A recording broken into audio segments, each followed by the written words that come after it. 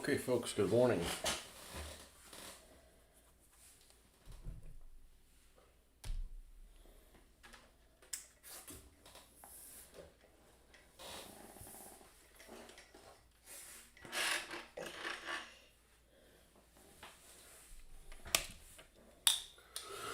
All right.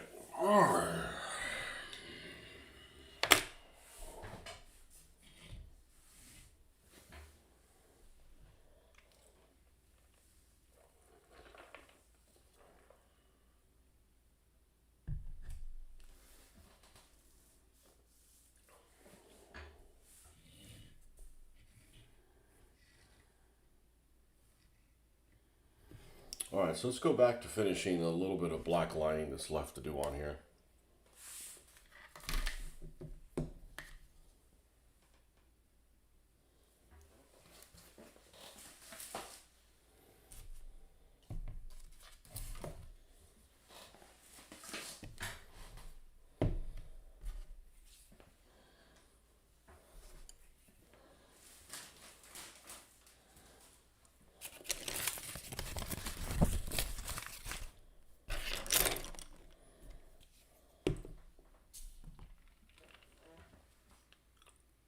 Good morning, Anthony.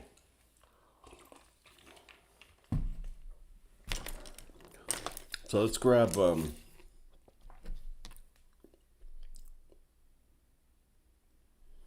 is that the brush I was using?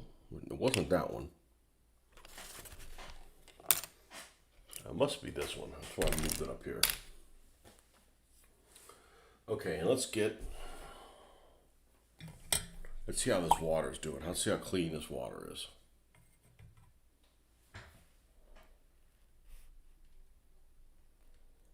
It's clean enough, let's put it that way.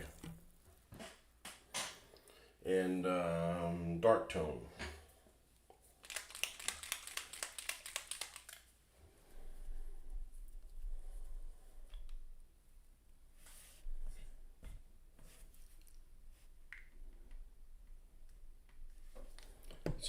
Let's see if we can be diligent about this.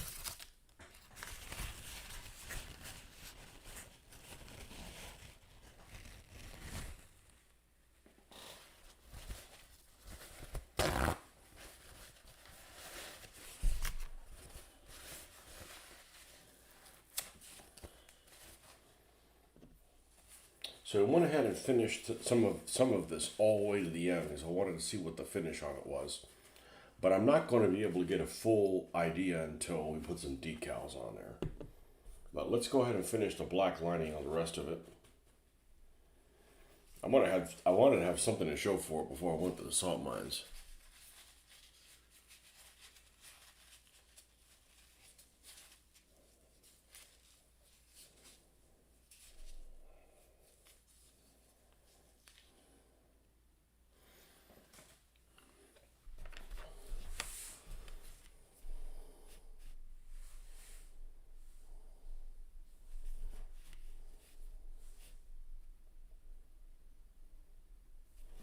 And this material is I've been really happy with this with the black lining. Using this for black lining.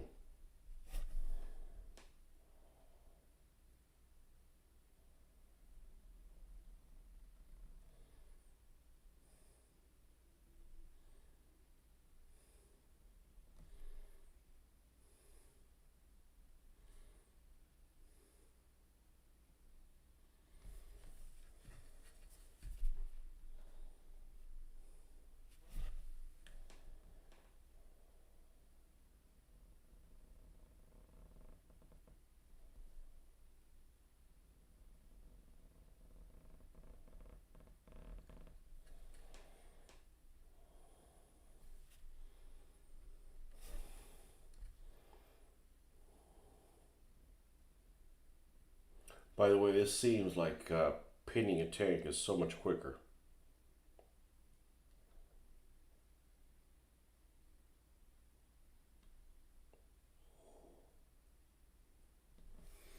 And it probably is.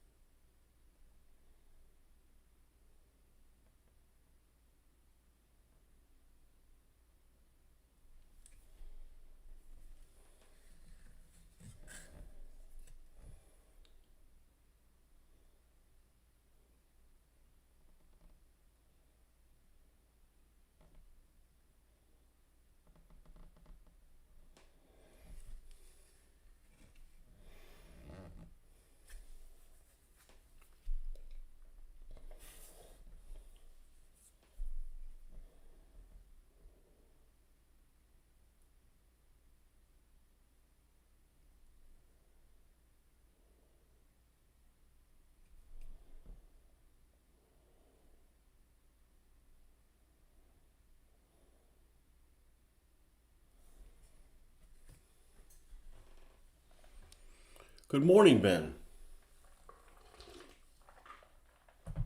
What's on your end? Man, I missed you all week. Well, I haven't been doing evenings. And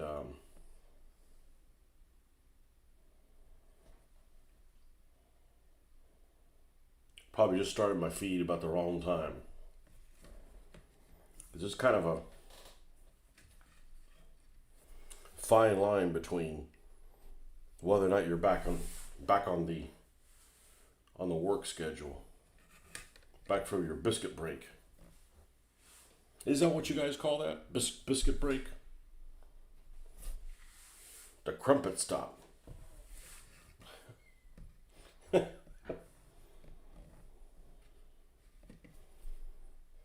don't get a break.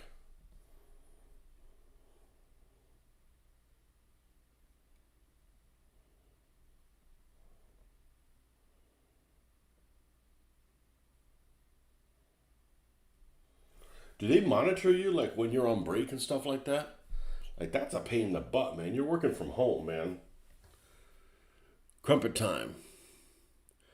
I've been more snot than man. This it's still water based.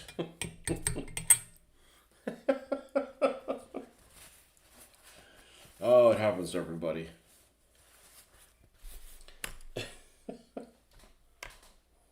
At least it's clear, hopefully. Also, a new pound shop has emerged. Mighty Pound. Sounds better than Poundland. Now, is it really a pound shop or is it a pound 25 shop? Because that's what happened. That's what happened here in the U.S. is everything's like a pound 25. $1.25. Sorry. Not that I go into those. I don't like going into those places. They don't. There's nothing but junk there. Yeah, we sort of tag out and then back in when break time's up. It's not a hanging offense for a little over though. And what about lunch? What do you guys do for lunch? Same thing, like they know how long you take. That's a bit too big brother for me.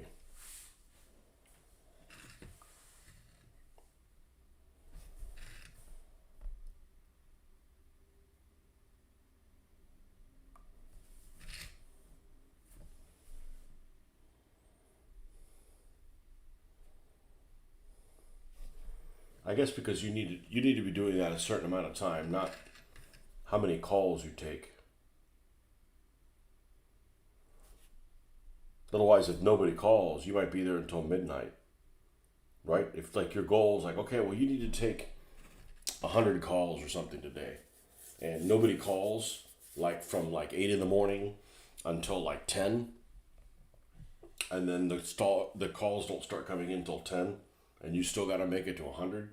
You might get stuck there till 1 in the morning or something. That'd be pretty unfair to you. You'd be like a some asshole that's on call all the time. Yeah, same thing, but it's remote and on call, so they need to know when you're there. They try for a pound for most, but some things are under or over a tad.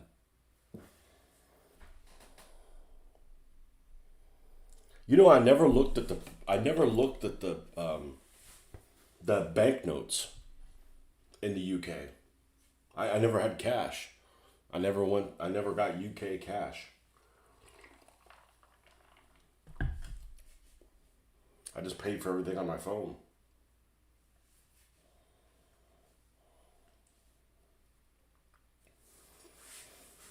Has all the money been reformulated with that goofy headed dude on there now instead of the queen?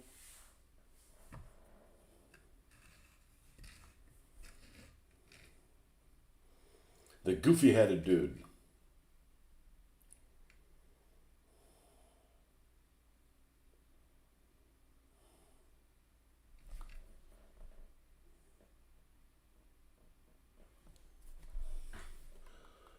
It's just set hours.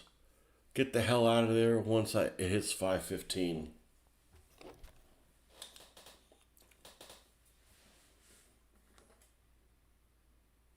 Should have stocked up on our pennies. You can't get them anymore? I need to I need to stock up on pennies here. I hear they're not going to print them anymore.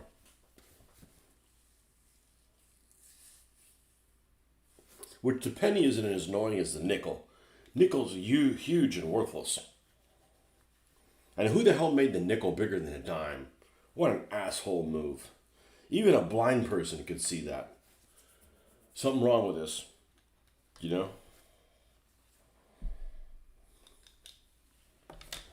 But I never carry cash with me. The biggest reason not to carry cash is coins. You know, bills don't really take up any space, but coins? The hell am I going to do with coins? They take up space. When you want them, they're not there.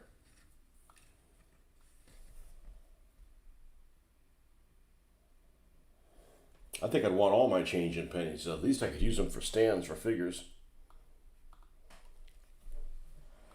US pennies are going kaput, and I think ours are just a little larger, so nice for basic for skirmish. And the Euro one is smaller. The Euro penny. I was going to call it the decimal penny, but that's not right. Everybody's pennies hopefully are decimal.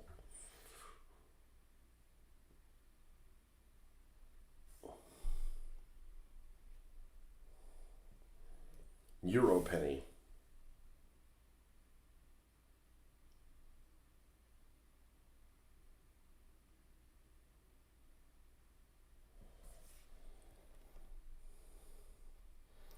Do you have dual citizenship or just the UK one? I know you said you're the my Anglo-English white writer. No, Anglo-American. That's what it is.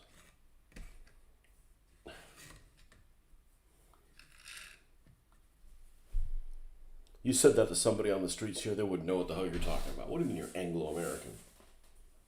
What you talking about?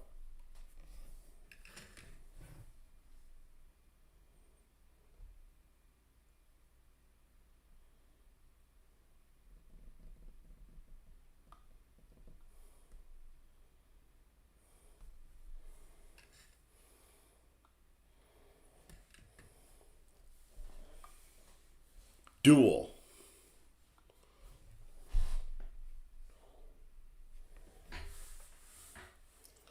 So I wonder if that means you can get our crappy Social Security and yours. You can get two crappy ones.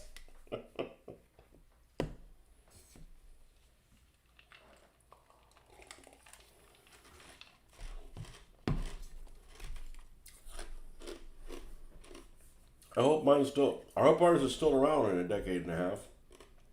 Ah, shit I gotta do.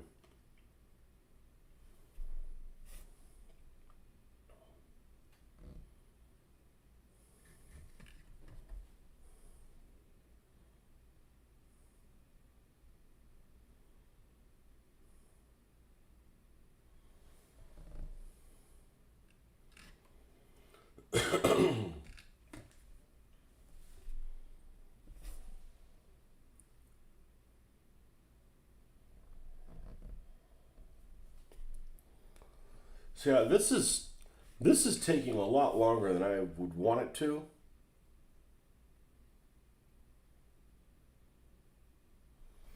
I mean, I'm a little disappointed about it. A little bit.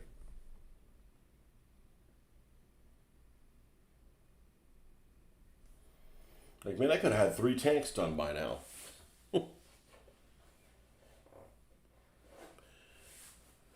That new hyphenated word for whitey.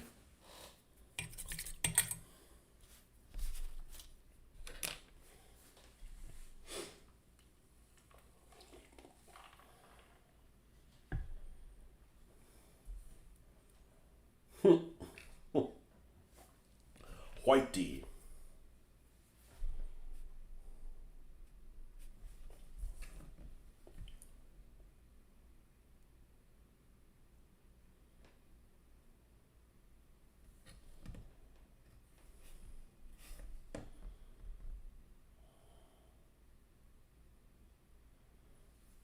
There we go. Let's not mess up the antenna.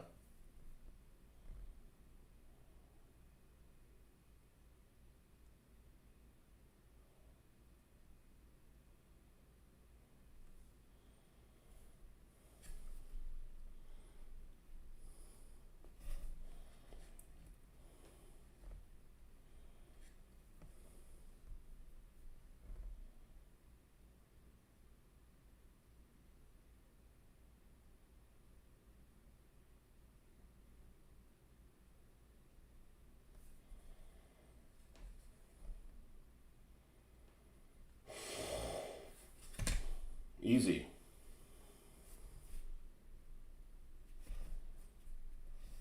They didn't do anything on that trade deal, did they? I'm like waiting for them to do something about, like, you know, free shipping across the pond or something like that. You know, I'm like, that's what I want. That's what I'm like waiting for like free shipping or something, or not a raping.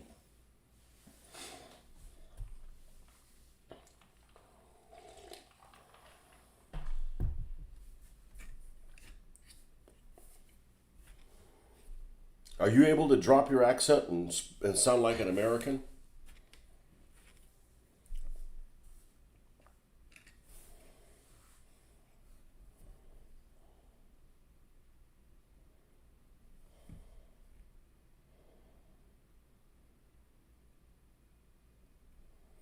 We were watching a show the other day, and there was this 20-something-year-old actress that just sounded like a total American, and then she said, da, da, da, da, "Hoos." I'm like, oh, gotcha. Gotcha, you Canadian infiltrator. The hoos gave you away. What the hoos? I think that taco thing has made deals less likely now. What taco thing? I don't pay attention to you. Oh, this ought to be fun. New taco thing. That's what I'm going to search for.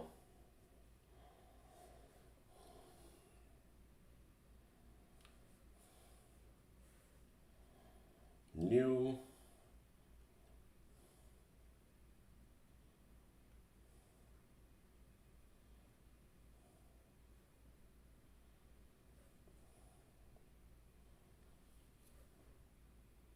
Oh, that's about the taco. Now what? How a columnist? What? I don't pay attention.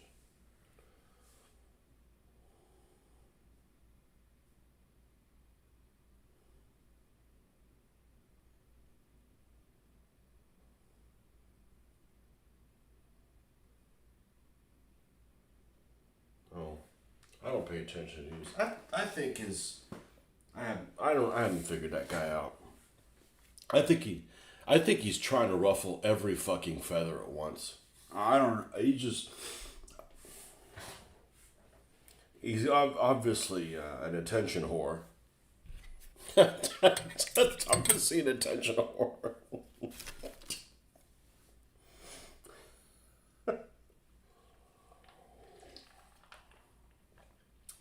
But that is one of the worst things about politicians, that they say one thing and then do something else.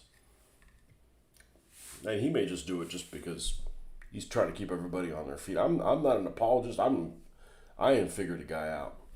The guy obviously has really small hands. That's all I'm gonna say.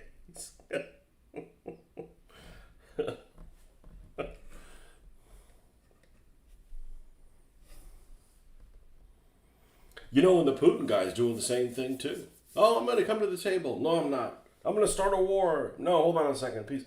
Like, Jesus Christ, man. You know, you guys need to be on the same medication or something like that. Like, make up your mind.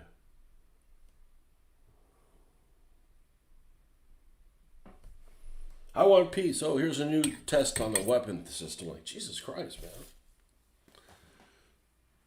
What's this new number one thing next to the name in the chat?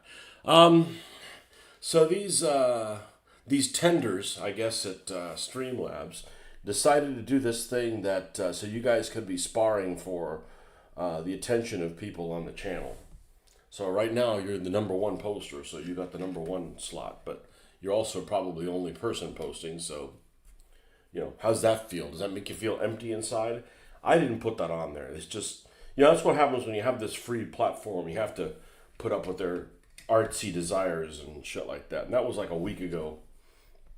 I think it started on Monday or something like that. I started noticing that, and the kids. I want to say the kids because there was a deluge of people off the street that just stopped by. Were like bombing me with emojis, and none of it was like inappropriate or something like that. You can be inappropriate. You just got to be. I want people to be inappropriate. I just you got to be civilized. You can't be an idiot about it. Like thinking I'm going to eat roaches or something like that. You're like, that's not going to work here. This is not a roach-friendly place. So they decided to put that on there like a week ago. And I noticed it caught my attention before I started the stream, like this little crown up there in the corner, community or something.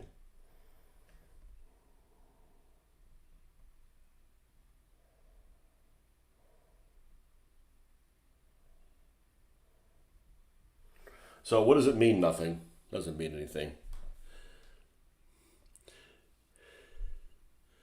Said in a Chinese accent, Ben Wadi number one.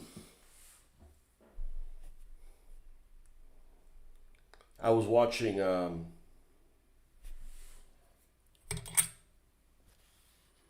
some stand-up. We saw some stand-up in the last month, the wife and I. And I like stand-up. I like stand-up, but there's too much stand-up that they're afraid to talk about the stuff that we used to talk about, in the 90s and stuff. 80s and 90s. Everybody's so sensitive, and everybody's worried about offending someone, and so now all the stand-up people, all they do is like really weird, deviant sexual shit. Which is okay a little bit, but that's your entire act. I'm like, it's a little too weird. You can't watch that with some people in your family. It's just like, I don't even like that stuff. It's just like, you can't. I like ethnic jokes. I like ethnic things. I don't hate anybody from, because they're from China or Absurdistan or wherever they're from. I don't give a crap about that. But, we're going to make fun of the little funny accents, and they can make fun of ours and that kind of shit. And that's just how I grew up. And, the world was a better place, and we got along a lot better when we could do that. But I was watching my daughter. I was watching this clip that I showed my daughter of this comedian. I'm sure you've heard of him, called Russell Peters. He's a Indian guy from an Indian guy. He's of Indian descent, and he's Canadian, and he has no accent at all, or maybe he's got a little bit of a Canadian accent, but he's really good at doing accents. And I played her a clip of where she did this back and forth of encounter with a Chinese guy, and he was doing the Chinese voice, and he's like brilliant. I mean, it's just like really, really funny. But yeah, people get offended with shit like that now. I'm like, geez, man. But he had the meter on his voice, and you can see in the comment section of that video, like people that are of like that descent, like appreciate it. It's like, I'm not trying to put anybody down. It's just funny that comedy that has some form of reality in it is what makes it funny, and you can only have so much comedy that involves like making fun of women for this, or making fun of men because of this thing, or weird stuff.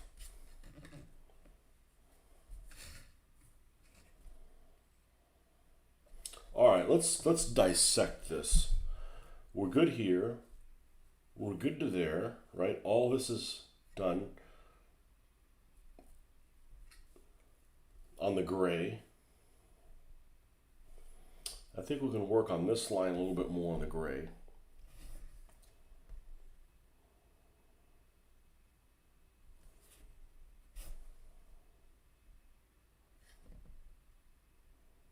We'll see how this turns out. I think it'll turn out okay, but I thought it was gonna like roll into the Spitfire. I don't know. I may need to give the paint the planes a little bit of a break on the painting wise.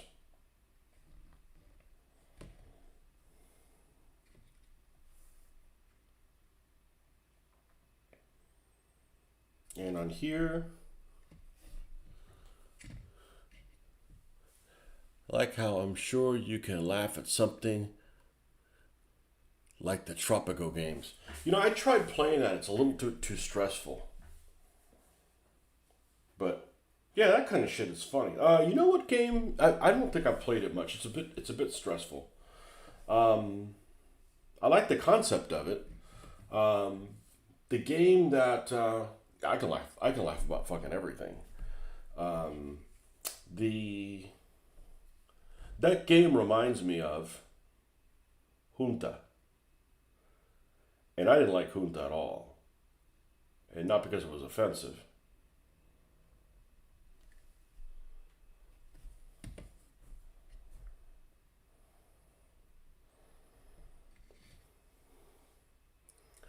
Um,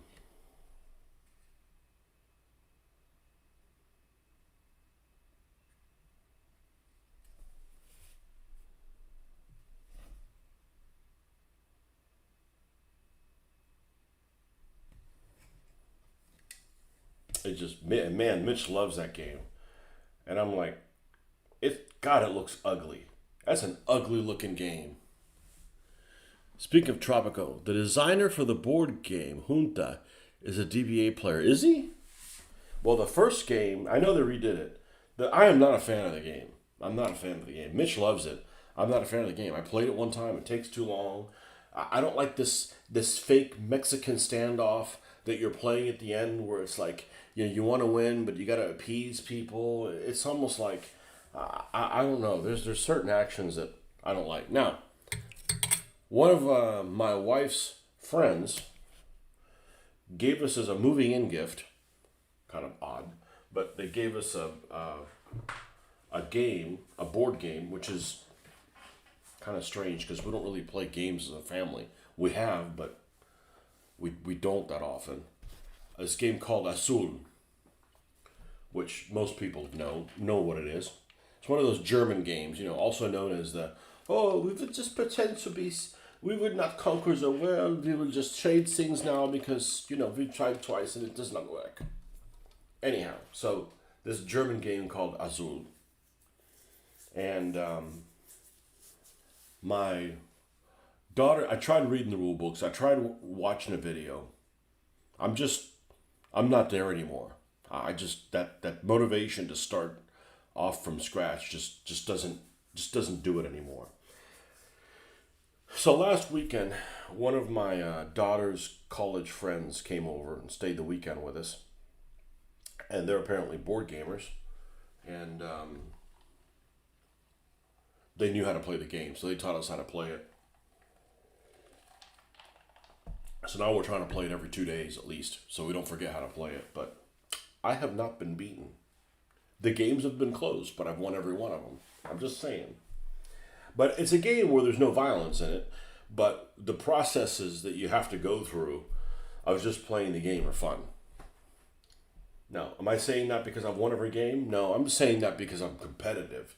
If I didn't have a chance of winning, yeah, I wouldn't like the game, but it's a fun little game. It's not bad looking either. That helps. Did not know that who's the designer of Tropico is a DBA player. Am I a DBA player? Ex-DBA player.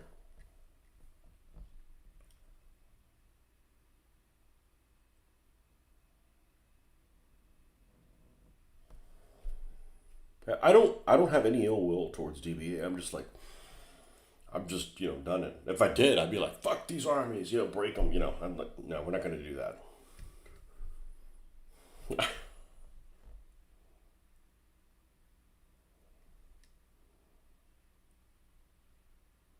I did finally get out of complete the 12-step process of how to leave going to Fanaticus every day. I was doing that for a while.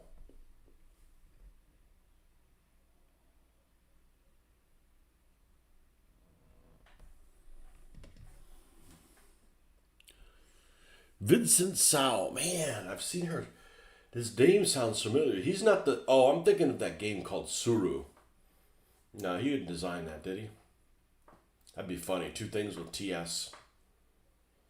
Vincent Sao. What's he doing designing a freaking Latin American game? He needs to go over there to his part of the world and design. Oh, I can't say that.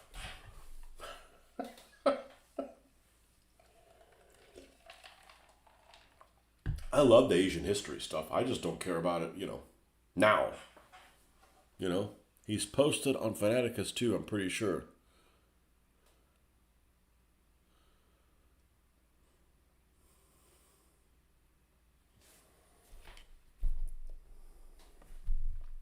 Well, it is a very popular game. Most people that play it really like it.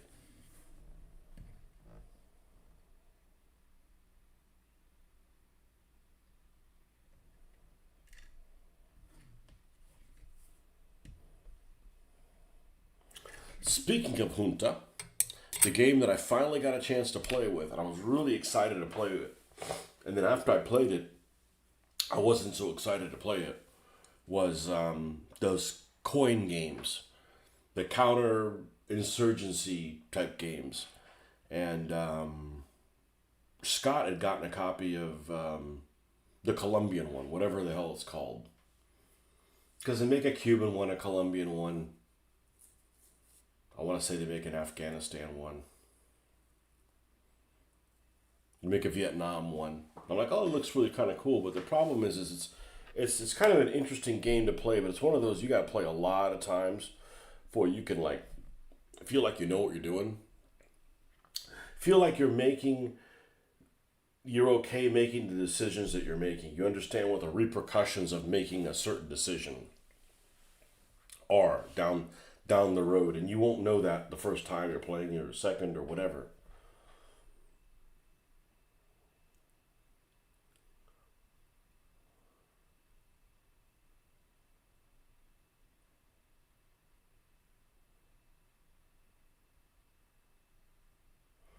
But I don't do well with games that are very abstract. I just don't. I'm not programmed that way.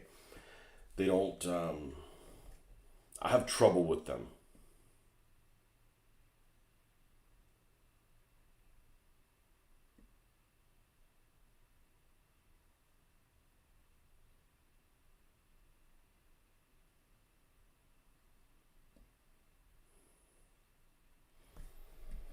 They get too. I'm just not programmed that way.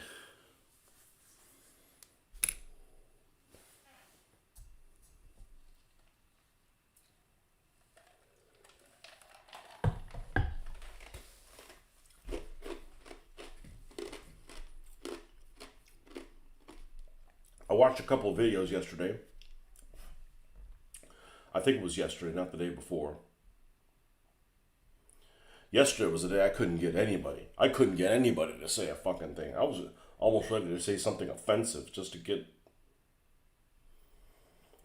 people riled up, man. I don't do stuff like that. But nobody was on. And I think it was yesterday. It might have been the day before that I watched a video in the morning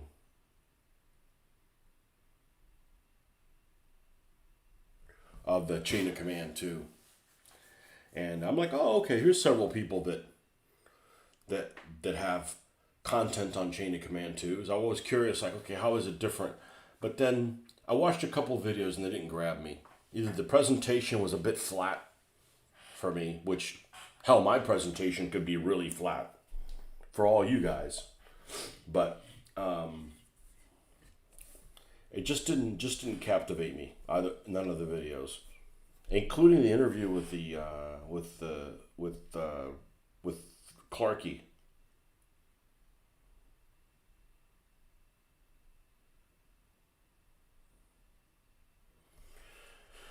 And I'm just curious. It's not like I'm gonna go buy it. You know, I mean, I kind of know what it doesn't do. And I was watching this one video. This one guy, this American, was doing this playthrough. This damn American. This American was doing this playthrough on this board that looked pretty darn good.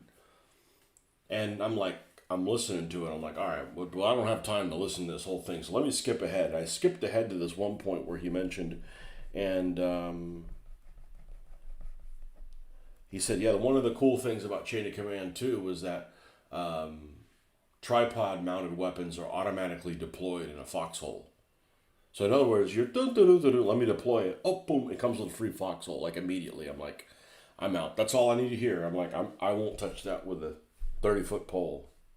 That's just too hokey. That's cool that other people like that, and it is cool if that's what you want it to do. But that's not what I want to simulate. This, you don't automatically get a merit. It's like, hey, you don't automatically. You got to earn putting something in a foxhole. Maybe start the scenario with it or whatever if that's what the scenario is. But that's not geared for me. That's a bit too Flames of War-y.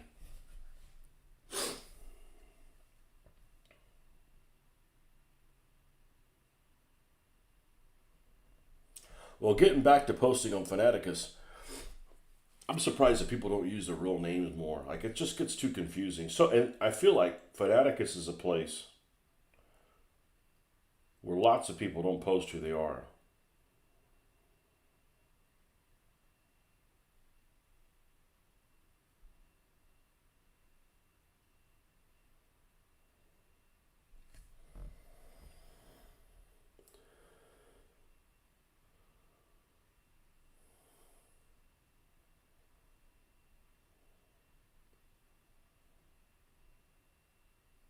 And again, maybe not posting who you are if you're out there to throw rocks, but I think Fanaticus is pretty civilized.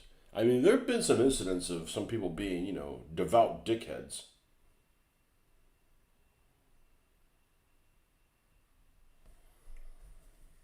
But I can't think of any right now. I mean, the miniatures page used to be prevalent with it.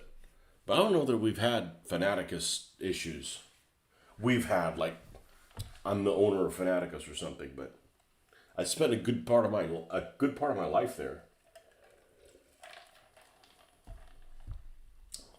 I just don't like. The thing I don't like about Fanaticus is it gives too many people an equal voice. Somebody shows up there and starts spewing like wrong information. Everybody's like, "Oh, I never thought about it that way." I mean, you might have a point. Some nerd burglar has only read the part of the rule book one time.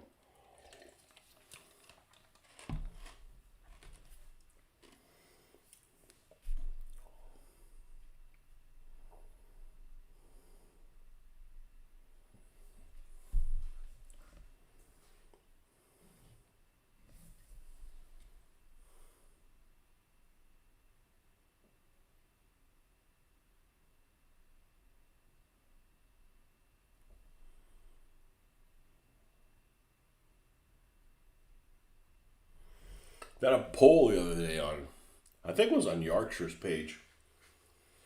I saw it, and it was like he did like this poll where it's like, "What's your biggest pet peeves about playing war games?" And I entered. I saw all the categories, and I'm like, oh. And I thought, what is my biggest pet peeve of people that play war games? Of all of them, and I'm like, I guess I could say cheating because that is really the top one, but that's just so common. That goes without saying. And I'm like, oh, I gotta add a category for this. And for me, it's this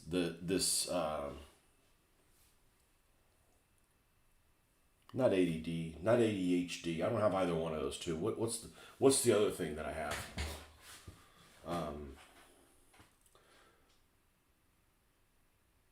OCD. I have OCD. I have OCD about many things. Not a lot of things, but many things. And one of them is like labels on fucking products. That drives me bananas. Like if you buy this storage box and it has a label of, label on this is fine. Like I got no problem with this. But, a label that describes what this box is, that the purpose of it is supposed to be empty, that shit's got to come off when you buy that thing. I've been known to go to other people's boxes and take their shit off of them. Like, that's a disturbance in the fucking forest there, right there. Like, you bought the item for a storage container. Get that advertising the hell off of it. So that's what I put on there. But anyways, I looked at the other responses. I was surprised that cheating wasn't at the top one. It was like rules lawyers. It's like, okay, I don't have a problem with rules lawyers. I have a problem with rules lawyers if you're like, let me hide this one rule and not tell you that I found this to play the game correctly, and then at the wrong time bring it up to give myself an advantage. That's a problem. But being picky about how the rules are being played, there's nothing wrong with that. That's not a negative trait. Did you do Studio WGS videos on his DBA armies? Haven't seen him. I haven't seen him around here either, but his time zone is opposite.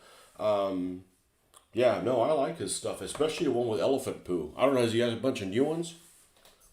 But he's the elephant poo guy.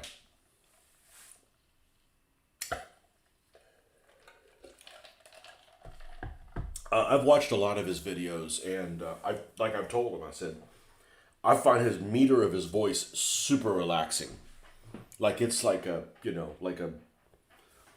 Zen experience. And I'm not kidding. I really, it's like, it's, I like watching stuff and it like calms you down. Yeah, his elephant poo one. I forget which army. It might have been classical Indian or something like that.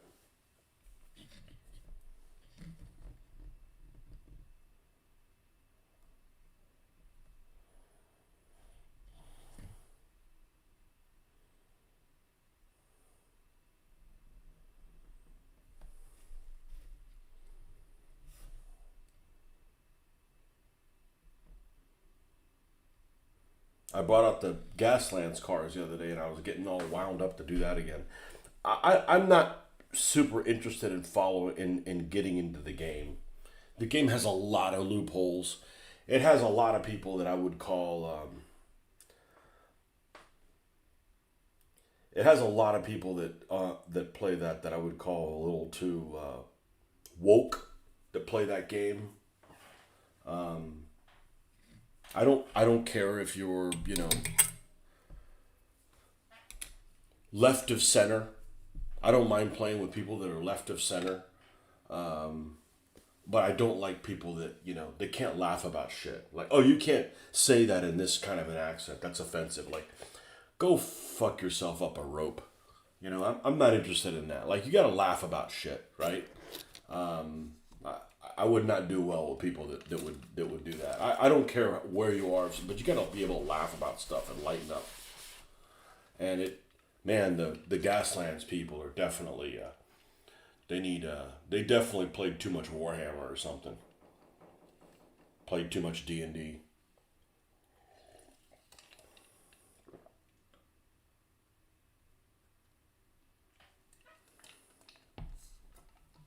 Which one? The poo? I like his poo videos.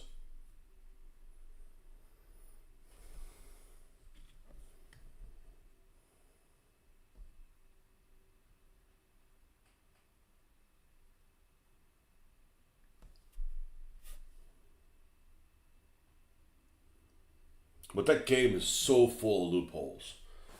And I don't want a game that's full of loopholes. I don't. It's not about like, when you see me play games, I don't want to use it like if there's something that could happen, like I want to tell people about, hey, listen, this could happen,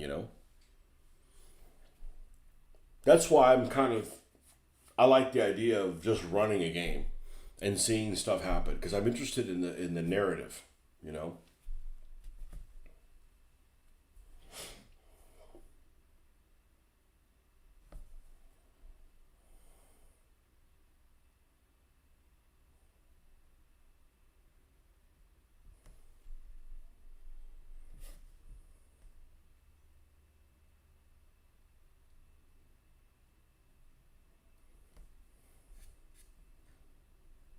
That actually worked. Well, that's one way to get a dirty finger.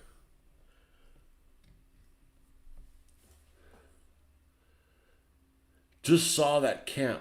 That's a good idea for a camp. Yeah, he's got some. I don't think he's the painter though. He gets somebody else to paint stuff for him. But you got a Japanese noodle seller from Alternative Armies for a Future. DBF Army. Oh, you could have fun with that.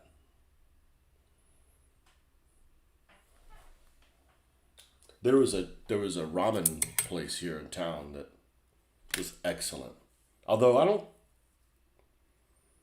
don't think I ever saw an Asian person working there. I think it was just like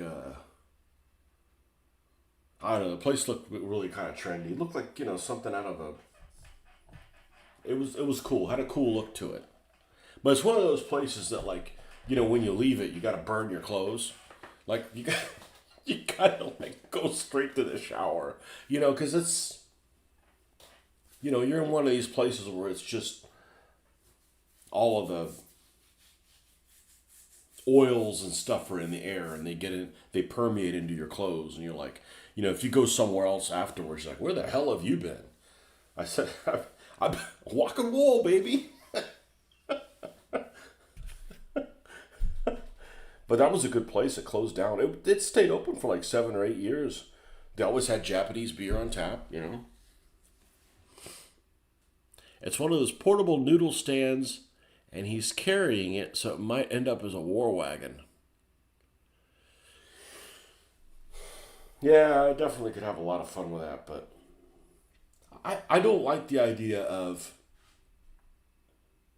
I don't think I could go back to like working on something for months and not being able to deviate, not being able to find myself deviating from my project because I saw something cool and knowing that I can't do this for another.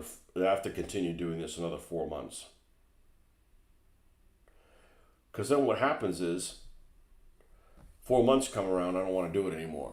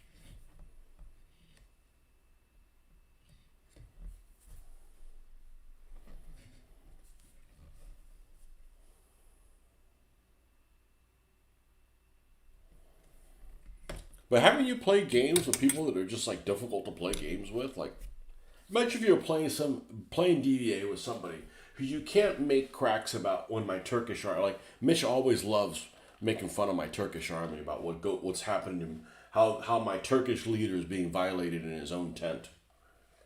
Because my Turks don't do well. I love that army. I really do. It's a challenging makeup. They look great.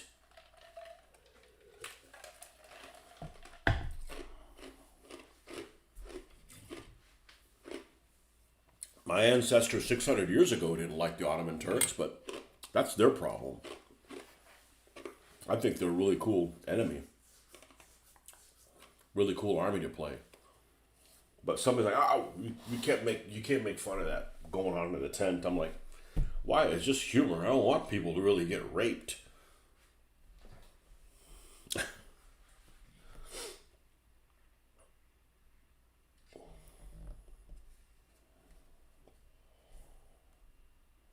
Well, it looks like I missed those two little boxes there. So let's get those. We're almost done with this black lining. We can just go hog wild with this.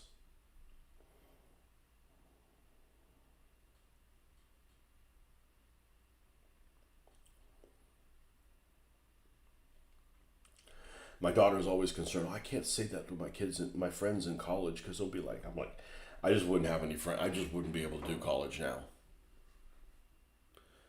All your gaming have been good fun. Yeah, you need to just lighten up, man. It's an opportunity to just,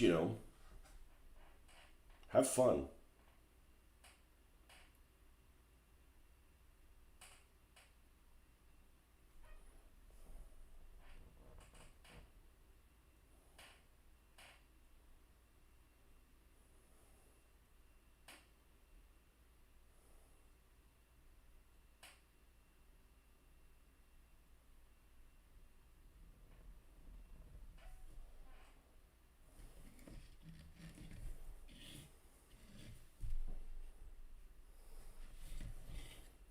I gotta do a tank today. I gotta get this taste out of my mouth.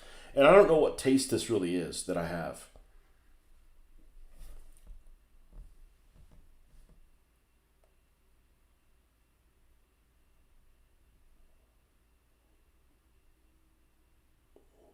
And I haven't heard back from Airfix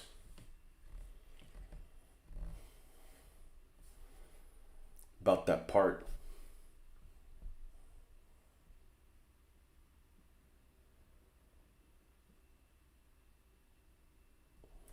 I mean, it's not a huge problem. I just don't want to say, fuck it, I'll build it without it. And they're like, oh, we'll send you your new pot now. I'm like, the thing's built, like, I don't need it now.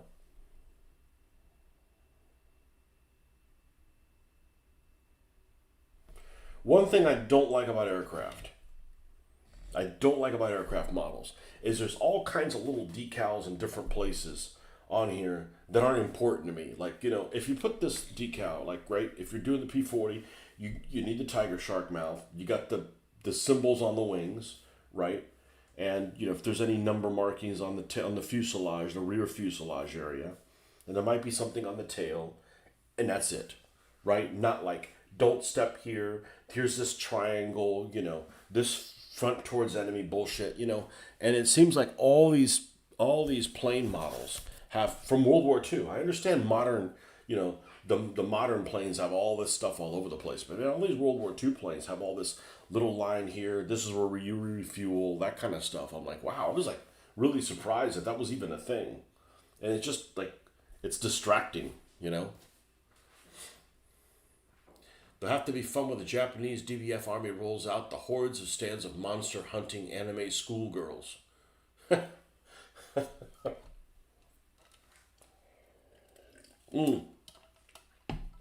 Alternative armies I think it's alternative armies. Aren't they the ones that make like this Japanese? What do you call it? Like their historical stuff. You know what I'm talking about. They make like an oni and all that kind of thing. Demons and stuff. I think it's them. I think alternative armies is the ones that makes that.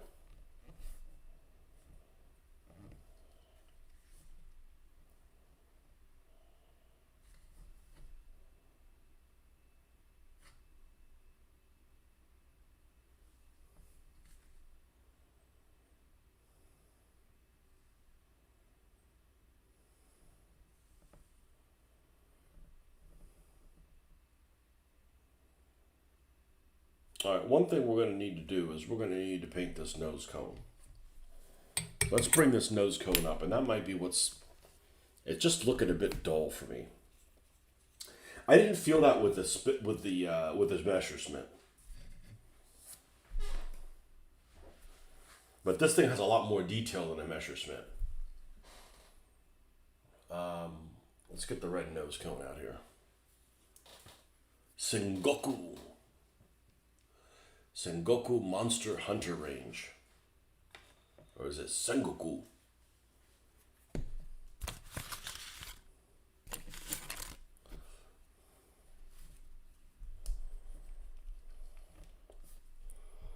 My experience with Japanese monsters is limited to playing Tomb Raider. The one that's you crash on the land that place that used to be a Japanese base. That went, awry. That was a fun little game. I think I completed it.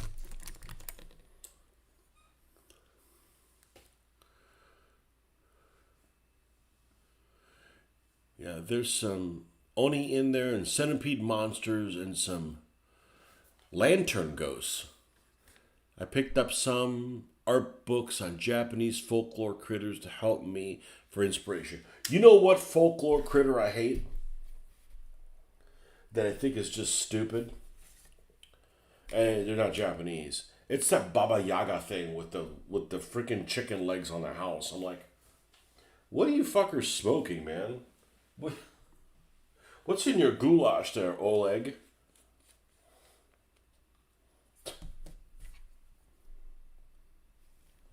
I don't like that one. Weird. Chicken legs on the fucking house. What's wrong with you? What you talking about, Willis?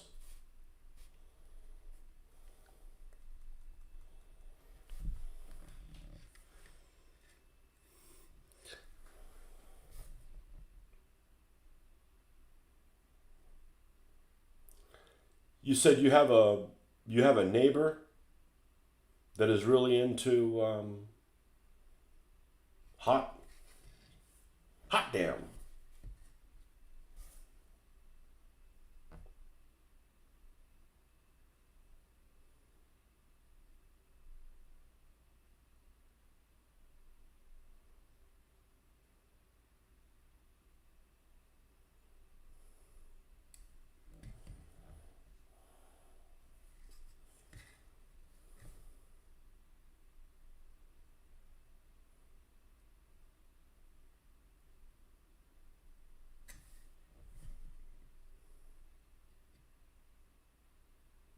Well, I never got that little ship done. Whoa.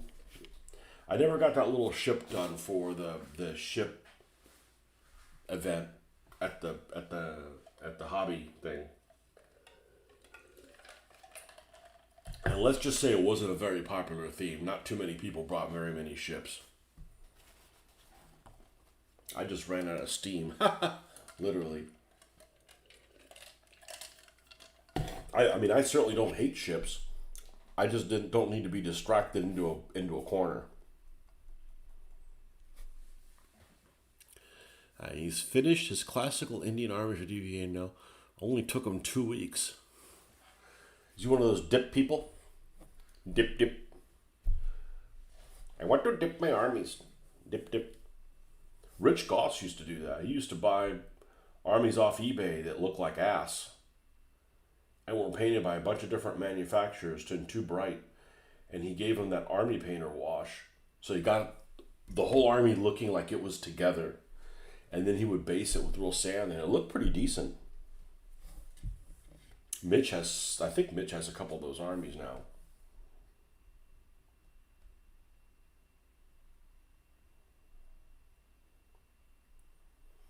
I can't dip armies. Like, I can do better than that, so I'm gonna do that.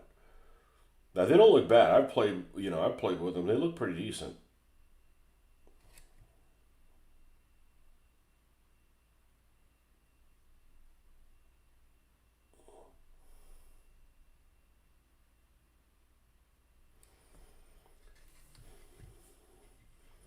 But I want to do as good as I can do. It'd be like, you got some runner like Usain Bolt. Be like, I'm the fastest man. Well, what about this event? Ah, fuck it. I'm just gonna walk this time. I'm like, come on, man. You gotta do the best you could do.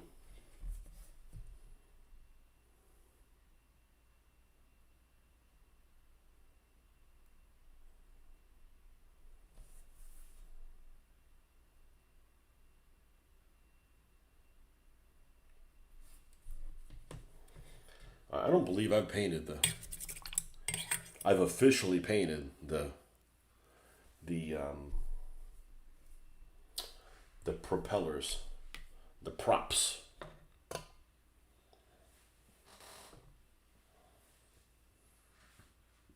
He does slap chop. I do brush on dip and then a highlight for a 15. Slap chop. What the hell is slap chop?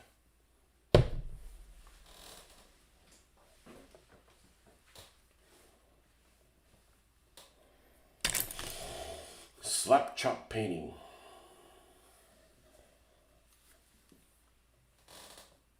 We charge all the way up good. We got this gnarly cord, literally. Slap chop painting. Oh my god, it's slap chop painting miniatures. It's a thing. Step by step guide. Apply a base coat of black primer. Okay, you got me so far. Reddit. Why are there so many pussyfoots on Reddit too? There's some tendery people there.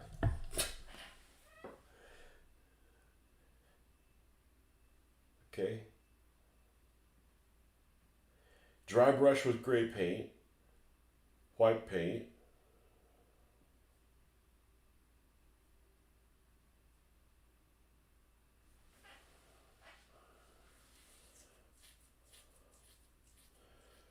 Oh, okay. So it's like it's using contrast paints. So it's like painting in watercolors, kind of.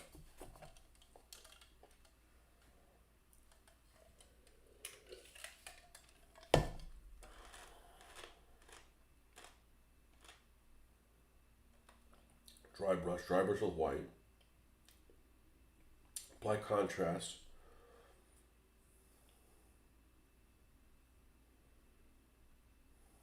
Clean the base, apply numerous building paint on it.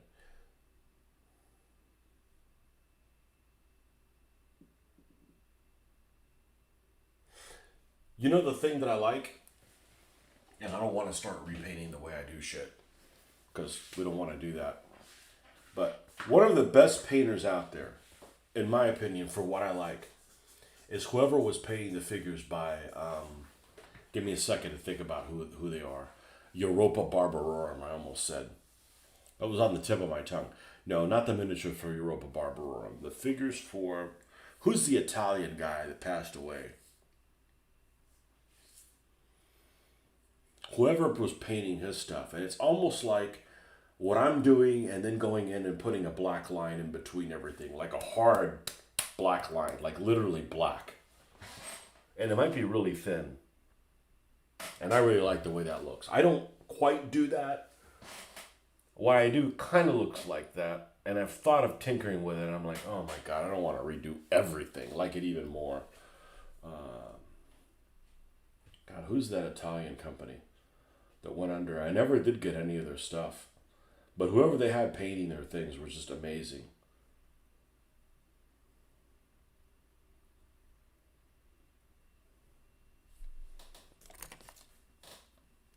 That I like. We're at the land of melts and morons. Melts. People having meltdown over stuff. You know, and the problem that I have with these people that have meltdowns is it's like they can't have a conversation with anybody. It's like, oh, you don't agree with me 100%? You're a Nazi. Like, dude, man, like, let's have a conversation. Like, I don't want to interact with anybody who's on a crusade. I don't care what the crusade is. You know? Legio Heroica. Yeah, Legio Heroica is whoever they had on file painting their stuff. I really, really, really, really, really like their style. But it's not that much different than what I do, other than they put that line in between everything. I'm like, man, I'd have to go over everything again. But I kind of do that. It's just not always pure black. It's a version of the color. So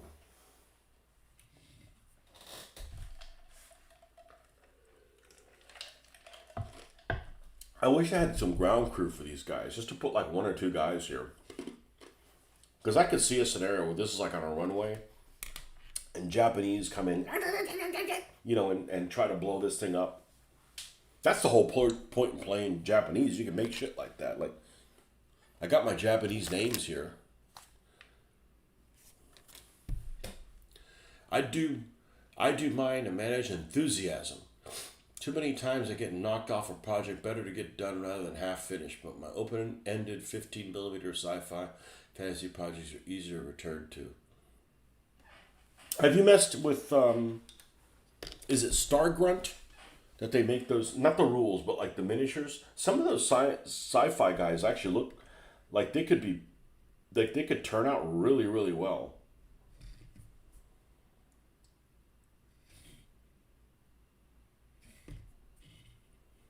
I would think, you know, this, you know what this is going to need? This is going to need to say, fuck it, let's put the decals on. And then once we put the decals on, this thing's going to shake and bake.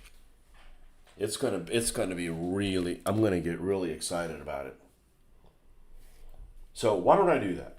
Why don't I do that? Because it's to the point where I can do that at this point. And then we'll actually see what the hell this thing even looks like.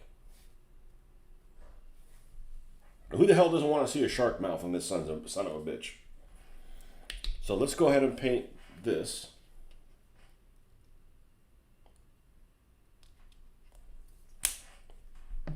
That black is excellent, by the way. That's just those folk art. Yep, I got some on me. Every fucking time.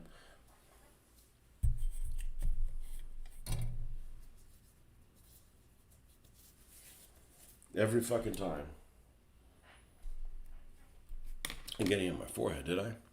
That didn't knock on your head? No, not this time. I did get black. I did get red here. Like, what the fuck is going on, man? I'm not used to this kind of failure. I literally don't make a mess when I paint, or I used to not.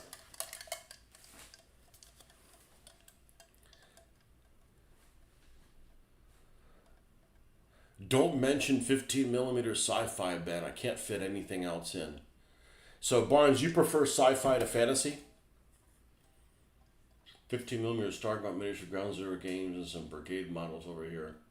Yeah, I'm not a science fiction person by any stretch of the imagination, but because sometimes I just don't like the spin that it's done in. It's like Gaslands. Okay, Gaslands was a decent game. I like the concept. I don't like their backstory. Like, really, Mars? Like, that's what you came up with? You know, I mean, ultimately you could turn it into whatever the hell you want it to be. The backstory is not important, but sometimes the backstory is just dumb, or it doesn't resonate with you. Okay, you like both. Okay. For example, what's that silly ass game? I know that narrows it down. Baldur's Gate 3. I don't want a universe where you're traveling through space and you've got mind-bending creatures and you've got humans and people that look like demons and people that have, that are all like, not people because they're creatures, that, and they all speak different languages, and you've got somebody who's like half whale and a third octopus and a quarter Cherokee, and you got, it's like, stop. Just stop trying to include, I'm all for being inclusive. You don't need to include people that are a third plant and a quarter, they're half plant, half herbivore, and they're eating themselves, but it just weird shit. Just like, man. And that's the problem that I have with fantasy and science fiction is sometimes the storyline is just, the narrative is just something that just doesn't appeal to you. And that's actually kept me from finishing to play that game. It's just a little too, like, out there. Like, what's wrong with, like, humans killing everybody? Like, okay, I'm a humanist, man. Let's get it on, right? Or like, all right, we can include dwarf. All right, we can include elves. And next thing you know, you got everything goes. What about this half whale, half demon that was raped by, and it's not their fault, and they just want to be loved? And I'm like, sorry, that's you're going to be on the other side. We're going to have to kill you. Wasn't that the game where an orc is giving it hard to a big ogre woman in the barn? Yep. Yep. Yeah, it's like,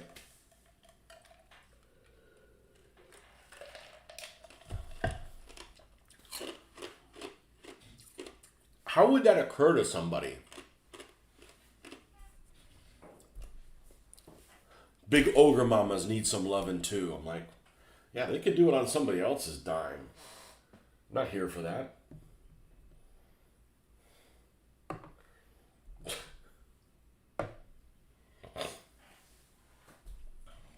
Yeah, that storyline in that game sucks. I've tried playing it, and my character's, I got a hot girl character. Still can't get it. I don't mind playing female characters, but if I do, they're hot. I'm just saying, you're going to be looking at that for 72 hours. You might as well be something appealing. Just saying. I ain't playing no ugly girl.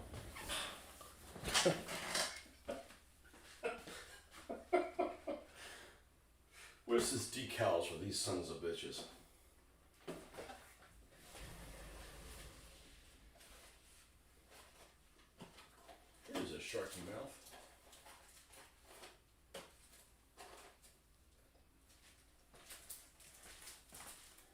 Yeah, I wouldn't mind building a kitty hawk either. But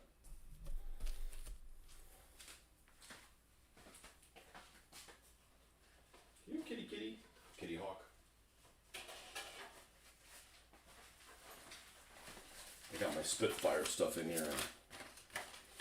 Barnes, you're not one of those Spitfire haters, are you? Of course you're not. There's only one of them in the world, that one guy. And he didn't come on this channel. He knows better. Don't like a Spitfire. Get out of here.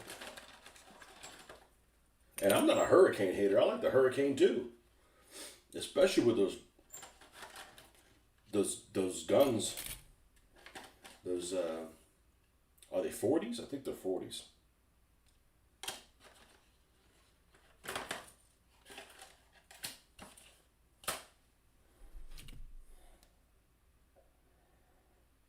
Okay, that's the P-40. And here's the center one for the P-40. This is the Spitfire one. Yeah, the Spitfire I think I'm going to do. I haven't decided on the fucking green yet.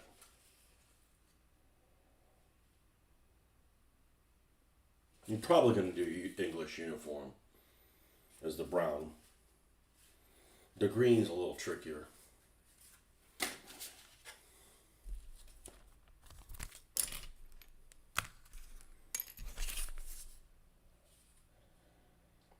Humbrol deep green, yeah. This Airfix is like Tamiya. They're going to recommend Humbrol colors, and that's it. Nothing else exists other than Humbrol.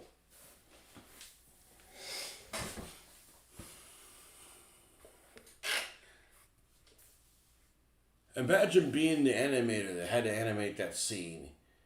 Either it's repulsive but work, or they get their cookies from it. Today's the day where I decant some contrast paints to dropper bottles. Wish you luck. I don't know where mine went, and I had really high hopes for that to really work. The dropper bottles are the way to go, without a doubt. All right, I gotta go pee pee. I'll be right back.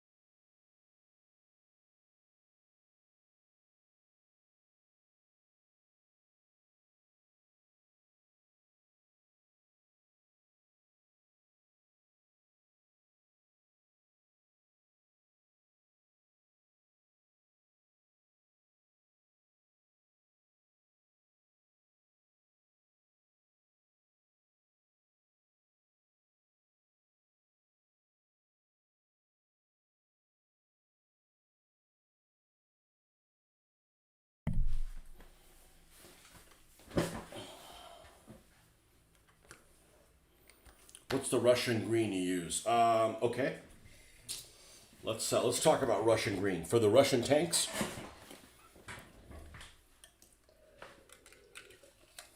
I assume you're talking about Vallejo because I also have the AK, the Ammo Mig. Damn it. The original color was called Russian green, and it used to be 894, and then they changed that. The new 894, it's significantly different. It might actually have the same number. It might still be 894, but it's called like Camo. It's got a really long ass name, and it's over here somewhere. Let me find it here. Not to be confused with Russian uniform. Wait, which actually has an FS number? What? Get out of this city. I better look into that. I'm gonna look into that next and see what color that actually is. That might be something I just looked over. These people always have to fuck with things like, oh, this SS Camel Black needs to be over here. The new Russian green is called, I think it still is 894. It's just called Camouflage Orange Green, RLM 80. But now, there's one color that I have. I don't remember which one it is. That it's the same color and it comes out and it looks the same, but in the bottle it looks significantly different. Let's kill this and get a more accurate look. These two don't look that much. This is dramatically different looking. They actually don't look this dramatic when they come out. But this one is more green, and this one's more olive color. But this is the old one. And it's literally the same code. So if you like this color, you can't get it anymore. Because this color has now been changed into this one. And they're both 894. But the old one used to be called Russian green. The same way, olive drab is the same way. Olive drab used to be called brown violet. 887 brown violet. They don't make that anymore. You want that, you're up a creek. You know? They make 889, which is a U.S. olive drab, which is a very brown color. Almost like a Vietnam brown, right? And they make an olive brown, which I guess is the same color as this Vietnam one, but it's not the same. You know, they always have to fuck with things. Why you always gotta fuck with things? So you can't get this Russian green anymore. But that's so fine, because most of the time I'm using, most of the time I'm painting with the MO MIG stuff. But you know what? Now that I found the Kuram system, Mr. Kuram and his wonderful mixture, I painted this all with Vallejo and had no problems with it. No spittle, nothing. So, I didn't know that this Russian, I wonder if I've overlooked this color to use. I believe some of this color is the color that gets used for the British Shermans in Northwest Europe. FS 34-127. And it's just an approximation too. Sac Bomber Green.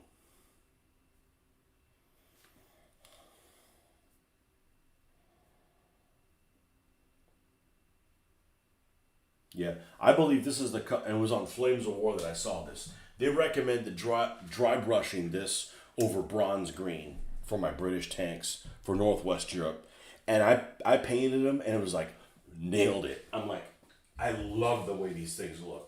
These are one of them, and these are just basic looking. These are some of the best things I've ever painted, in my opinion. And they still don't have drippings. I love these guys. And the color came out like perfect. It came out exactly how I wanted it to come out.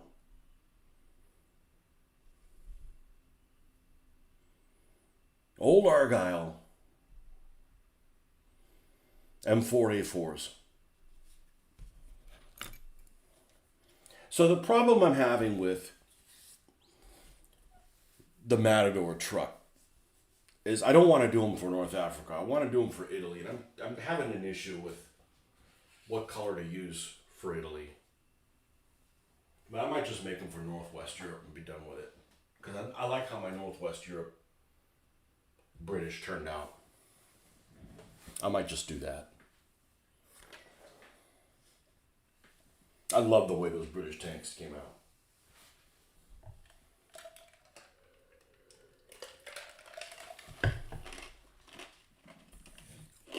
All right. Here's the problem with the stupid decals for aircraft. They're all over the place. So normally if I would be doing like a German cross or something, I'd know that, oh, I'd only have to decal this area over here. Why did he give me a decal for this black spot here that I can hand paint that?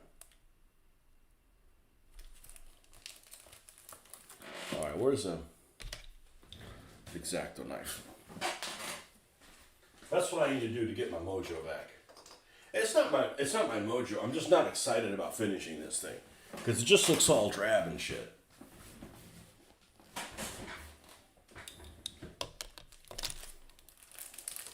Let me get the X-Acto knife. Oh look, I found the end. Dumas.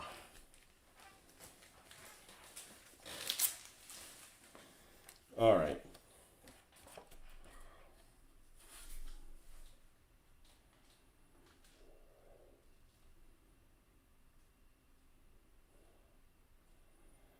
We have a 33 and a 33. That's both of these. And a 33 and a 33. Okay, so all four of these are the same markings.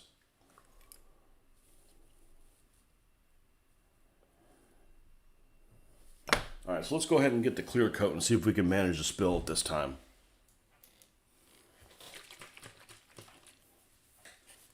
Pledge floor care. Stuff smells good, actually. Yep. It smells happy. Probably tastes like soap.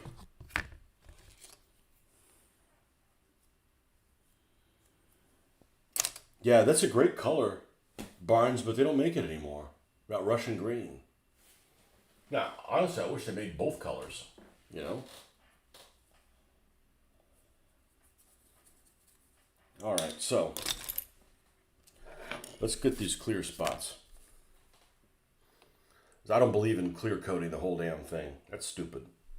That's a waste of my time. So the tail section.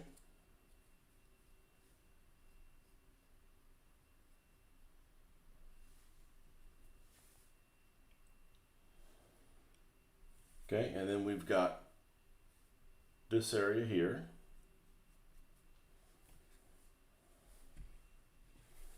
I guess I'll put that black decal there. Silly. See, he's 14. What the hell is 14? 14 is some, don't stick your head in front of the shotgun type thing there. There's another one here.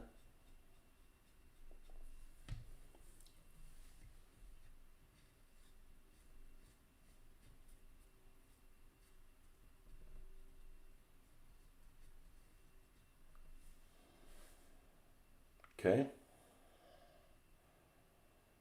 What's 11? There's something underneath here. This area here.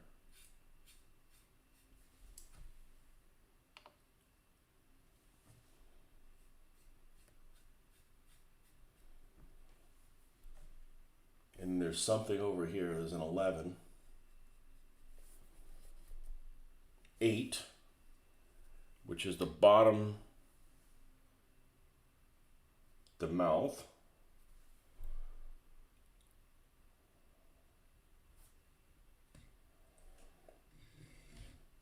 Oh, I never painted the propeller. Well, I don't give a shit.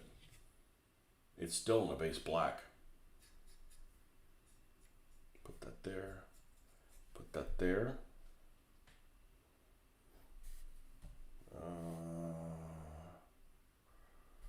33.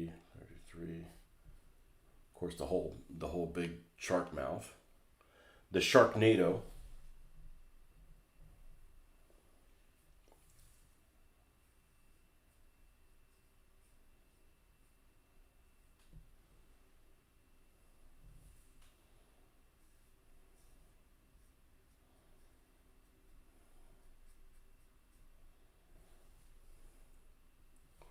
The tail on this end. I think that's what it is. This thing just looks too effing drab.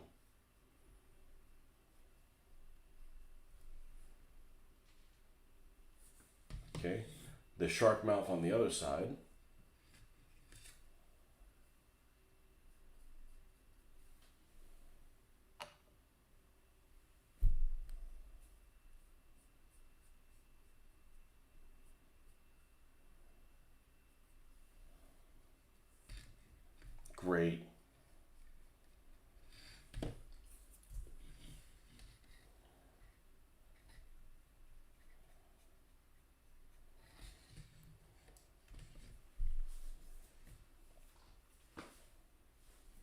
got those two. Look out, don't step there markings. Why did they give me 3 11s, but it's only listed once? Oh. They got something here. It might have been better just to clear coat the whole fucking thing.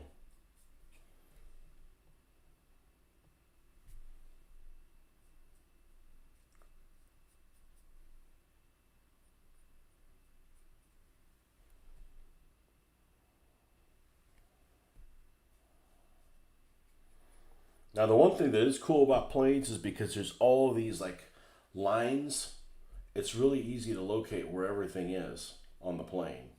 Like, okay, this goes between this and that, and like I mentioned about the Spitfire, like, you know, they're painted in certain patterns, and it should be you don't need a masking system. You could just like like freehand it because you've got all these panel lines where.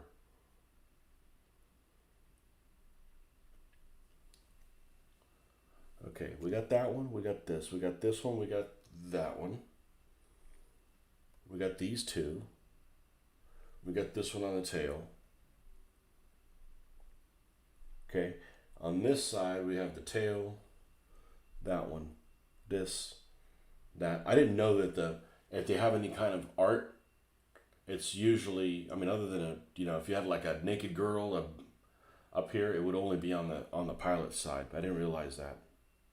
Seems to be kind of the trend. There's exceptions to it, but it's pretty frequently it's only on one side. Didn't know that.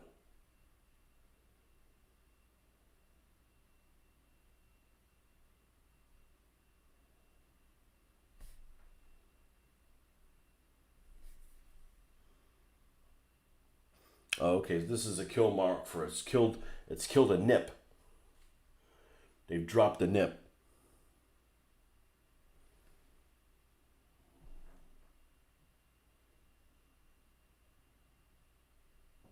All right, we'll let this sit now.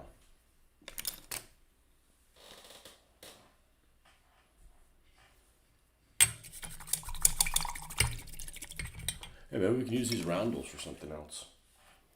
I'm a big fan of roundels. I think they look great.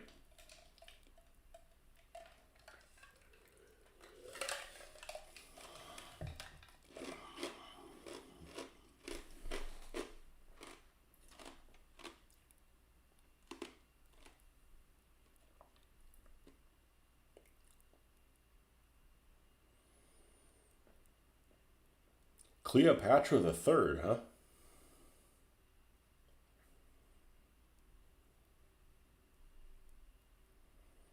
And these decals aren't one sheet. They're already like pre-done, like they should be.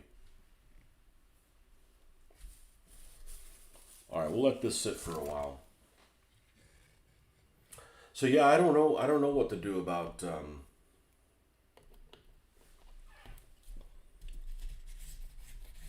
the universal carry. I just make them for. I guess I just paint them for the Northwest Europe and be done with them.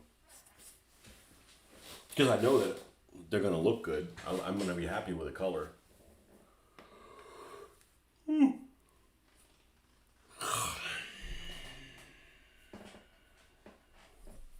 Now, where's the cockpit to this son of a bitch?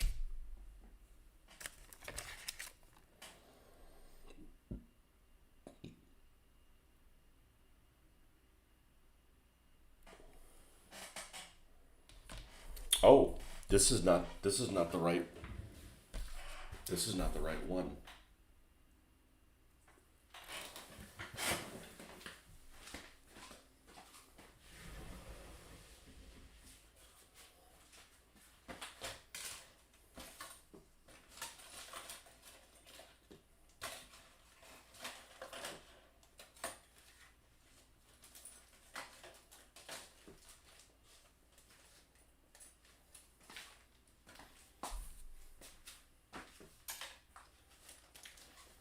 And put them in a bag.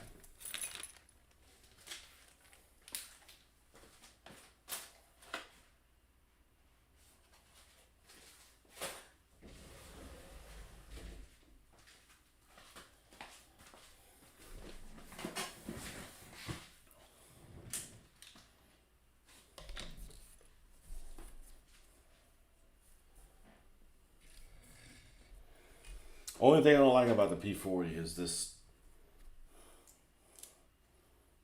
ugly ass. This just too much glass back here. It looks weird. Looks very, very weird.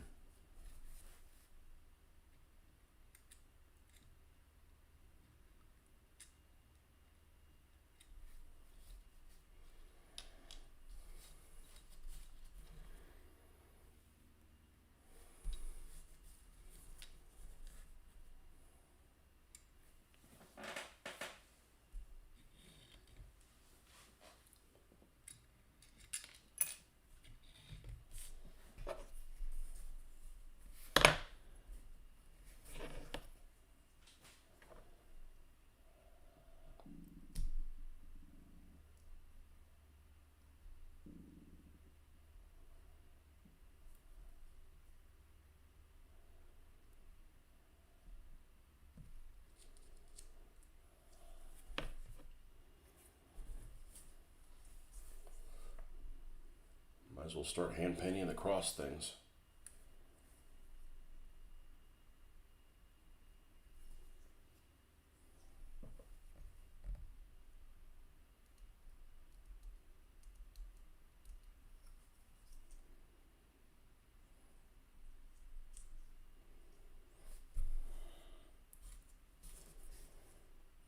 That one's good.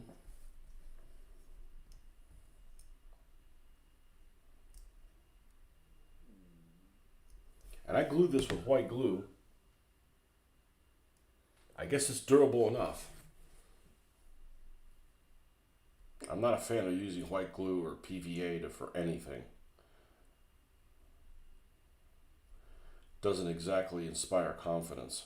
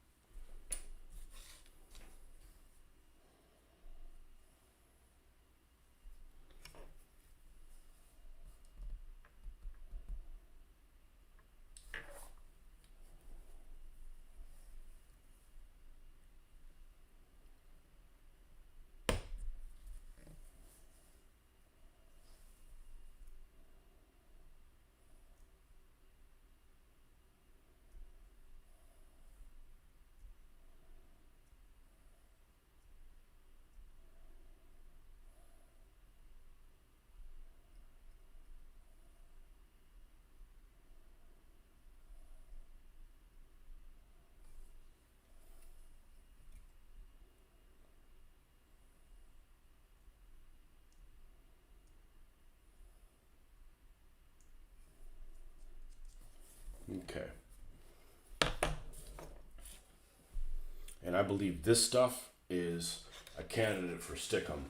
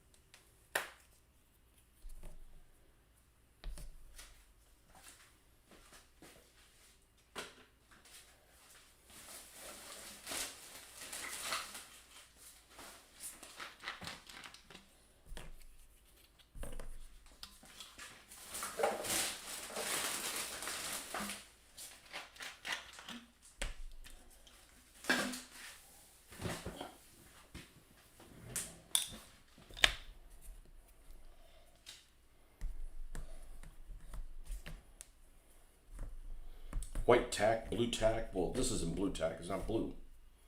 Durr.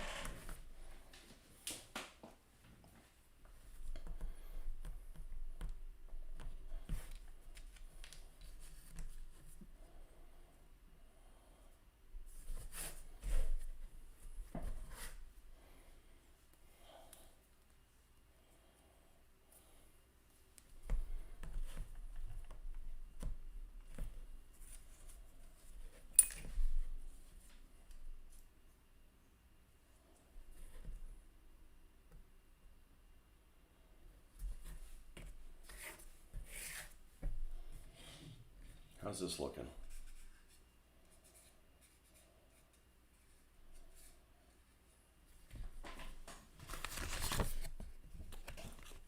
Let's get some water out here. Let's make this thing shine. We'll do the fuselage once last.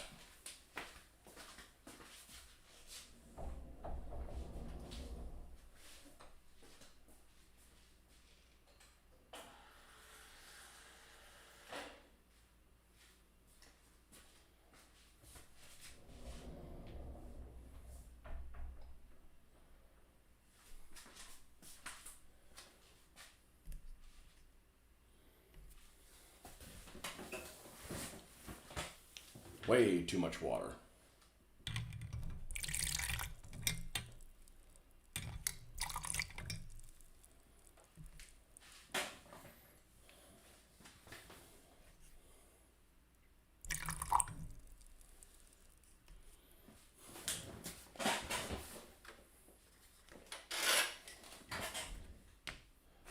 I remember the first time I messed with this stuff as a kid. I was like, man, this stuff is really hard to use. Like, these decals, like, is like a piece of cake. Like a piece of cake. All right.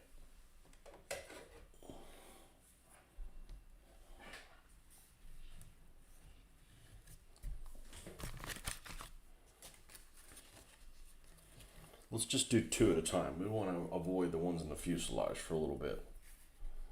See, these are all the same. Are they? Do you have a lot of extra material? They don't. Okay, so we're going to cut them as is.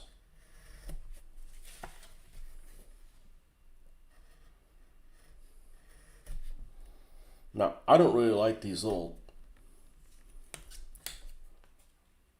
parts that stick out of the decal, of the roundel, of the US roundel. The little like sides. I don't like that. I don't like that. But I didn't get to design them. I would have designed it without that.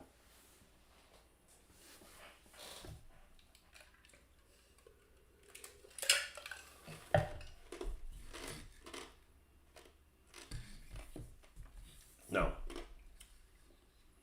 I noticed something. I think now might be the time to work on that.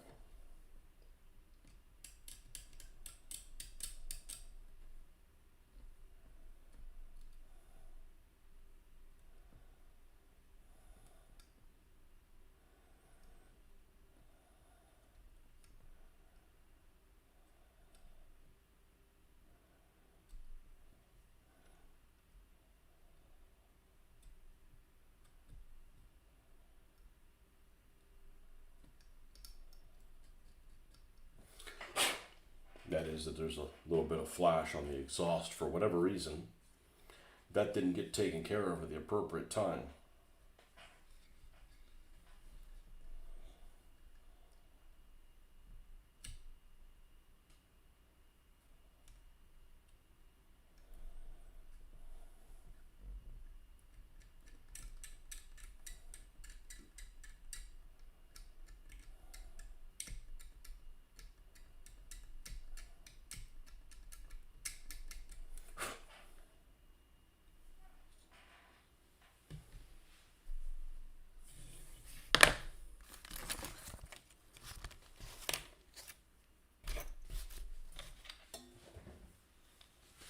The tweezer got left over on this side. Yep.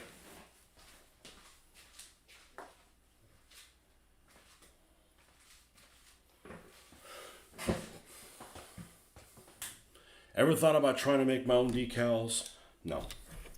No, I've painted my own, but not making them. I'm not a technology person. It doesn't mean I just hate technology, but it's just like, if I do something and I take a long time doing it, it'll turn out well. But if I'm working on something on a computer, I could spend hours on it and then go to print something. Oh, that didn't turn out right. I have nothing to show for it. So I'm not opposed to painting my own stuff on the plane or tank or what have you, but making my own, I don't really have a printer that we can. Oh, these curled up like a motherfucker. Okay, well that we need. I guess I'm gonna take them out of the water sooner rather than later. Oh shit. Let's put these here.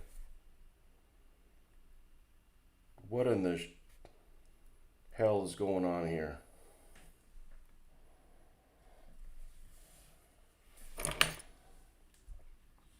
Son of a bitch. All right, I guess we need to rush this. Just what I wanted to do on the weekend. Rush. Be rushed. Okay, the beginning of that decal starts at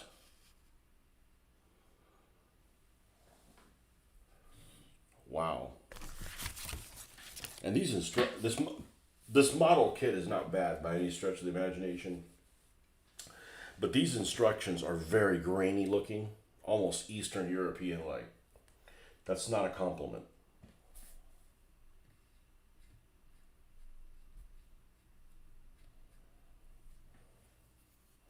Let me put the top on this. Ooh, stinky ass vinegar. You're hopeless with tech. It's just, and what's even worse than that is when you go and do something that's technology thing and you nail it, right? And the next time you do everything exactly the same and it doesn't work. I'm like, fuck you. I'm like, I ain't playing that game.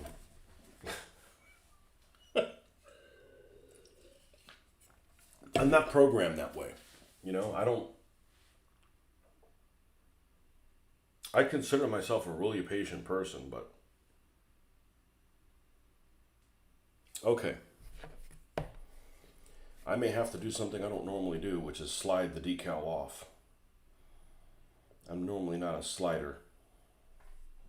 What's going on here?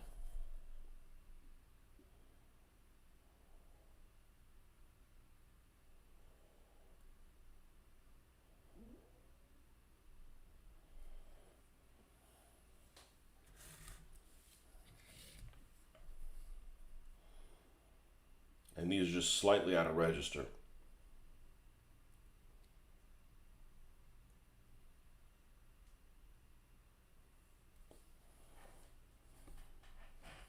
I might have to come in and touch that up. That's going to bug the hell out of me. Okay, so it's even with this line here.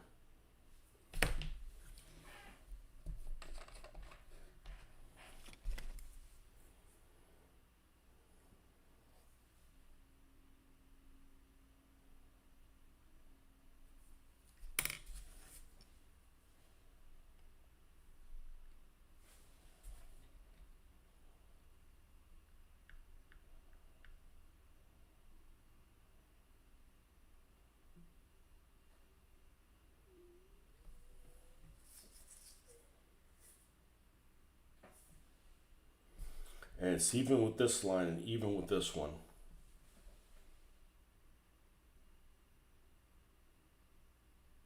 And it's about the thickness of this off of this edge over on this side. Assuming it's printed correctly.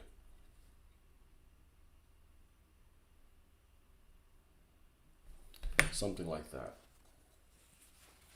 I'm going to have to come in with a blue and clean that up. Totally within my skill set.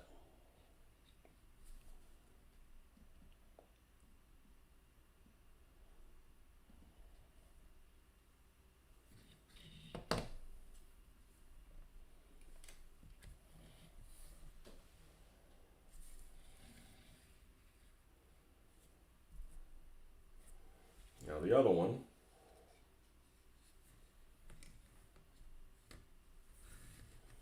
goes all the way to the end here. And we don't have that fix all the way at the end. Does that make that much of a difference? The microset? The clear?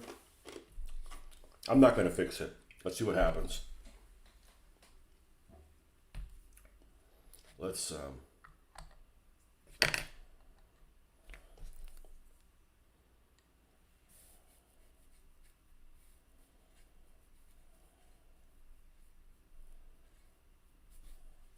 I too like to live dangerously.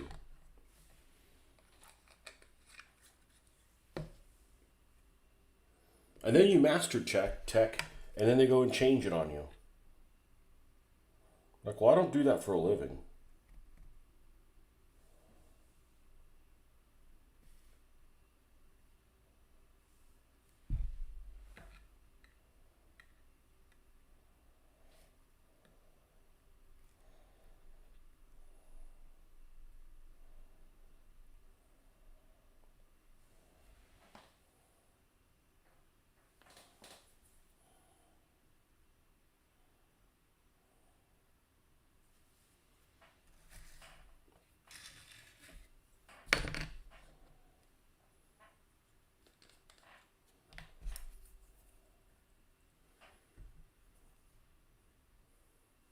So yeah, the only thing I can think about making your own decals would be if you had to replicate something over and over and over again.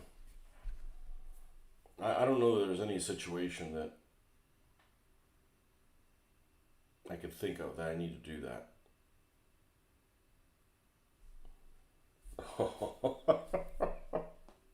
Am I all of a sudden the world's heaviest breather?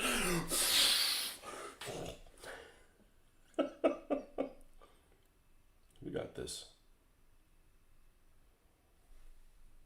Let's just get it up here. That thing curled way too easy. All right.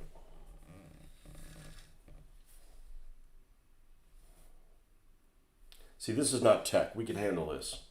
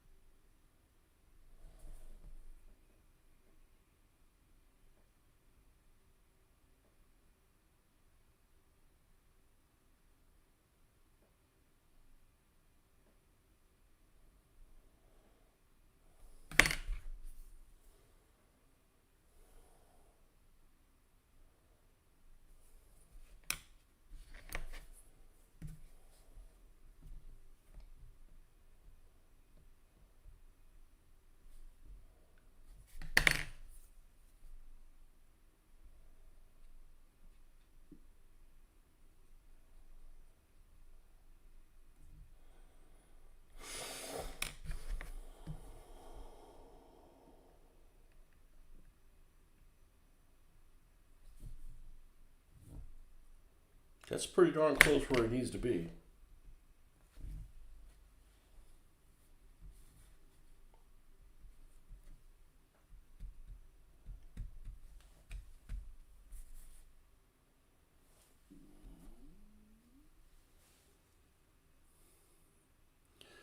Lots of the same shield patterns. I would just hand paint them. I've done it. I've hand painted a bunch of Roman shields.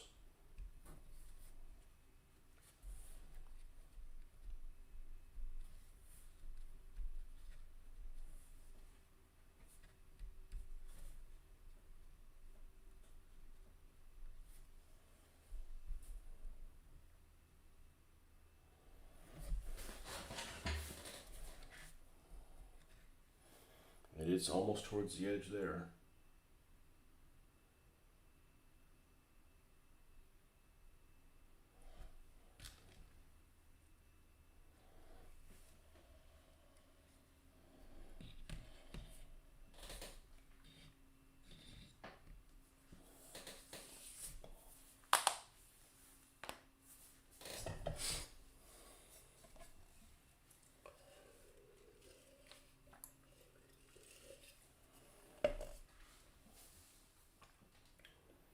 I haven't had much of a problem with painting repeat shield patterns.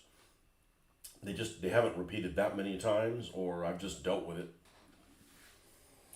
You just got to break them down in like basic shapes so they're reproducible. All right, I guess since this stuff's curling up really quick, like, let's just do one at a time then.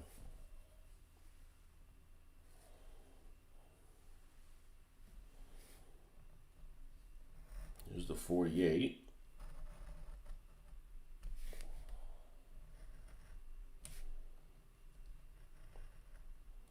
And the 5281. I don't know the idea of I don't like the idea of painting so-and-so's plane. Because you could be like, I found photographic evidence and it was never weathered that way, or, you know, some bullshit like that. Like, I was going through the Messerschmitts I have, the 109s that I have, and the one I have for Battle of Britain is this one guy named Franz von Vera. Franz von Vera. And I'm gonna have this stuff. Let's do this one at a time. I'll pull out the instructions and I'll show you. And an interesting character.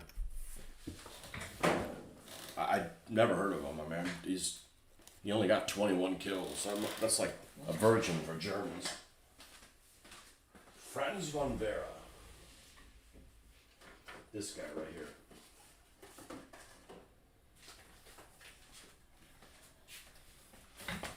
And no, I didn't pay $8.49. Got this for $4. And this is a much better 109 than this one. That's a really ancient 109. This one actually has panel linings on it and stuff. Yeah, there's all kinds of like little, don't step there, look out, look out, look out. So this is molded like in the same damn color. The figure looks pretty decent. But yeah, this is the 109. The decals for this Franz von Vera guy. This is a guy that actually got shot down, captured. He got shot down over Battle of Britain. Got captured, escaped, went back to Germany, got some big award by the mustachioed asshole himself. I don't know if it was a Knight's Cross or something like that.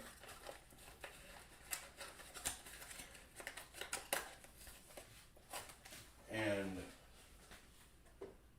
he ends up going on a test flight on some Messerschmitt F or something like that. Crashes into the North Sea, isn't found again. Like, that's kind of an interesting story. Some guy that like escaped. Used to paint them quite confidently, not these days though. I hope that never happens to me. I'd rather just shit my pants as I get older. I don't want to get shaky hands.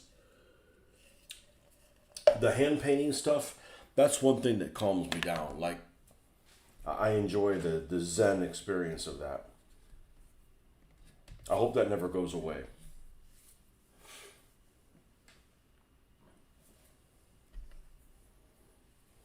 All right, we got to put a 48 on here. All right, 48.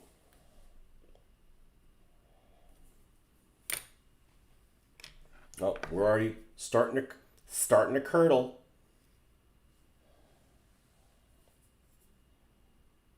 Look out.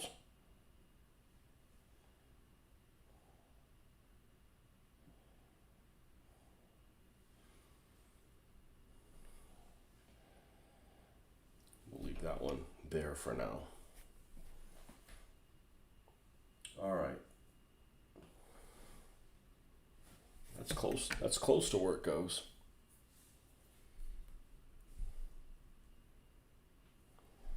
Yeah, I hope that never happens to me. It's not up to me. It's, you know, whatever. What do the runes say?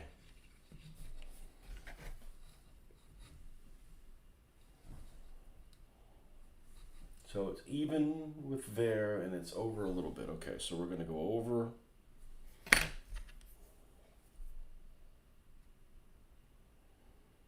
Oh, what is this? Is there a something underneath there? Oh, son of a bitch! Don't tell me there's a. Oh shit! There's a high spot there that I gotta deal with Microsol. You son of a bitch!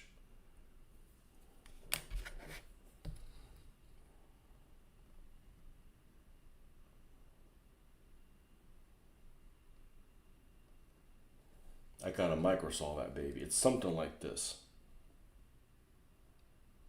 Now I'm going to go ahead and drop this one so we can locate both of them next to each other. Yep. There's a little spot on that wing that comes out. So because of that, we're gonna have to put microsol on there and have it conform. That's why I'd rather just hand paint things. You don't have to worry about, a decal conforming if you're just hand painting over it.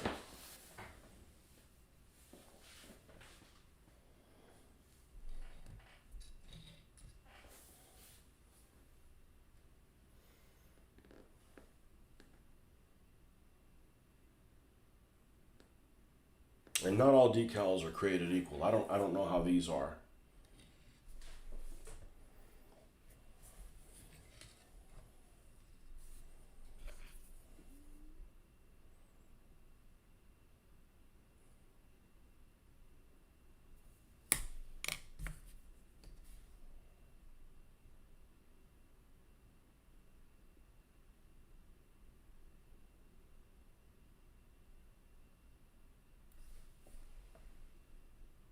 It overlaps that flap thing a little bit.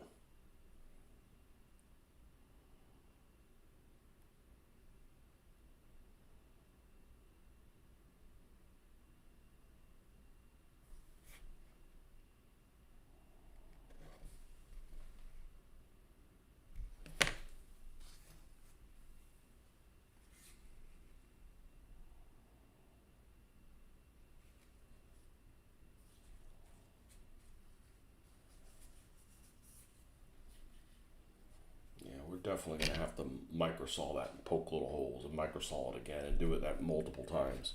Not a fan of that, really.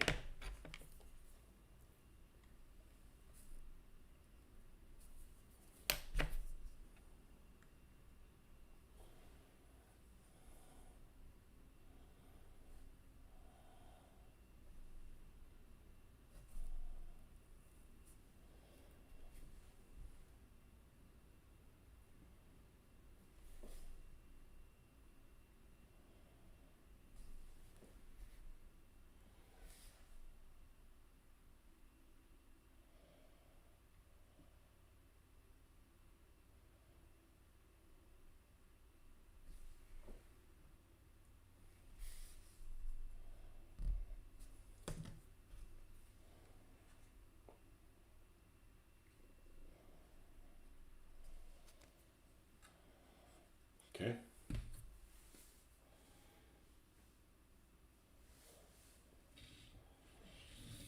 And then we'll do the same thing on the other side.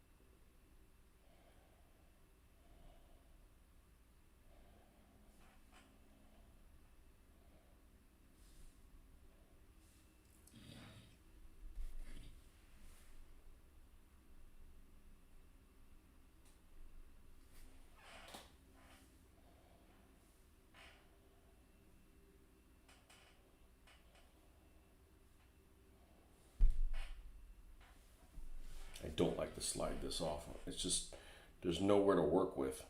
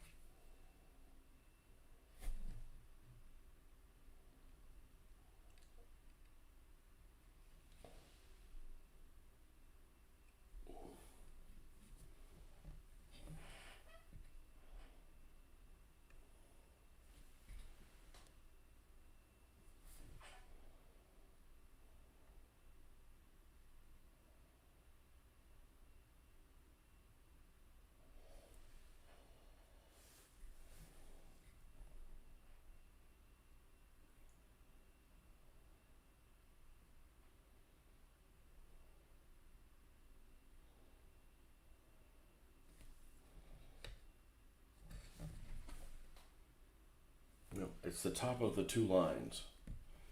So it's not there.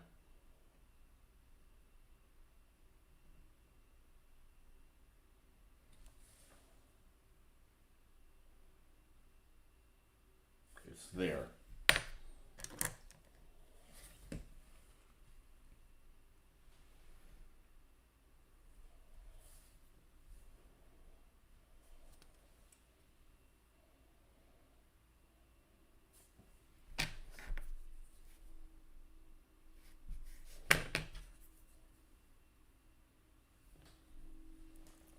You find it more difficult painting these days as eyesight fades. Well, I don't think the eyesight problem is ever going to be an issue for me. I'm worried about the shakes. As long as I don't get the shakes, I'm okay. Because I just take my contacts out now, and I have more magnification than I ever did.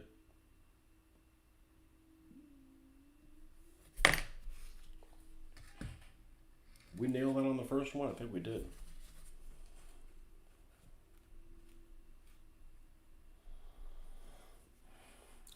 I used to do all this stuff in 2020.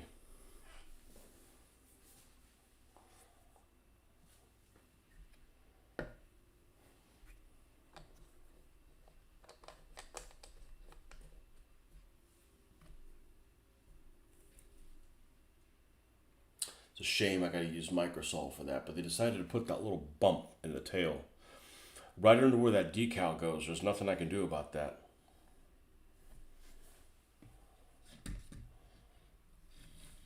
Yeah, no worries. Whatever.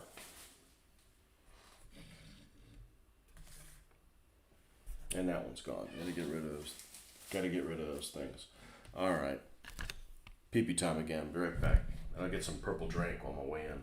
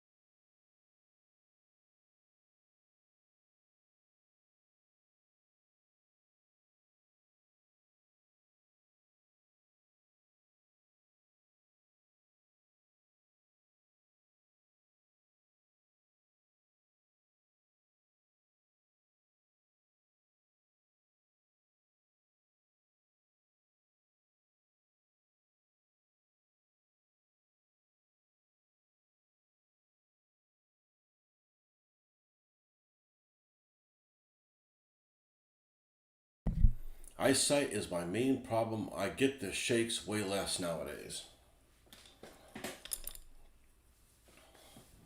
Yeah, eyesight's only been a problem for me from the standpoint that I gotta I gotta use readers.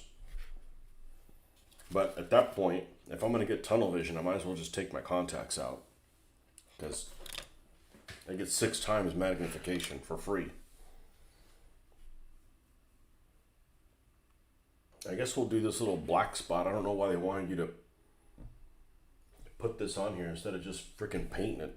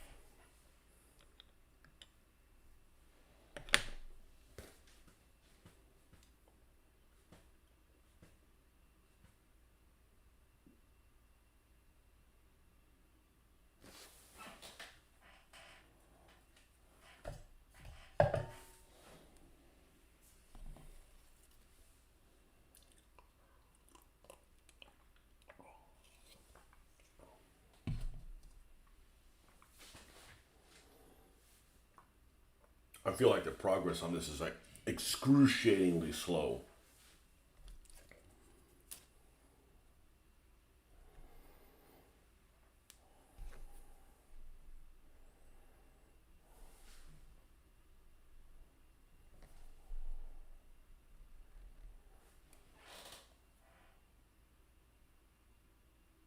But these are some fast releasing decals. Probably the fastest I've seen.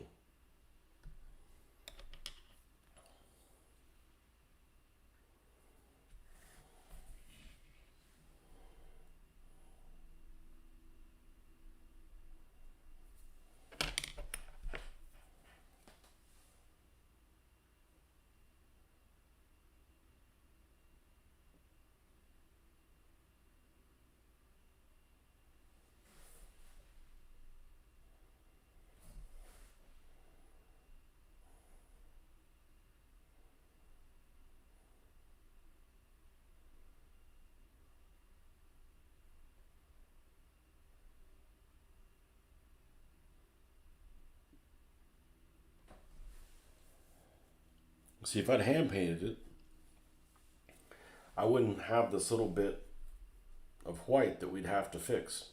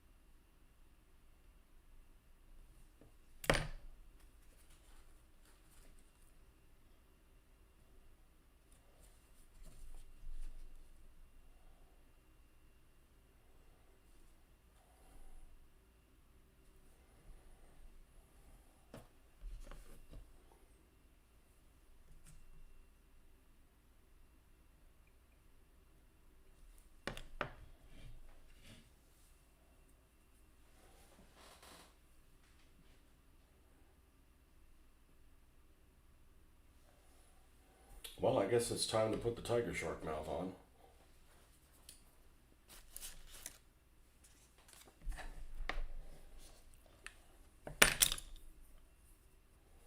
Make sure we put the correct one on. Decal 10, so it's the one here at the top. You got these things intermixed, like just to screw with you.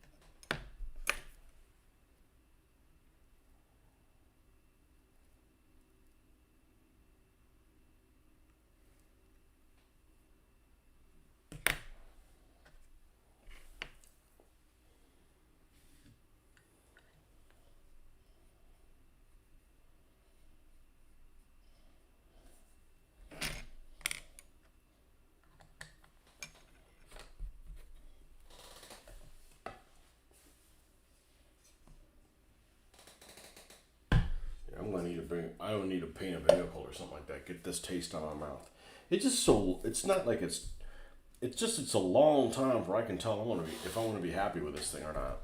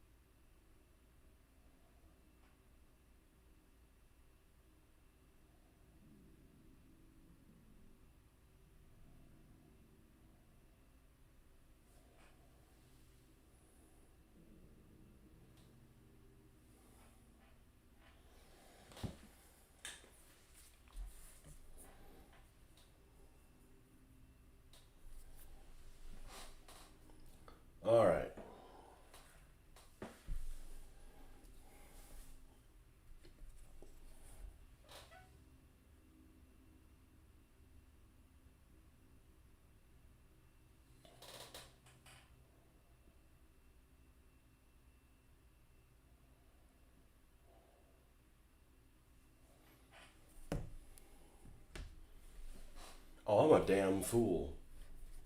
This is the other side. Sons of bitches. All right. A damned fool. You damned fool.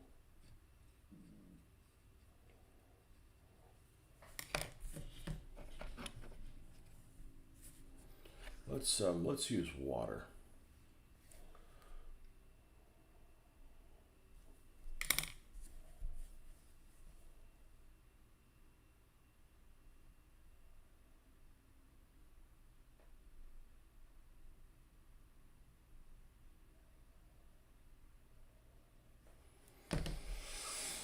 Fuck me. All right.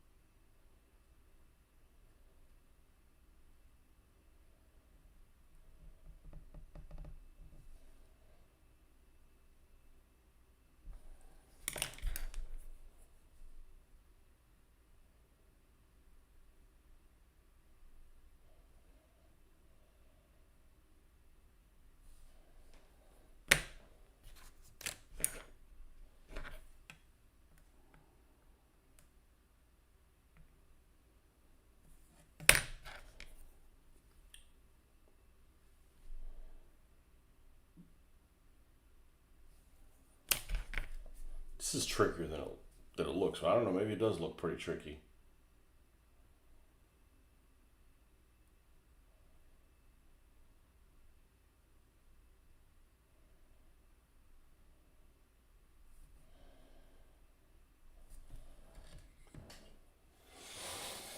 Whew. Let me take a breather. I'd rather be painting Russian names in Cyrillic.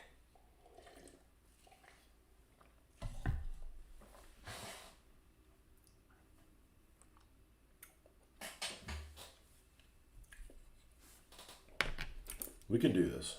It's just it's taking a lot more effort than it should.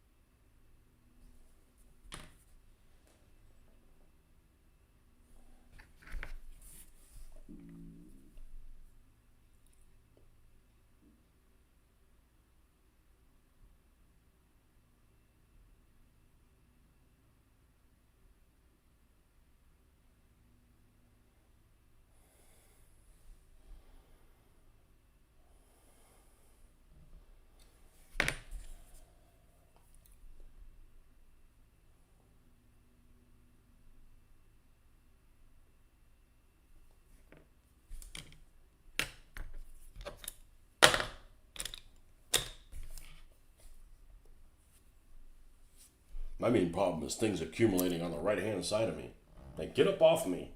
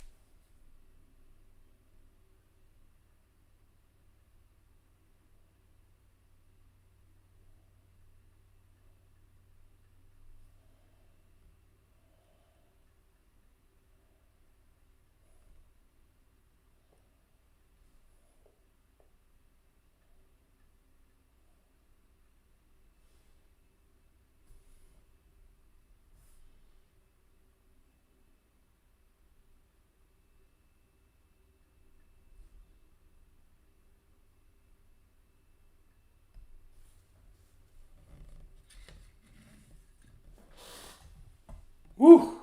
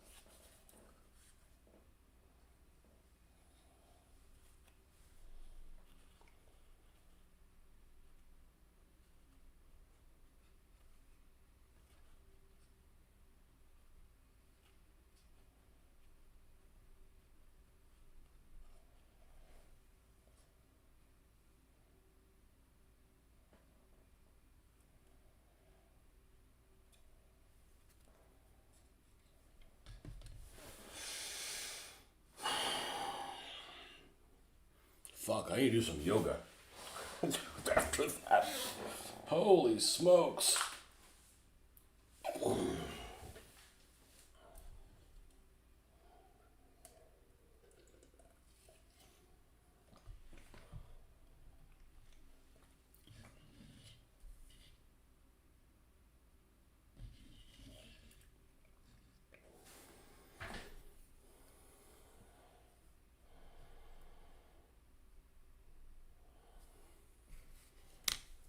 one of the most stressful things I've had to do. Luckily, the decal behaved.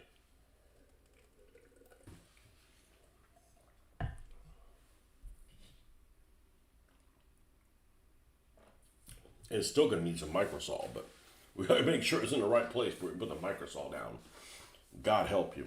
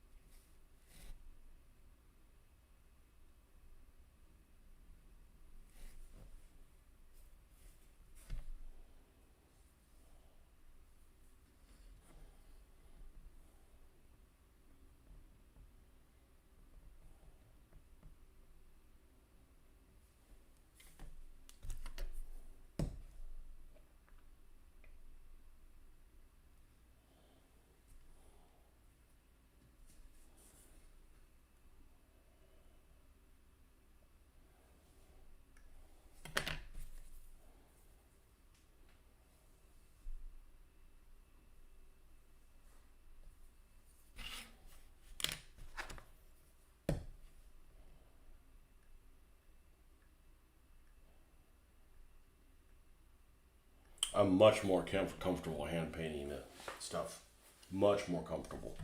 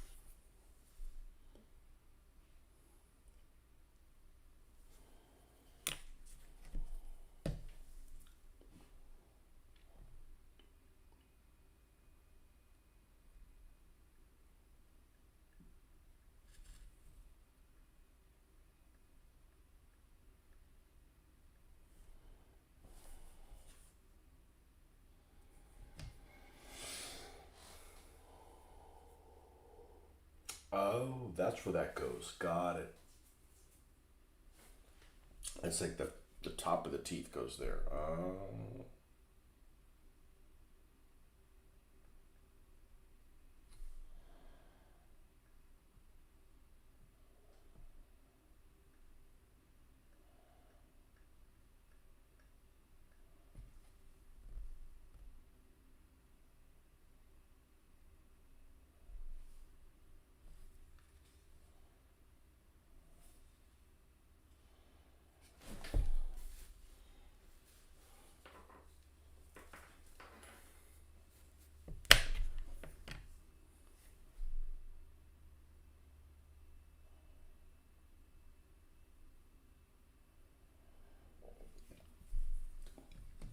This is taking way too long. And I'm not in a time crunch, but like, what the fuck, man?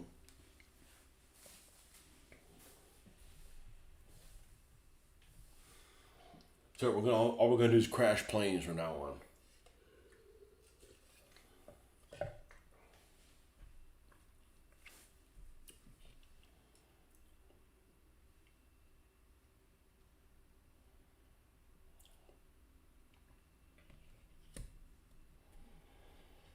Okay, that's good for now as far as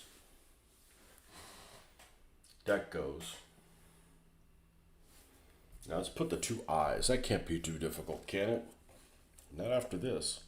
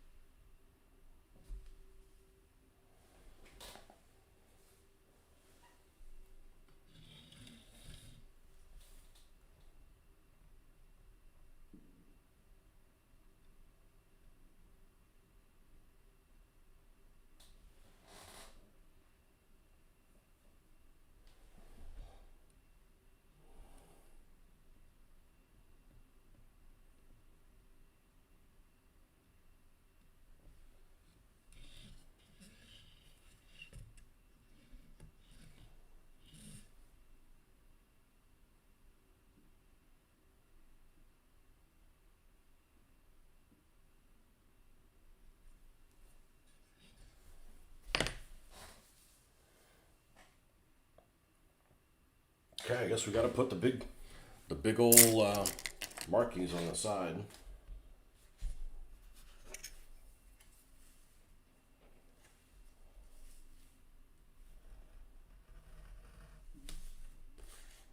I don't really care for these Australian markings because they don't have the roundel in the middle of them.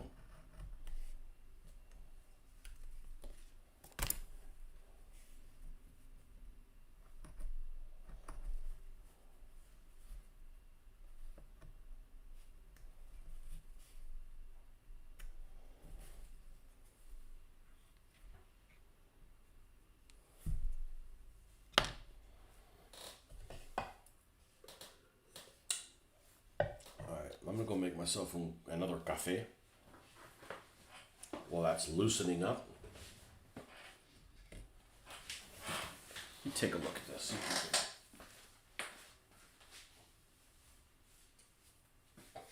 Yeah, it's not looking bad. It's not looking bad.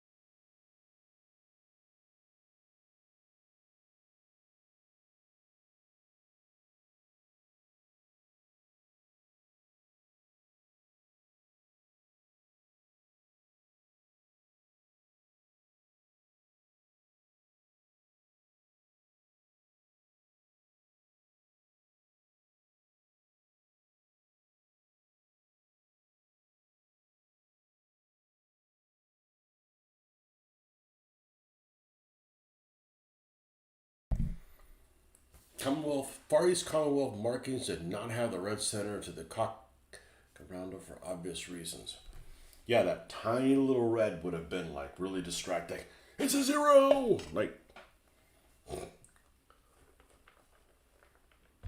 I'm not in favor of getting rid of that. Just like I'm not in favor of. I like the U.S.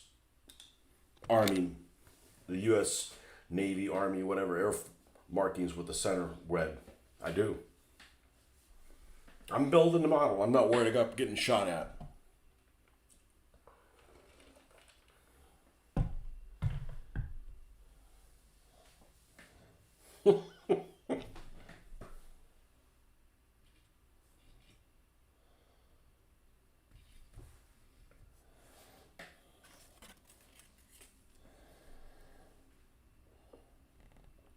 I think people are too damn trigger happy.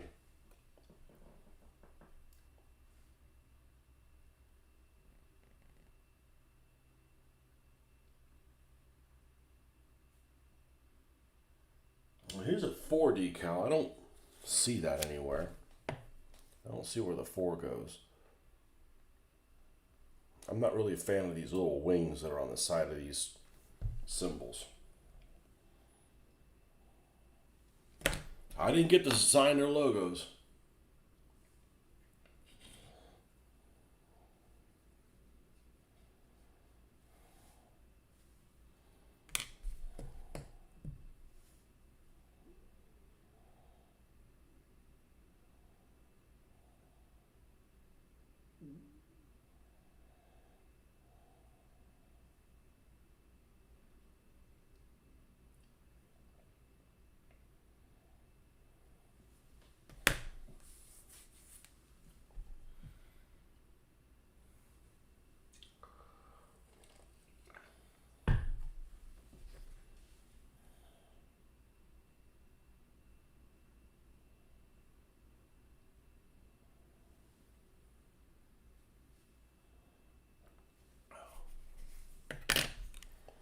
Now let's unpack this thing. Well, first of all, I want to twist it around.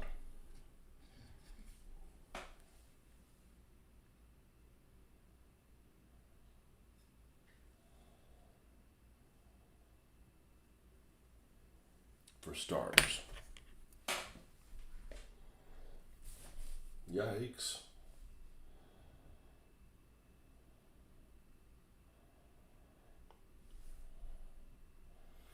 Let's be frank. This olive drab's ugly as shit.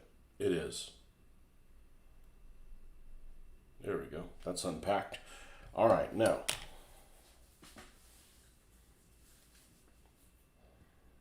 It looks like it's sitting pretty close to the corner.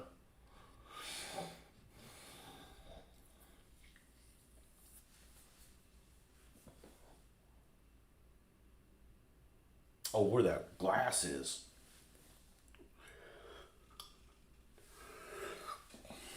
Wow. So anyways, what are we doing after this? Well, so we don't miss our snow thing. I could just enter one of these things in the snow. Yeah, let's just do that. Instead of working on the king tiger. How bad do you guys want me to work on that king tiger? I'm not ready to do it because of the numbers. Although it did come with decals.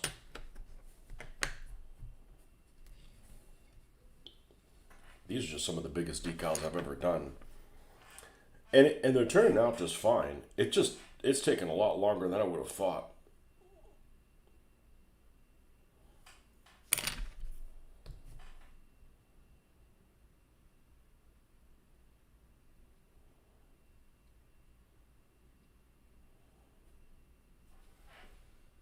Okay, how far up from the bottom does that go?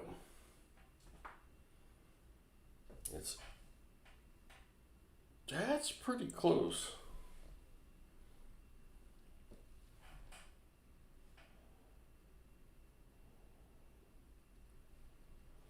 Maybe up a little bit.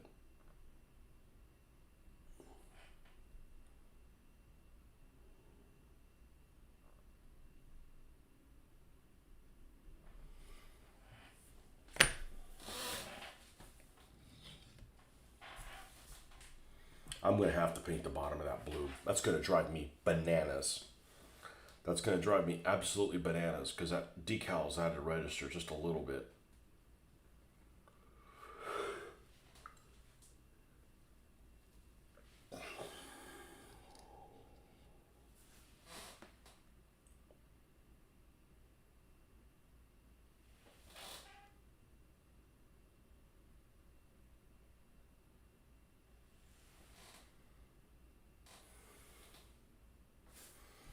I think it needs to come up a little bit.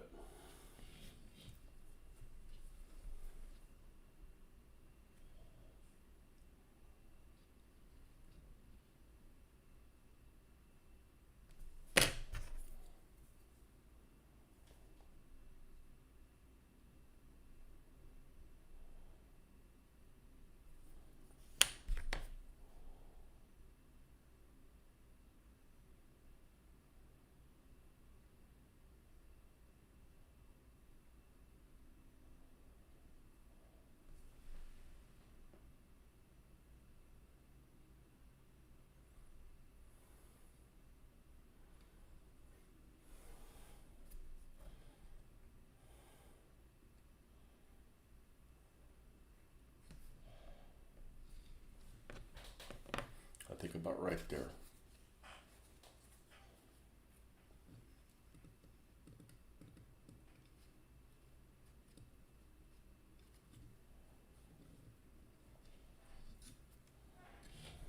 And then likewise on the other side.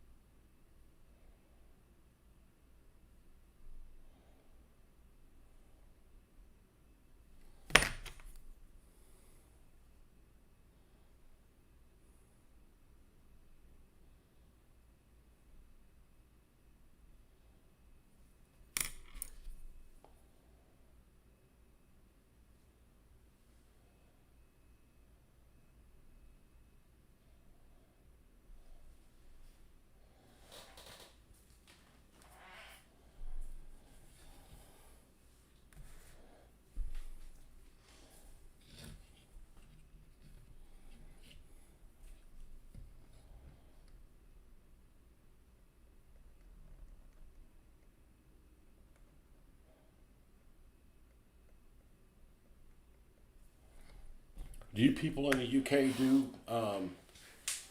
stuff for Commonwealth forces, or are you just like, I'm doing British, I'm not doing those convict Australians? Or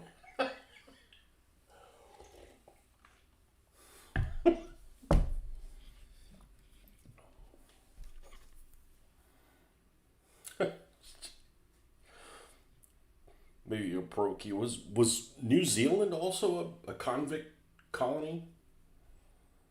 Just like, you know, if you've been really bad, they send you to Australia because, you know, you get bit by snakes and just be left over there. But, you know, maybe if you're really, really, really bad, they send you to New Zealand where, you know, the sheep can have their way with you. Whatever.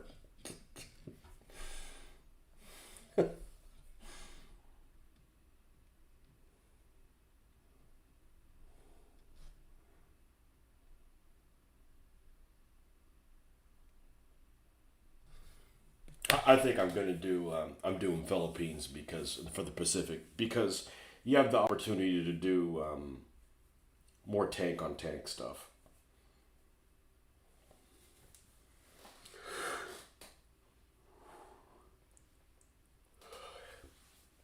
And you don't run into like, oh, well, you don't have those on New Guinea because they didn't have any Shinhoto Chihas in New Guinea. I don't know if they did or not, but you know that's the latest version of it. So,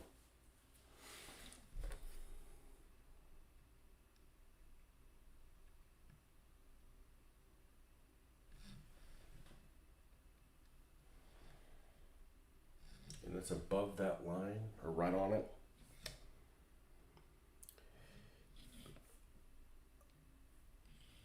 Oh, this is very weird.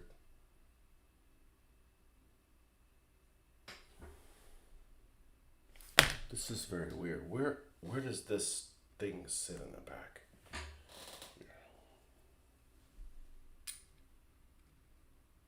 No, we got a ways to go then. Okay, cool.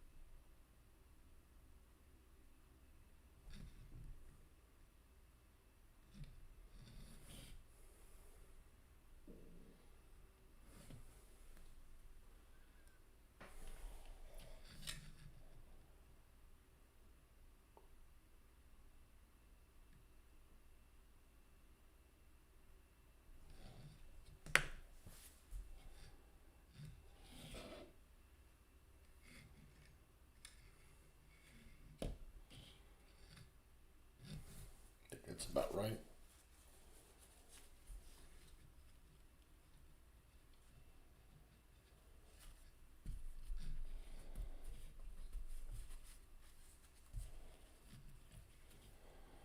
Okay, now we got all these little warning things. Do not step here, don't use that. This is not, the smoking lamp is off. Shut your hole, etc., you know. Let's get the Nipponese kill mark.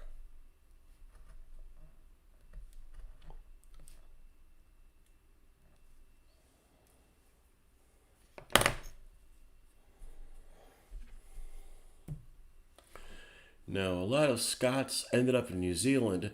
After the Highland clearances, landlords replaced farmers with sheep. The farmers emigrated.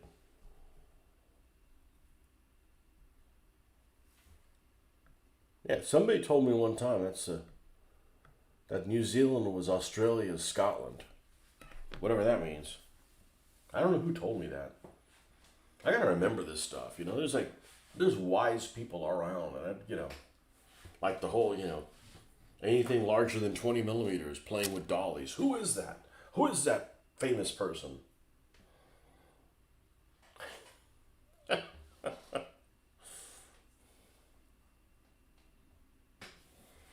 All right, so this kill mark is, when we put this on here like this,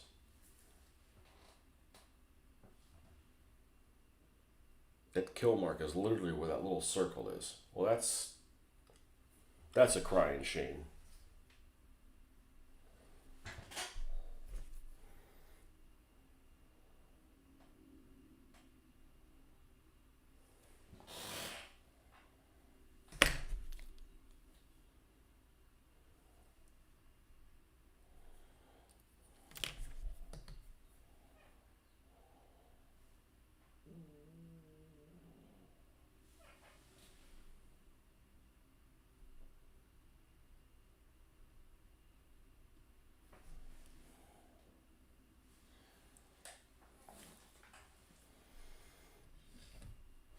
Yeah, so I was saying earlier in the week, I said one of the big reasons for me wanting to do Japanese stuff is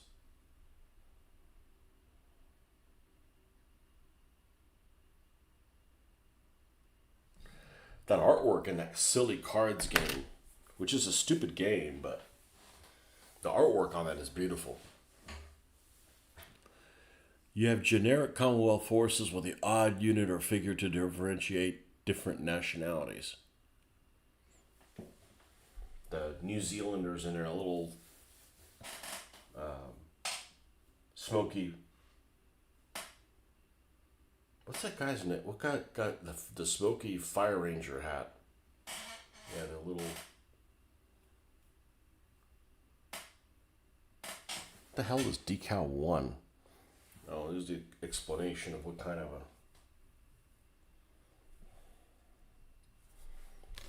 such and such this has. All right, I guess we can. U.S. Army P-40 N5 Air Corps serial number, crew weight 200 pounds. So I guess I couldn't fly in one of these. If you weigh more than 200 pounds, you can't fly in this.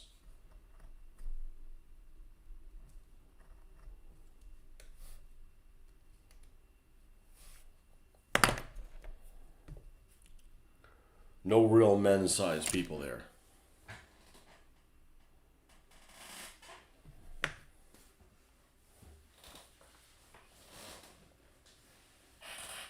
What is that?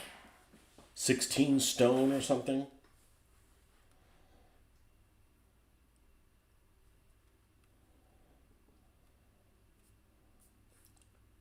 Doing my morning math here. 200 divided by 14.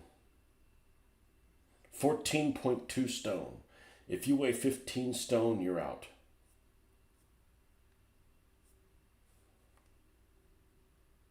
You're too stoned to fly.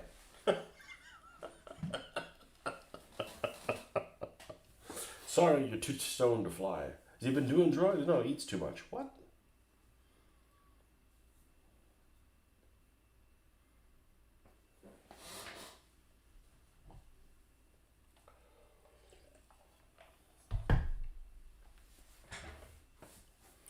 When I went to Britain when I went to London for 48 hours, I was surprised how many tall people there were there. Most people were taller than me. I'm like, what the fuck's going on, man? Must have been like the Dutch must have been coming by or something.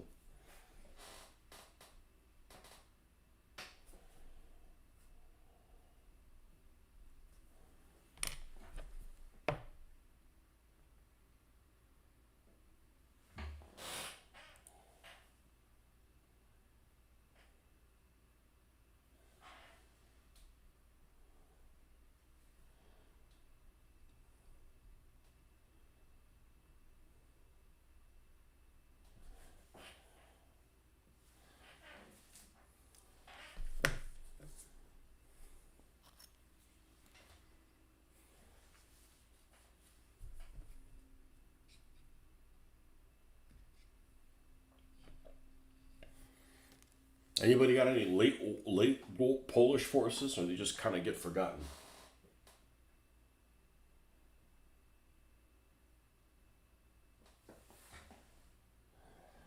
Oh, and then two's down here. Another. I'll sue you if you're not wearing the right kind of underwear on Tuesday.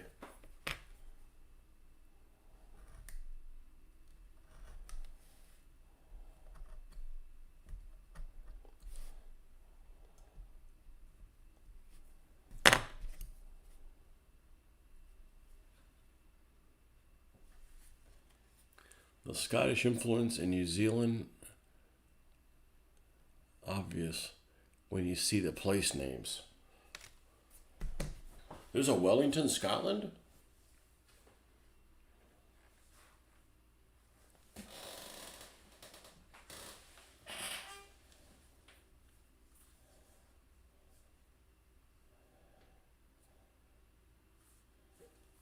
Let's see. The place that always gets left off maps.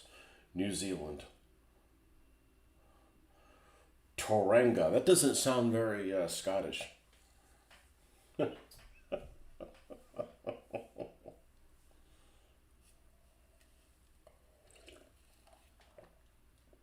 Kerry.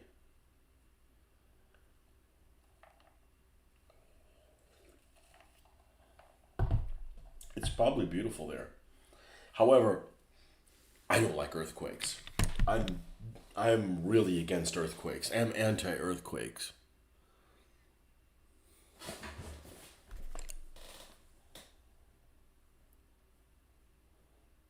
Oh, they have a Dunedin.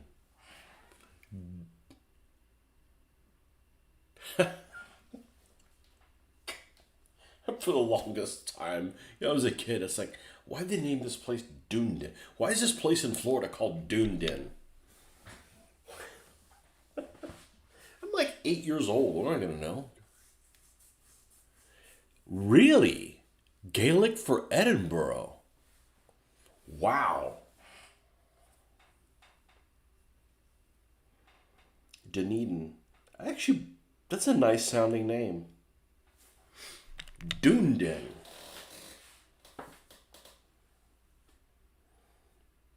Balclutha. Owaka. Uh-oh, looks like the Japanese landed already. Curio Bay.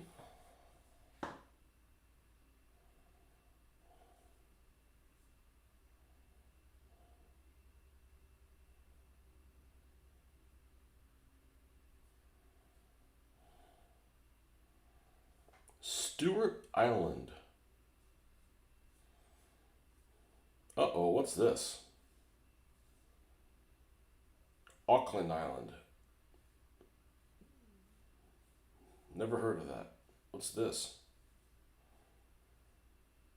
Macquarie Island Station. Oh. It's part of Australia. Oh, they got cock blocked. Oh, New Zealand didn't get it. Macquarie Island Station.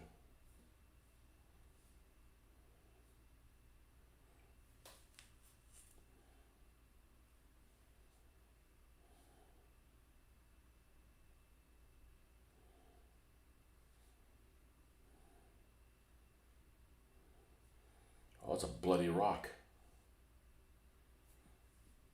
With really high-res photography. Holy cow.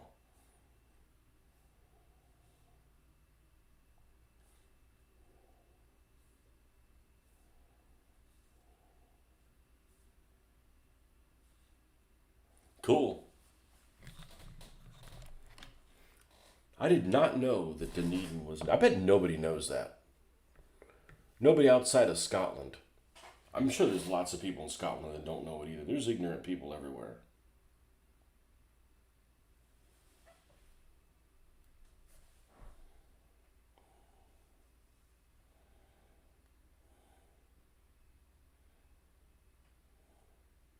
Oh, bloody hell. This thing went over itself.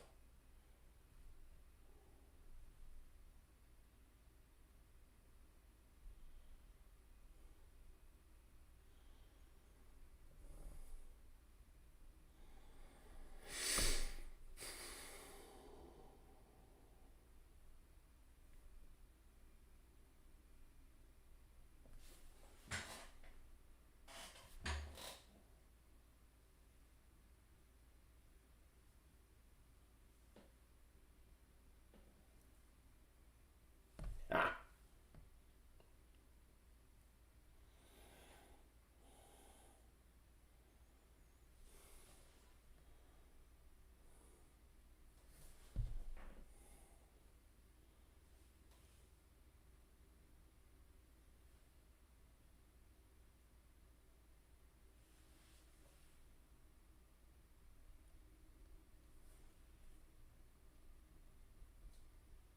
Yeah, my daughter liked Scotland, or really Edinburgh, because she didn't go outside of Edinburgh. Her least favorite places she went to go visit is Portugal.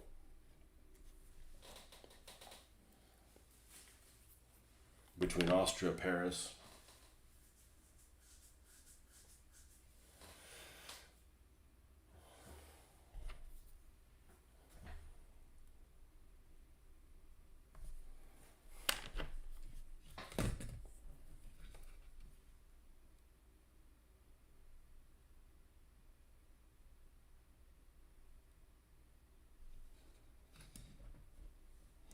There we go. And then we have the don't step, this is a don't walk, this is a step, or whatever the hell it says.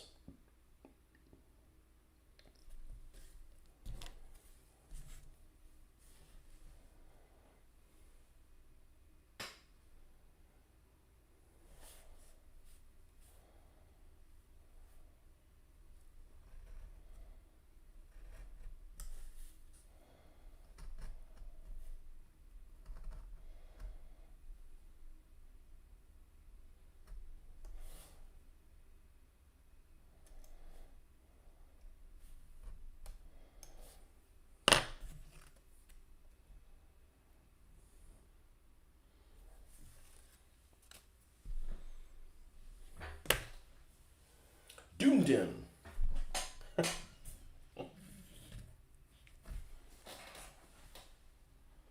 Dunedin.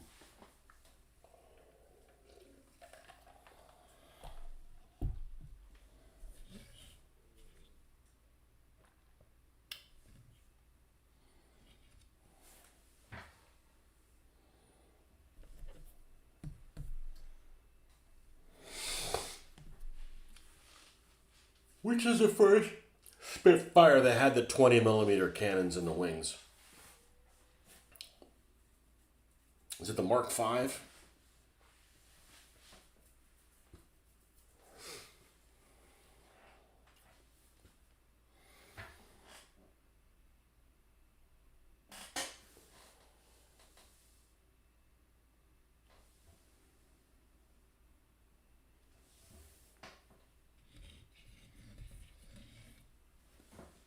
Surprise, surprise. Good morning. Still in California, but hoping to return by Friday of this coming week. Dude, I was ready to send them rooftop Koreans after you. Man.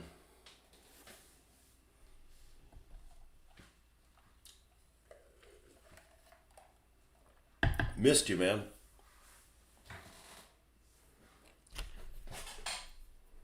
I'm ready to do some Japanese. I know, you're not going to stop me. You're going to encourage me. That's fine. That's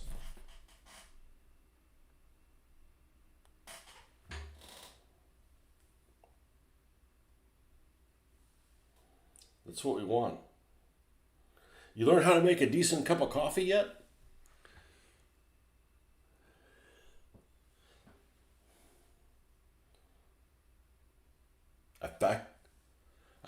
A faction from Lord of the Rings? What, rooftop Koreans?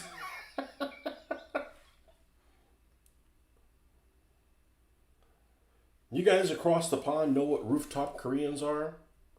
So we had this riot in the early, well, we didn't. That's California. That's Marcus's land. The land of fruits and nuts.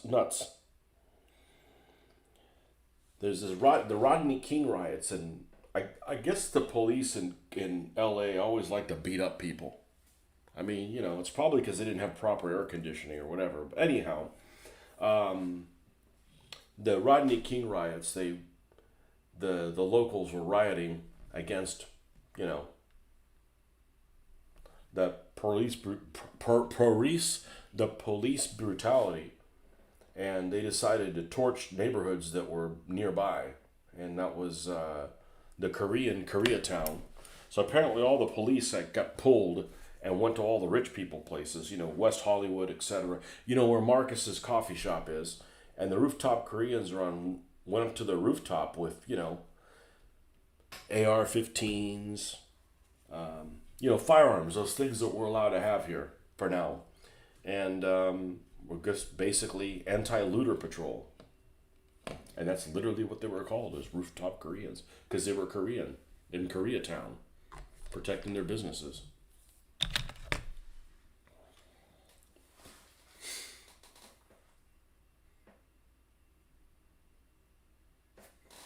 The 7 Earth tremors. Yep, survived more than that one. Lived in Japan.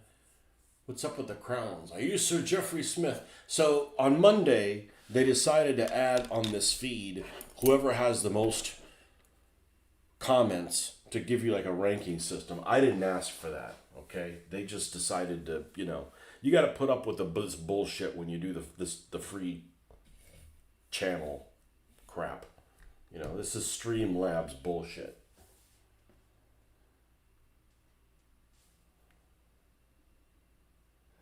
Streamlabs bullshit. All right, what else do we got on here? We got, what's left to do?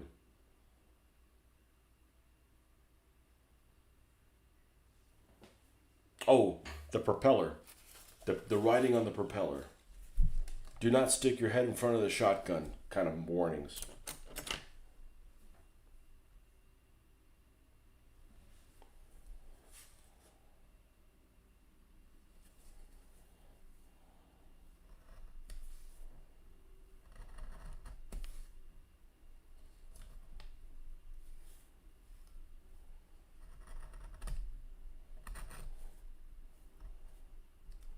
Man, I need to get a tank. I need to do a tank to get this taste out of my mouth.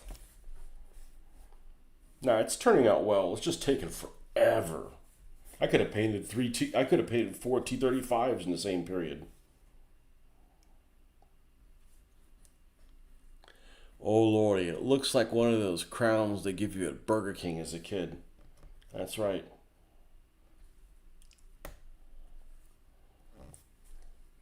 One of the guys who used to run the DBA tournament at Historicon, this nerd burglar decided to get Burger King crowns, and he'd take a picture if he won his event with a Burger King crown, and of course it just says Burger King on it. Like, got nothing to do that. Sir Jeffrey Smith. No, you don't. You don't get a crown for a lord. His Excellency.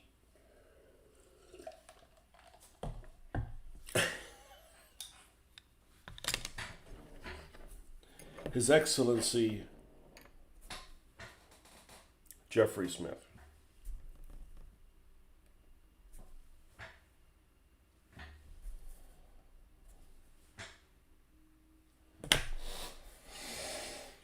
Yeah, I'm ready to. I ain't even done the desert, and God, these things are cute.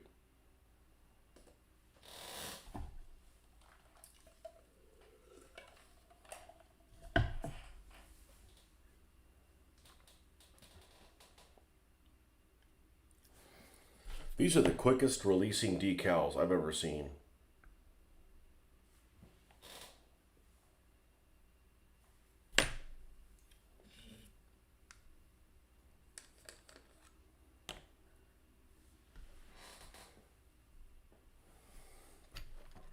And they're halfway in the middle of this thing, a little closer to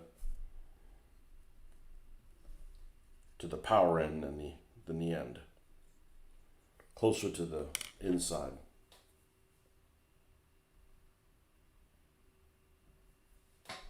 This is not a toy. Don't put your whole head in front of the shotgun.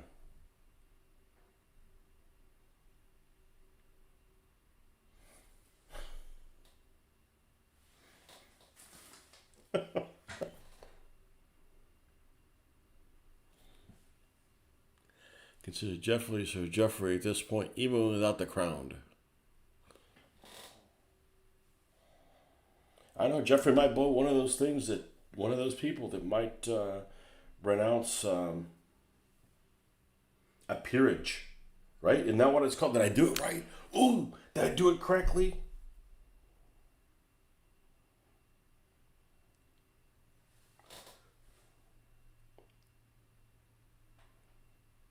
Peerage.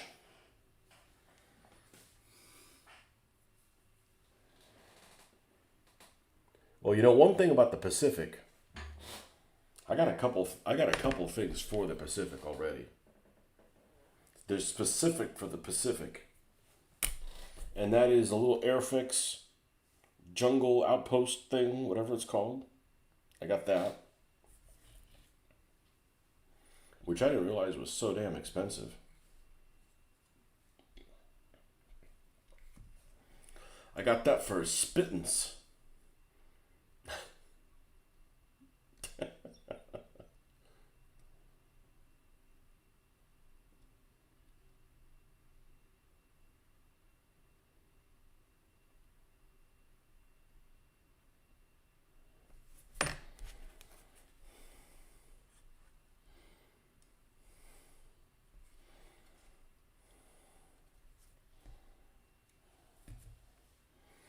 Whew.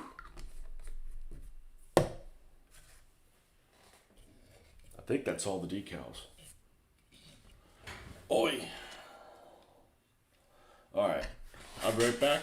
Got to go to the restroom, and we'll be right back.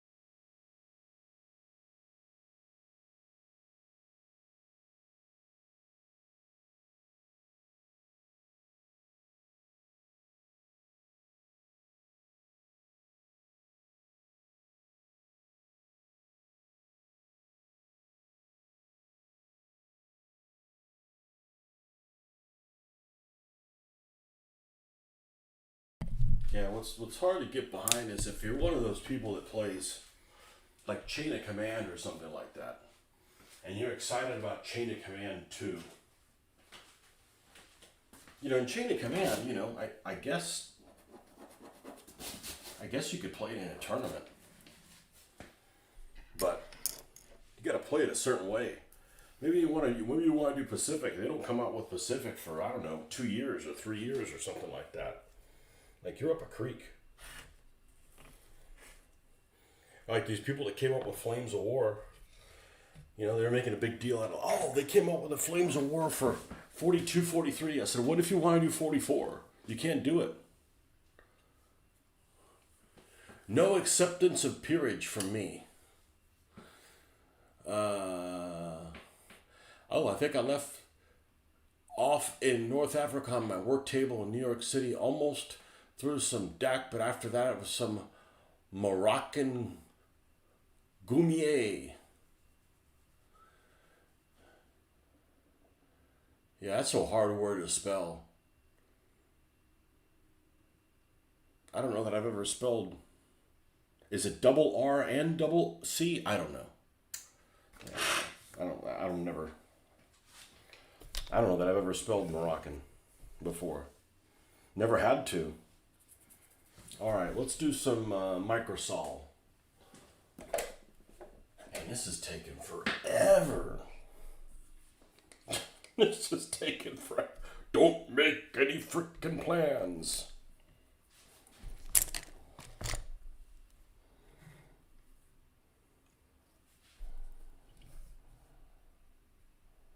I don't think I took any proper photos of my T-35s now that I think about it.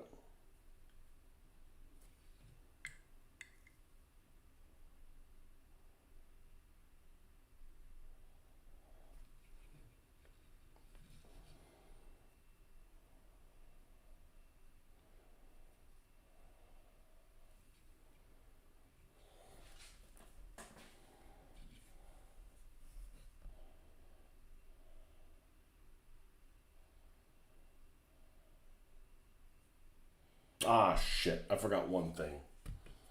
There's that tiny little, like, that goes underneath the... We'll put that on in a second. Okay, that looks really good. Let's straighten that out. I've never actually seen this microsol work worth a damn. And it might just be that it's decals that are way too thick and just misbehave completely.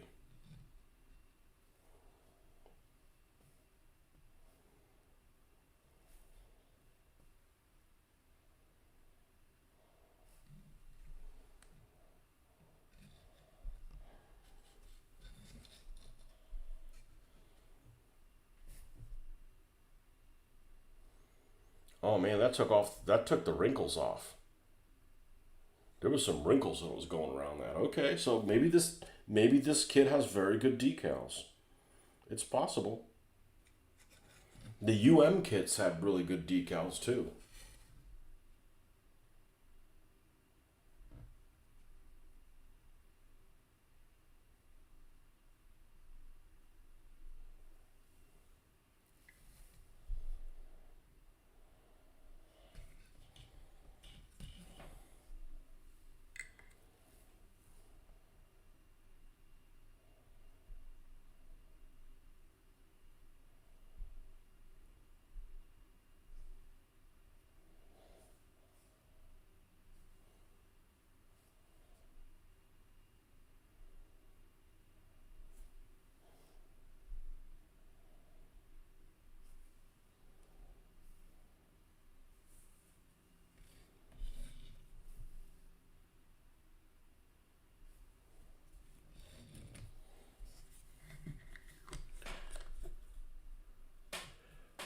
What was the problem I had with War Games designs? I didn't have one. I didn't have one with War Games designs. Other than, I didn't have a problem with War Games designs at all.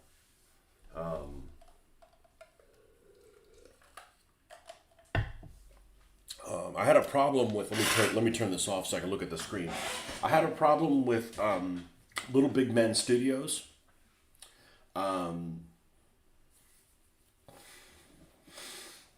talk about a mind fuck, man. Little Big Man Studios. And let me rephrase that. Their products are good, but man, you gotta crawl outside your own brain and go back in through the other ear to really figure out how those things work, because it's extremely counterintuitive, and they're not forgiving at all. Like, you put them in the wrong place, it's over. But and I didn't think they were going to turn out really well until I flat coated them, and I'm like, and then like, they're good. But I've not used War Games Design at all. I've seen them on eBay. I've been inspired to paint my own paintwork from them. You know, I don't mind doing. I assume you're talking about flags, but I guess they probably do decals as well. I prefer to paint my own flags. Unless Pete's Flags makes them, and Pete's Flag stuff is amazing. Pete's Flag is really, really good. But I haven't had any War Games Design issues. I know that they're prolific. I was probably going to paint a banner when I was going to do pre-feudal Scots. I was probably going to do, they do a lot of inspirational stuff, like, if you want to have like a Welsh army or pre-feudal Scots, or, things like that. They've got a lot of really inspirational stuff on there. The Little Big Man Studios flags are great, but the decals, man, they're stressful. Like, okay, putting this tiger shark thing was stressful because I didn't want to tear it. It ended up being just fine, but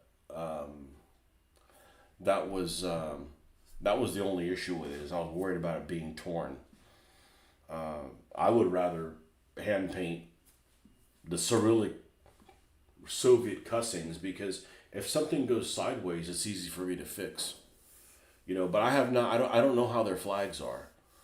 But everything the Little Big Man Studios does, I think actually looks better than the real thing would in that scale. However, the methodology you have to use to use them is counterintuitive. Like, you got to do things the opposite of what, like you got to paint this for the shield transfers. Okay, you got to paint the thing white. Okay, and then you have to put this thing on it inside out, but you can't see if you're like centered correctly. So, it was stressful. I was worried about that. War Games Designs do a sheet with Holy Roman Empire Eagles and Burgundians combined. Oh, that's got me written all over it.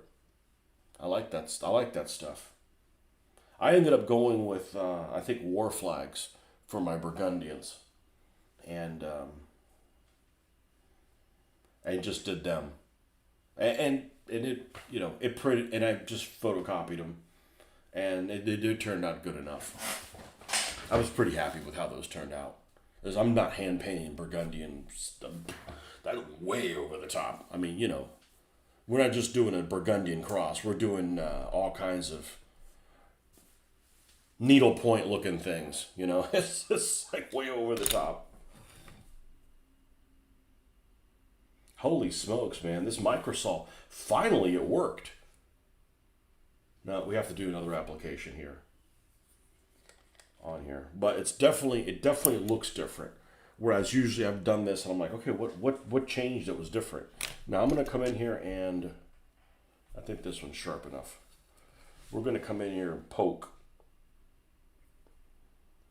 put these little prick holes in. Hey, you and your prick holes. Don't be such a prick hole. Let's get a new blade, just to be safe.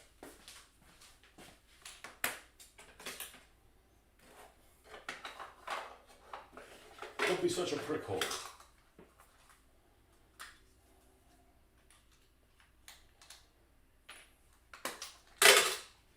I got 2 Japanese tanks to do, or I got a self-propelled gun and a Japanese tank. I'm a little leery of doing them because they're of such low quality that, like this Hago that I did. This Hago is a really low quality tank. I think it looks great for what it is, but it is a super low quality tank. Got pop marks and stuff on it. I got another Hago and I think it's a Honey. Honey.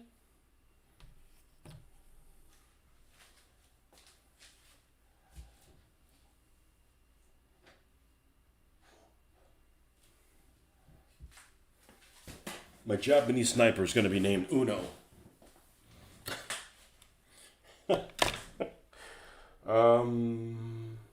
Right.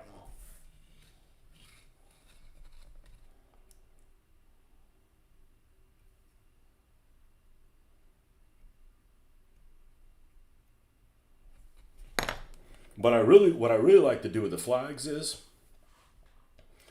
I like to find artwork or a line drawing online, and then use my tablet and then color it in, and color it in, using the same method that I would painting, which is make everything dark, then come in and start light, and I've been really happy doing that.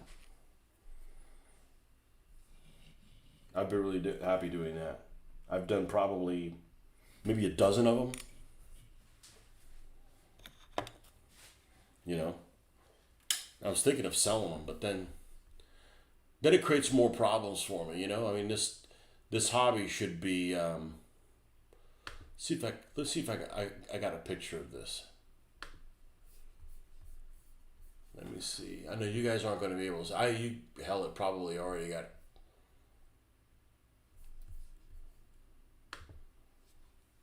Let's see what we got here.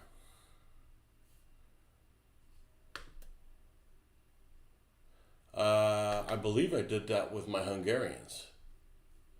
The Hunyadi flag.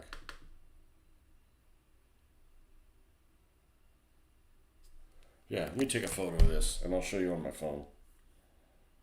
It's super easy to do. I am not an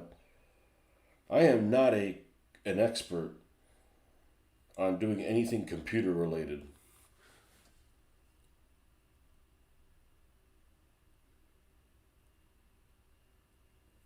Let's make sure this came out clear. Okay. Now let's go back to this screen. Here you go. This is the Hunyadi flag I did. So this was just a black and white drawing I found online, and then I came in and shaded it on the tablet.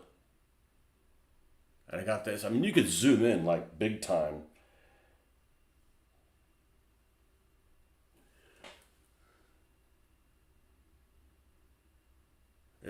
That's what I would do. Now the Burgundian stuff is just too complicated. Like all these lines, this is a black and white line. So I did is I just filled this in with, you could see when I zoom in here, the whole thing was filled in with gray. And then I came in with a little lighter color, a little lighter color, a little lighter color. And it turned out, it's the same way that if I would have painted it. Easy to do. Easy to do. So, and it's fun to do, and it takes a hell of a lot less time than this. So yeah, that's one of the things I like the most is about flags. And I did. Let's see. I did a couple of them.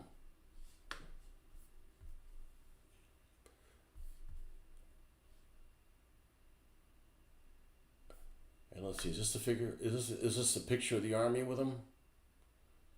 Man, this computer's running slow. Computers crap out after a couple of years.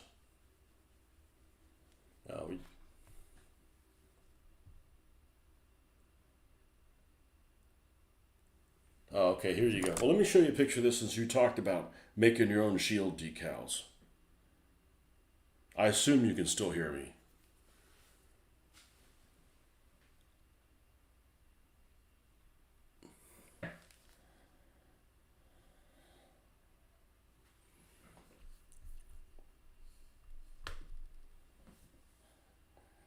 Here's my Hungarians, and that flag is flying from one of the knights. But all these guys all have the same shield. Those are all hand painted. So I found like an easy design. Like, okay, we're gonna put the little cross. All right, put the little lines on there. Do all of them. Okay, do this. So they all look equivalent. I think doing decals would probably take longer. Now, if I needed to do, 32 of them, maybe not, but, the originals were hand painted. I love this army, but they fight like a bunch of turds. They have a losing record. And it's funny because none of the games I lost because of the light horse getting shot to pieces. They got 3 light horse. I'm like, oh, okay, those are going to cost them the game. Nope. No, let me see if I can find the... I'm really bad about organizing shit on my computer.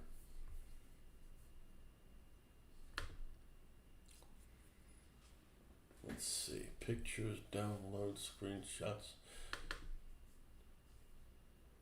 Hunyadi. Byzantine shields.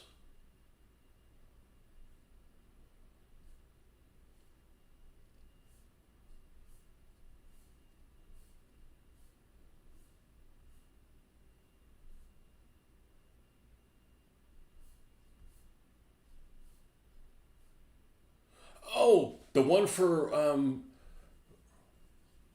Robert the Bruce's brother, Edward the Bruce.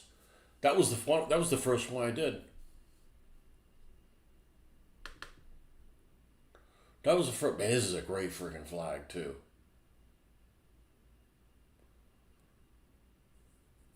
And what I did is I did it, and then I flipped it. I love this flag. I like anything with freaking animals on it.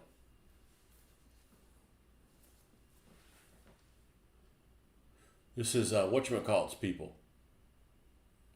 Jeffrey's people.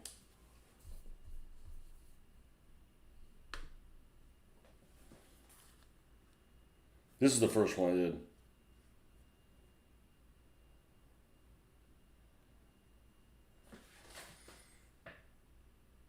So I did one image one side, then I just flipped it. What I do is I like doing things on Excel, because Excel is like graph paper. So you make it that big, then you print it out. Is that the right size? No, make it a little bit bigger. Okay, does that print out? Okay, good. Now take it, flip it, put the pieces close enough together so that when you print them together, that kind of thing. I'm doing it in a non-technical way. That was the first one that I did. That's on my Edward the Bruce's banner, Eddie. I think that's what his name was. I can't remember anymore. See, I stopped doing that for a little while. Even though I prefer using the light horse general than the knight general. Because you get a no doggo. You get a no doggo with a light horse general, man. What's not to like about that? Doggo.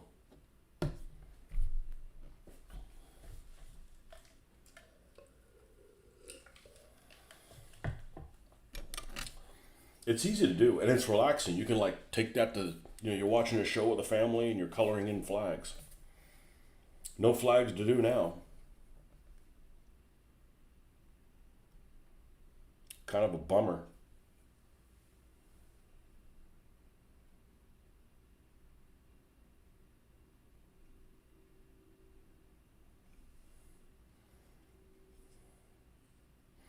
And if I do flags, they're ones I can't show on the camera because they're those crooked spider ones to drape over. If I got a set of those. I made some crooked spider flags to put on top of German tanks.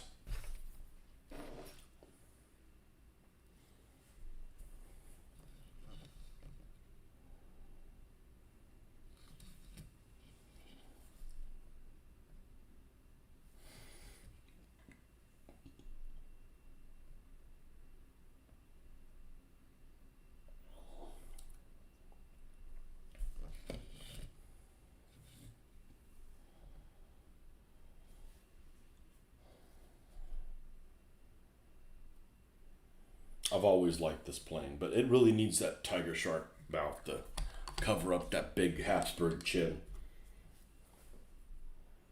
It looks really out of place without that.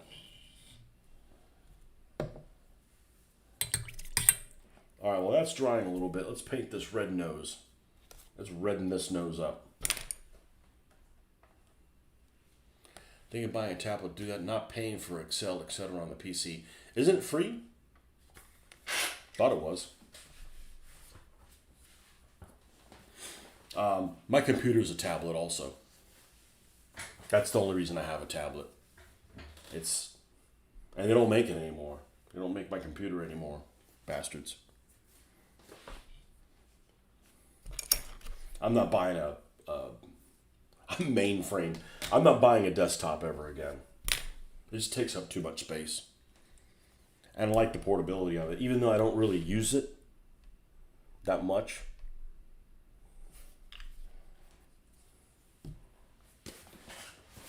All right, is this thing alive? Nope. All right, let's not make the mistake of...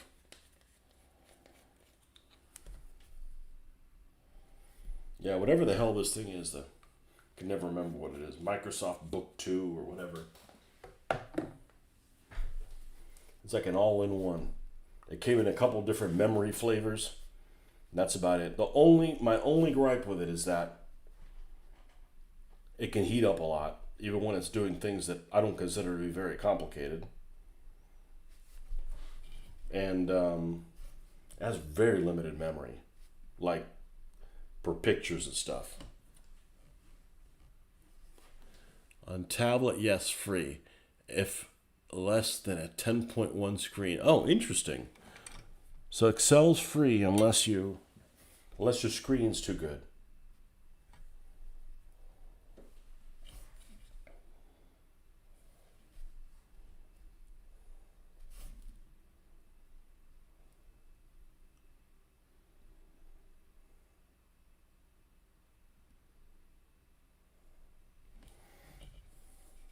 Well, I hardly use it.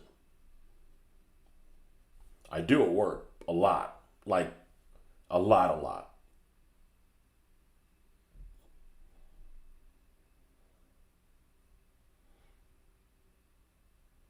It's actually the main thing I use at work is Excel. And I like it because it's basically graph paper. It's easy to make things look like you want to. Not Word. I freaking hate Word.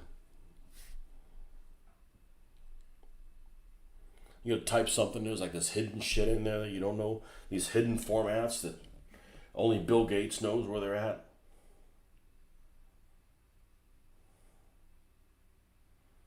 It's like having a picnic in a minefield. Like, boom, where'd that come from? Oh, shit.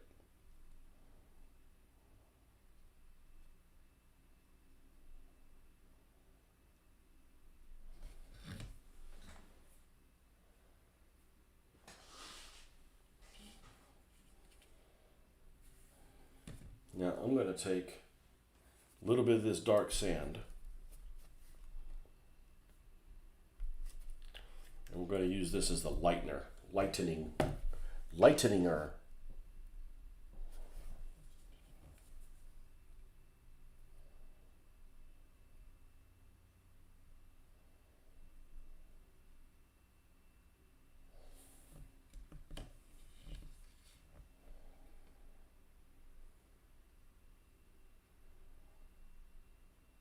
I'm sure you could do that stuff with other programs. I'm just not as familiar with them.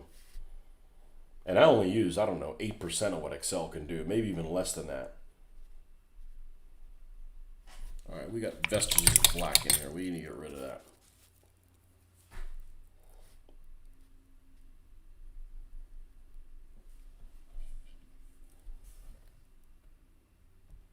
You and your black vestiges.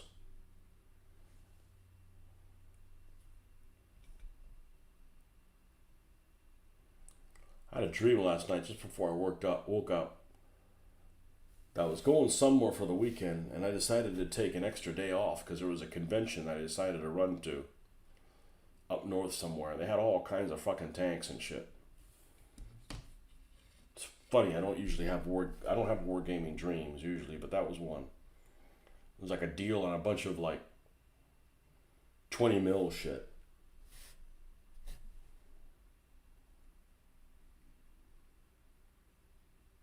I had to figure out how I was going to get over to from somewhere up north back home in one day.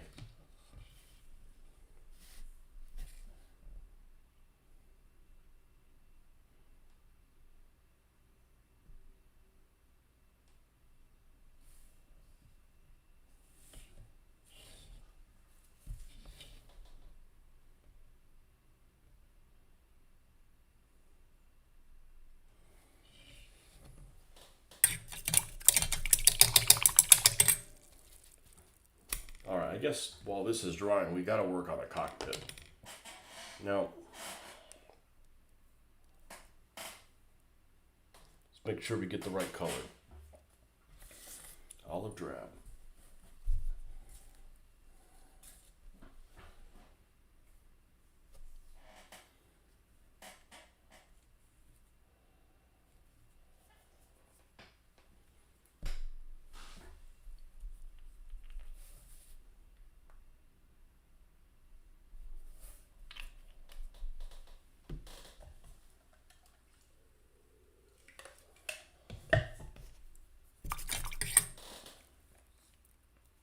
I'm going to use this brush. I don't want to use one that's too small. Now, I'm going to take a little bit of black and mix in with this color so that I have this color to be able to highlight.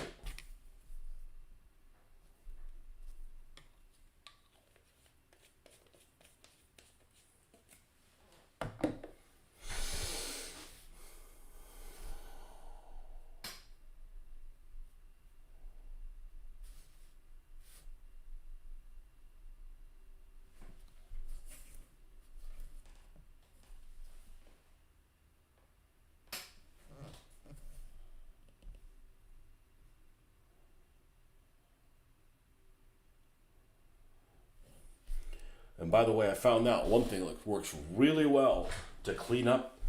You know, if you get like any over paint on these clear parts, just take a little bit of hand sanitizer, you know, because we know that that eats up the paint, and put it here with a little small brush and clean it up. That's how I did the rear view, the rear window on that Opel Blitz.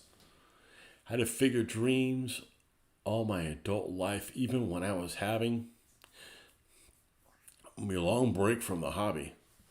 So what did you do for relaxation when you took a break from the hobby? Were you a TV watcher or?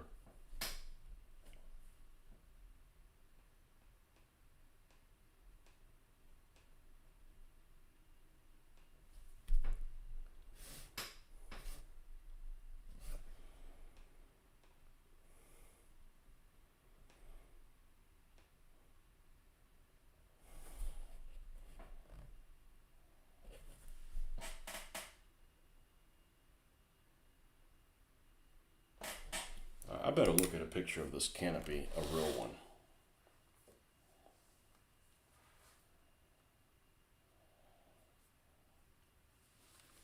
P-40 and canopy. I don't want a squadron canopy.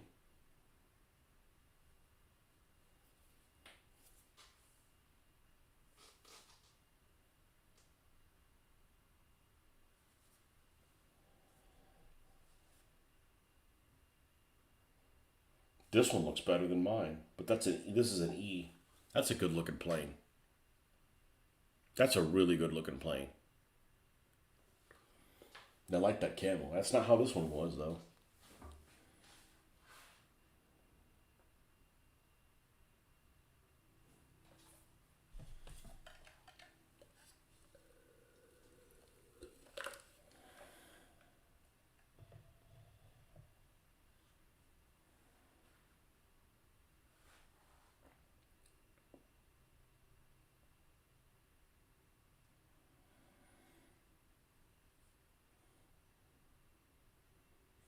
P-40N.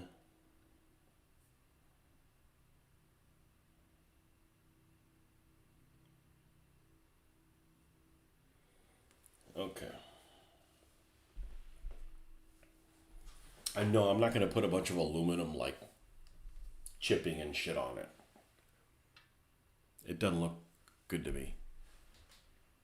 PC Total War. Man, that gets old. Talk about rinse and repeat. Okay, so that looks like it's solid. Send guys in, hold the front, go around the back, knock on the door, rape them, get experience with your troops. Repeat, try again. Now, I never played the Rome 2 enough really to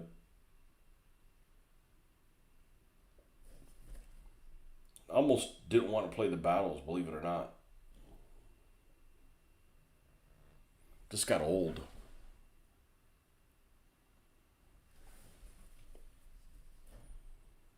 Too much of the same thing. Mucho de lo mismo.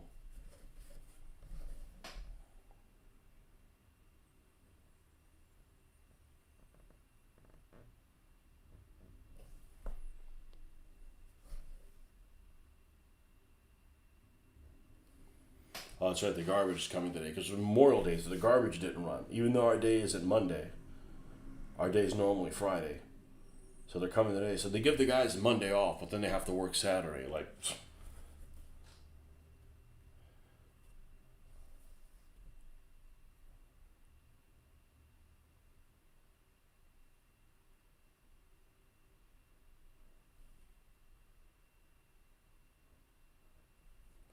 I don't know how durable the putting the glue in this with white glue in, but it held enough on the Messerschmitt.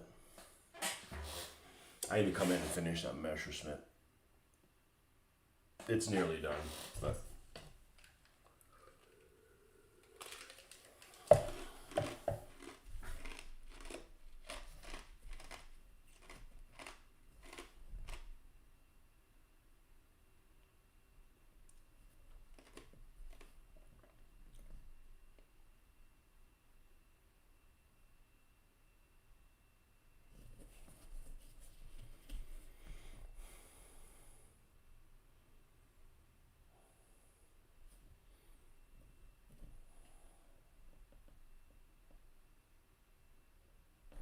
I feel like I got to do the Spitfire next, though. I got to do something for you guys. We'll see how this turns out.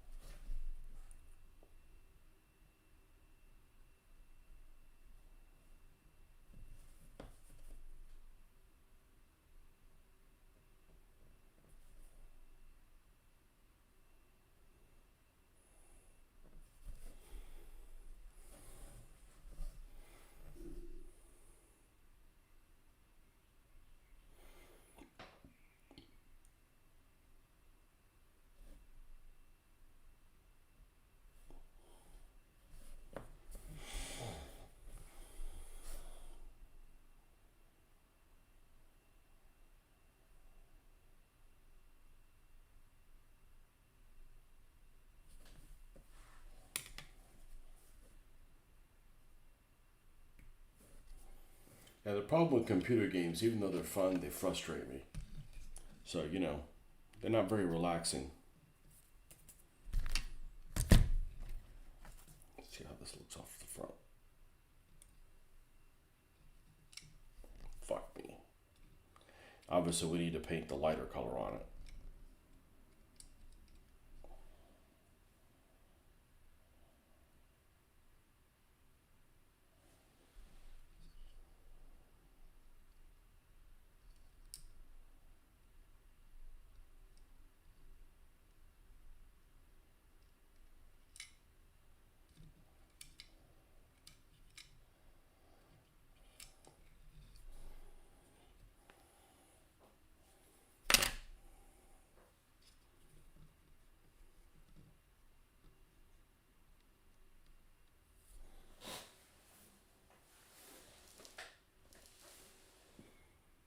Okay.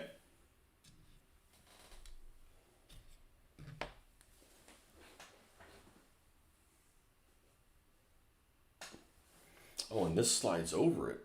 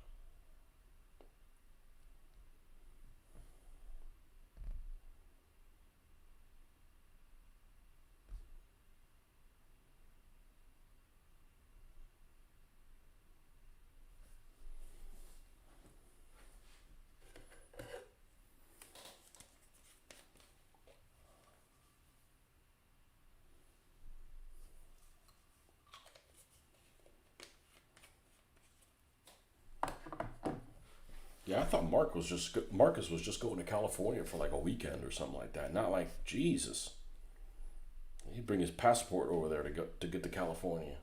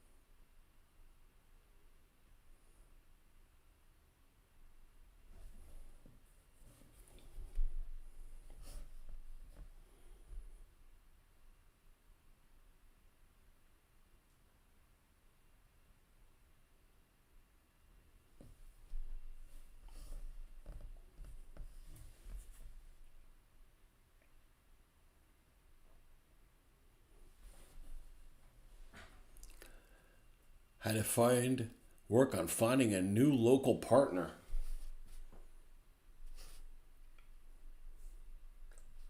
Man. Well, maybe by the time you get back, your daughter will learn how to make her own damn breakfast.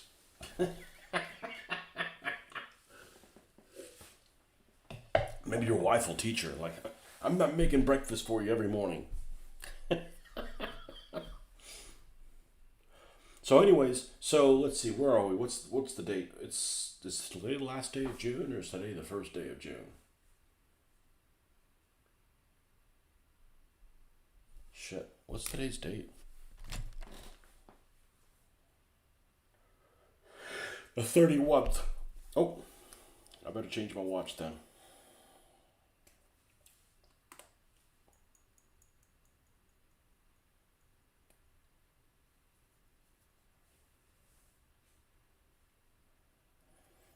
Oh, were we having an issue with switching this? Yeah, we were. It was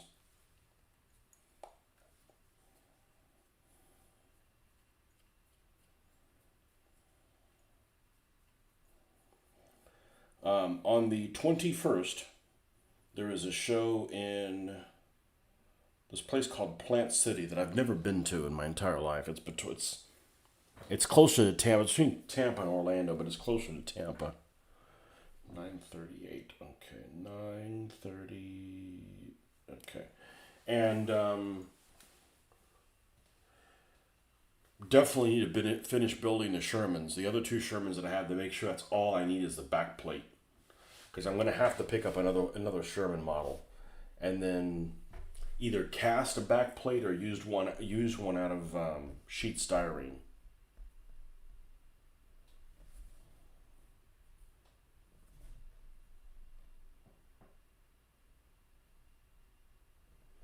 Because of the three tanks, only one of them had a back plate. I figured one was missing, so I took the back plate for another one for the other one that I built, and then I don't have one for the third one, so I don't have the dimensions to make it. I could probably fudge it, but I might try casting one.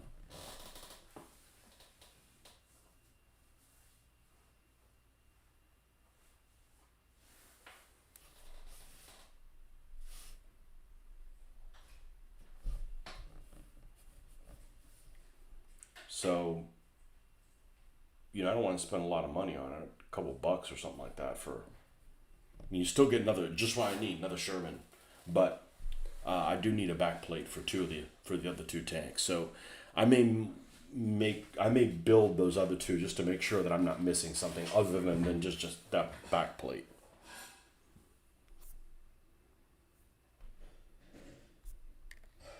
Like this turned out okay because I had an extra set of tracks, but something just happened.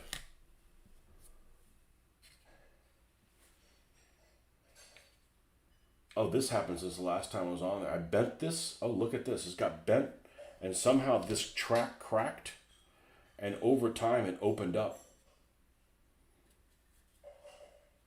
Look at that. And now I got a T3485 with a. It's the first time I've noticed it. It must have just happened.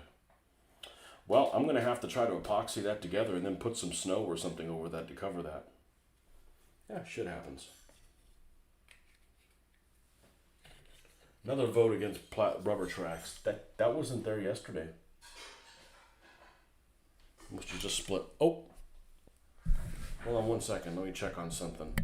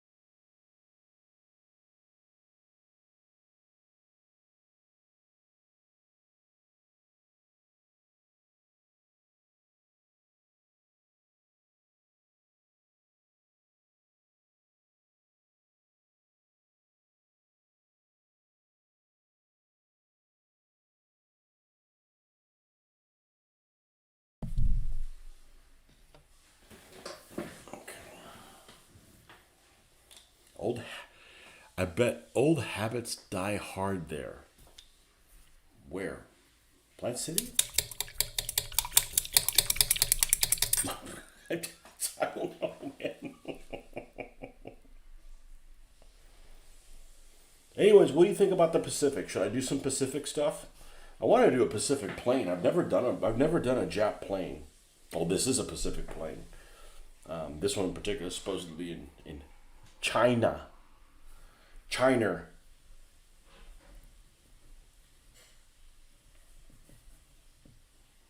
So I was doing the P-47 and I realized that in the P-47 they make squadron markings for or decals for Brazilians that were in. Those actually look pretty good in Italy. And Mexicans. There was a Mexican P-47 squadron that went to the Philippines. Oh.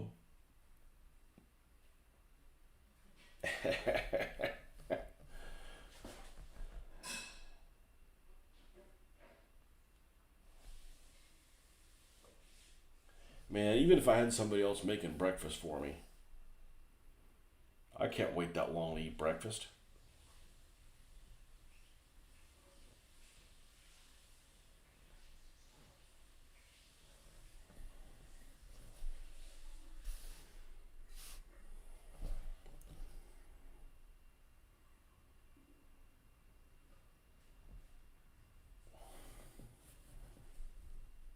Yeah, you want to clean up this canopy thing? Use that hand sanitizer on a brush. That's what happened. I spray painted this Opal Blitz, and it's such a pain in the butt to mask everything off. I'm like, I ain't masking the rear thing. I'll deal with it later. And I'm like, oh, I wonder if this hand sanitizer will work. Of course it will.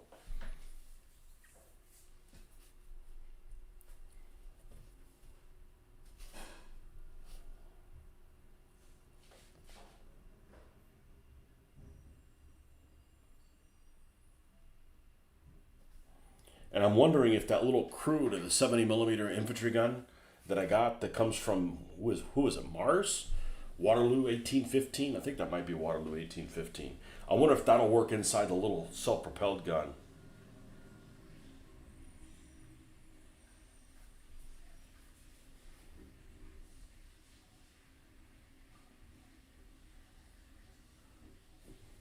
I hear a Bubba on their Harley.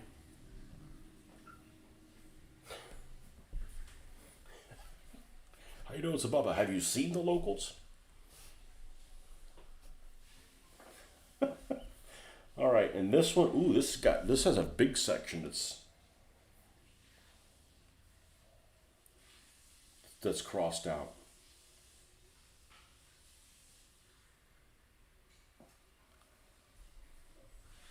Oh. Okay, this is the part that crosses in front of it. Got it. I just wish there wasn't this gap. Like, this is what I don't like about the P-40. Is there's glass over here.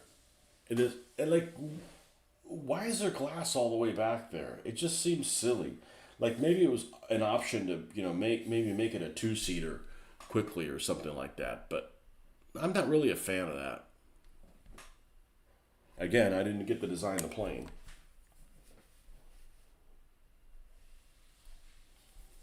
But the basic wing shape, I like the basic wing shape.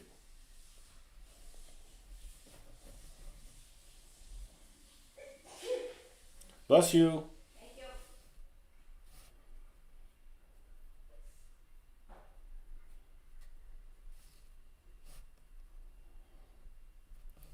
You got a couple of old Fujimi Chiha tanks on the schedule. Might be August though. Man, Fujimi, they really pulled a number on you with box art. You look at their box art and it's just gorgeous. And you look at some of their models, they're like, they're like no good. Like this thing was, actually I don't know who makes this thing. This actually looks really, really cute.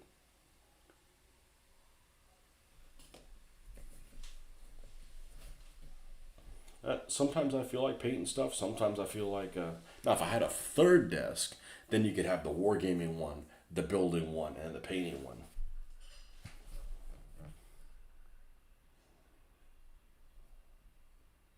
I could do that, but the closet's over the other space, so.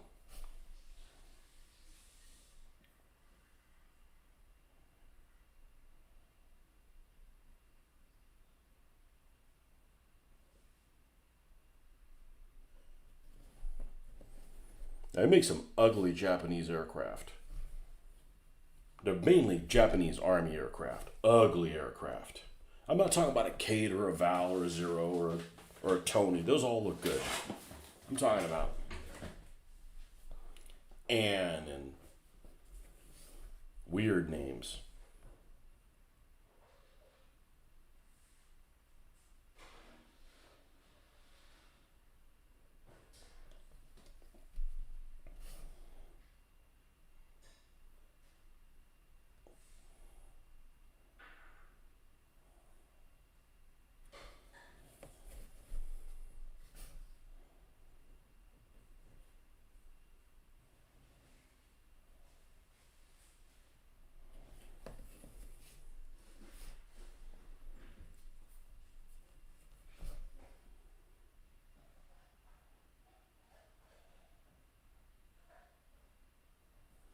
Yeah, that's short 57. That's not worth a damn against a Sherman.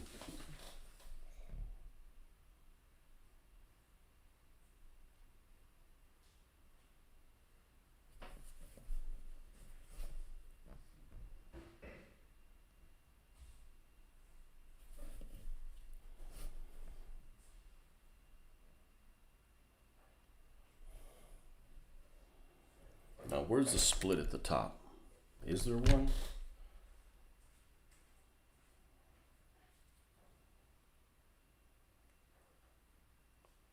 No.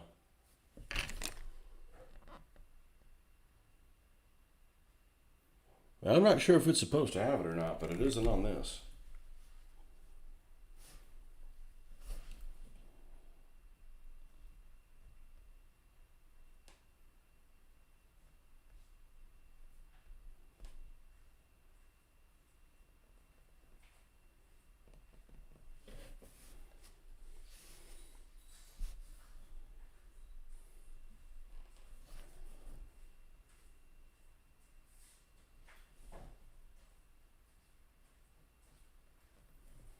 What's the pronunciation of a Japanese name when it has an O and has a line over the O? Is that a long O sound?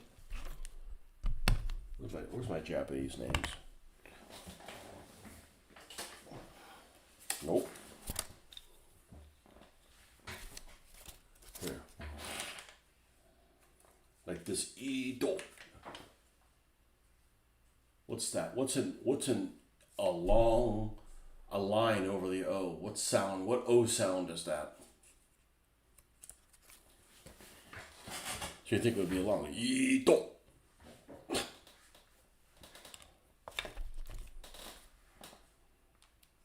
Guess you should just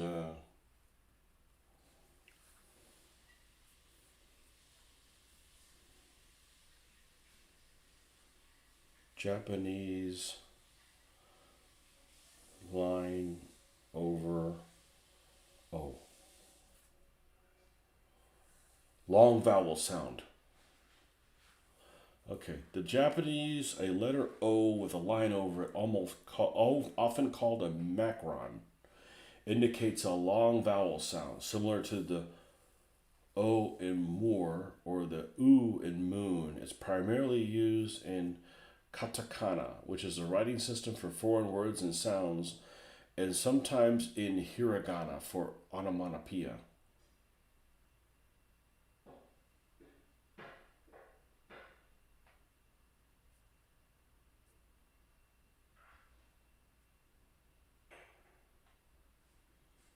Ito. Ito. Longer handful. Ito. Keto. Seto. Or stato. I don't know. I don't know what the. What's that? We're doing nip noises. Japanese noise. I always struggle with saying Tamiya. I'm not even sure that that's how you say it. Back when we used to work at the store, we always called it incorrectly. Hey, it was before the internet. We didn't know any better. Tamiya. So, oh yeah, there's some Tamiya models. For all I know, it's Tamiya. I'm not sure. Hey, it's not my responsibility.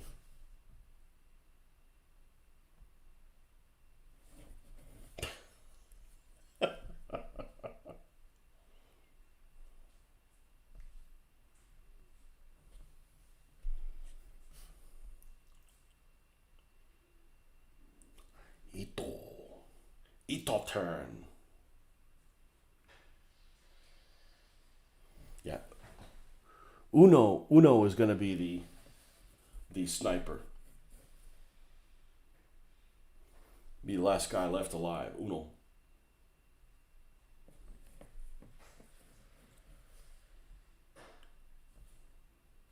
I didn't have a sniper until you sent me that guy with the feathers in his hat.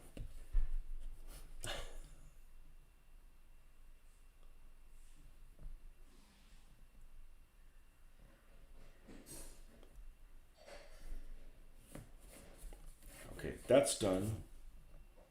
Let's give this a second coat, and then we can come in and highlight it more. Because the plane looks really empty without the cockpit on it.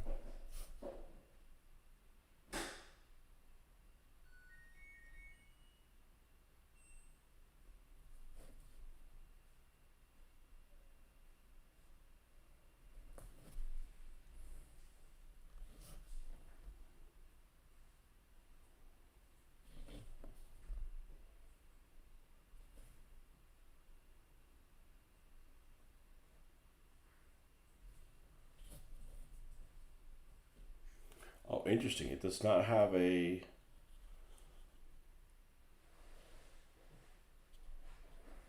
It doesn't have a vertical support on the right side.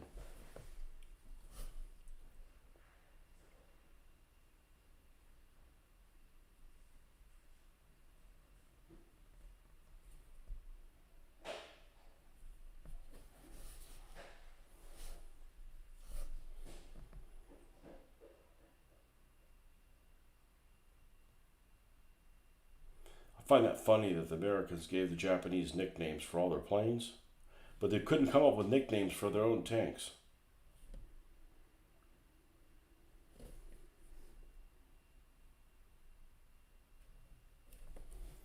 Took the British to do that. Okay, we're good there. Let's see what this assembled together looks like. Oh, there's Strelets. Oh yeah, those figures. Yeah, the Strelets, and they're kind of big. And I mean that like a good thing. They're not like all like dainty, you know. They're. Okay, so this goes in the back. I know it's not the final color. We gotta lighten it up a little bit. Okay, that goes there. And then this one goes in the front.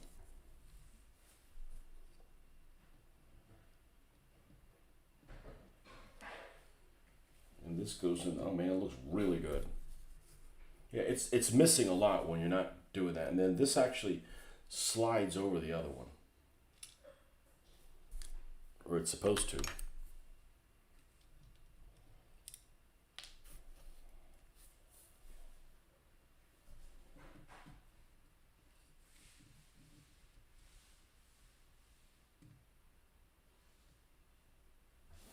I'm not going to have the cockpit open on this thing anyways.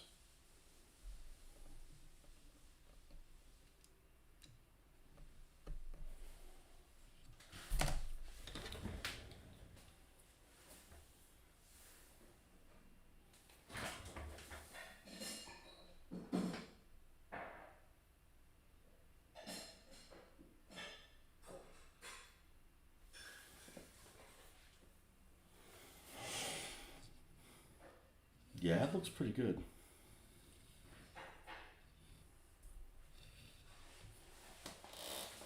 I feel like I gotta do the Spitfire next.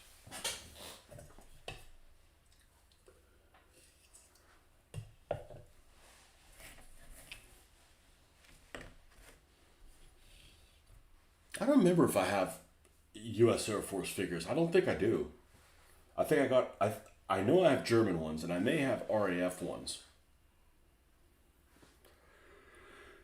Today, does Airfix make U.S. ground crew guys?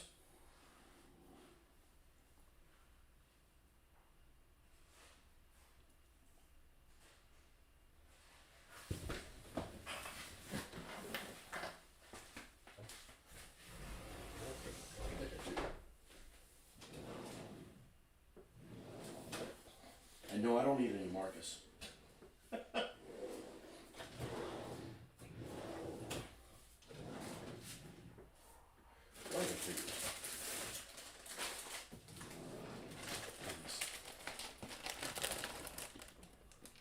Look at these nips.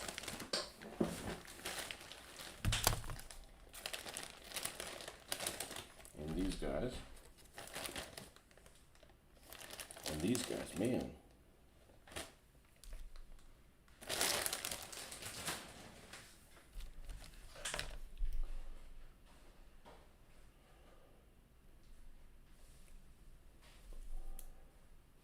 Yeah, this sniper dude. I need some awesome figures.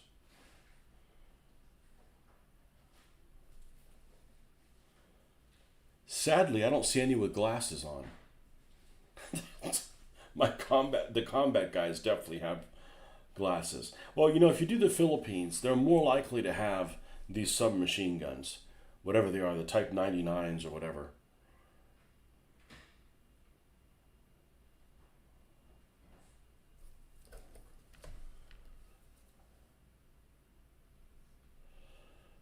These guys must be Mars. They're a little smaller. Oh, another one of these poses. One of these poses that if I sat down in, I wouldn't be able to, it'd be difficult to get up from. I didn't say I couldn't get up from it.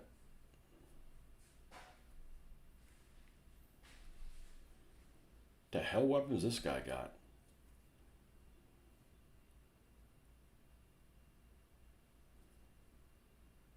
Maybe it's a light machine gun. I like the little head protectors for the neck.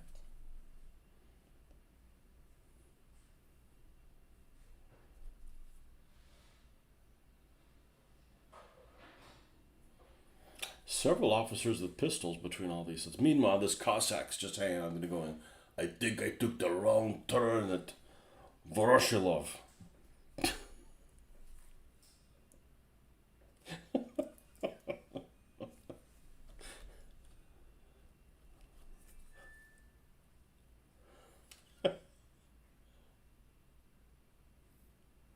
Actually, I guess I could use them for Russia.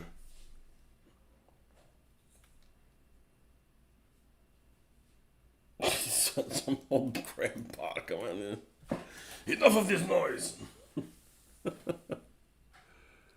Don't worry, I just. No, I'm not going to put a pilot in this thing. But this isn't really an objective. I'm just kind of building this one as a throwback to the first model I ever built. Well, the first model I snapped together. Probably be more accurate.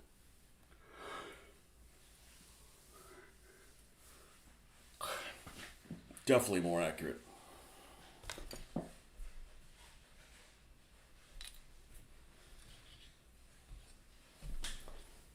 Okay, this little system worked okay.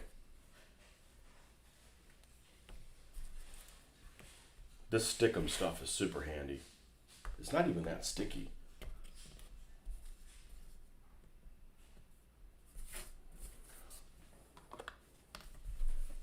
Let's give it a coat of that.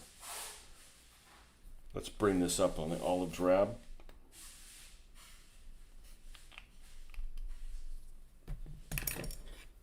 And then let it dry, and then we'll stop for the day, for the morning, probably for the day.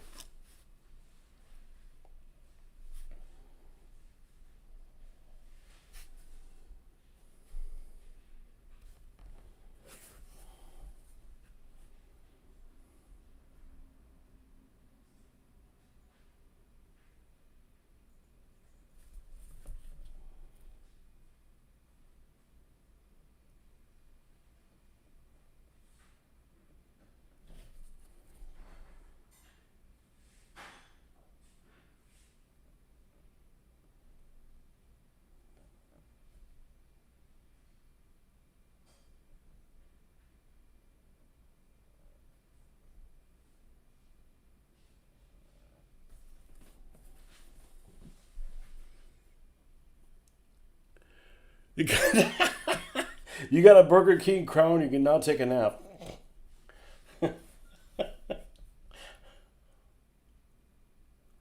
What was the guy off of Burger King that was the Hamburglar equivalent? Duke of Doubt. Remember that guy? Remember that ass clown? The Duke of Doubt. He's some dude with a rubber face. He looked like the child catcher from Chitty Chitty Bang Bang. I think. Duke of... He did. Oh, this is a modern iteration of him.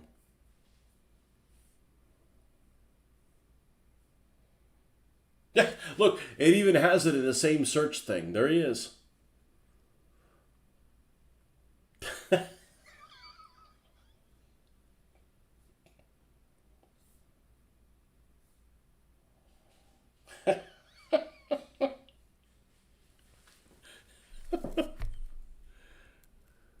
Used to love the Burger King McDonald's wars. Yeah, they're both. Last time I went to McDonald's, I probably will never go back. That food has just gotten terrible. It's gotten terrible. It's gotten excruciatingly expensive, and it's like so much worse tasting than it used to be. I honestly don't know how they stay in business.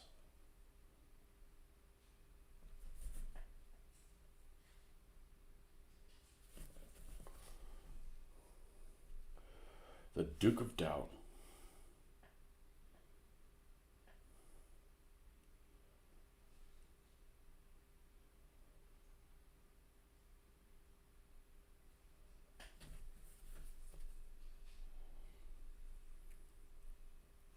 Where's the beef? That's right.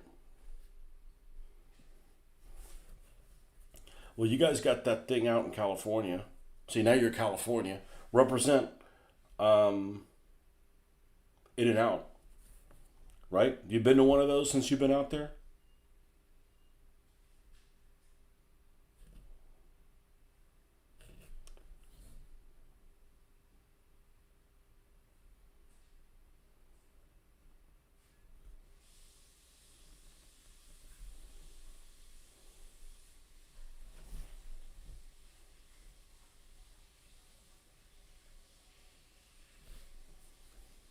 Man, it must be hot too where you're at. It's hot this time of year. Hot and dry, probably.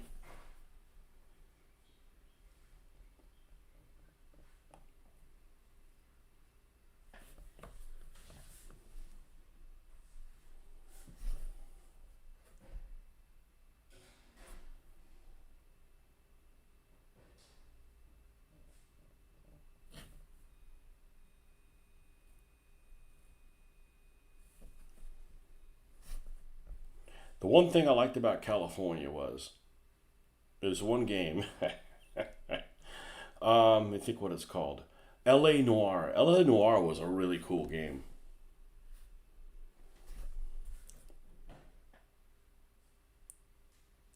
Private eye thing set in the late 40s in LA.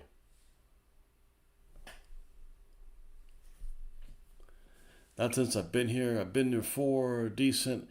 They keep the menu simple. Big difference in McDonald's quality in US compared to UK. Still prefer wimpy. Yeah, I know, because you can get a hamburger today and pay for it on Tuesday.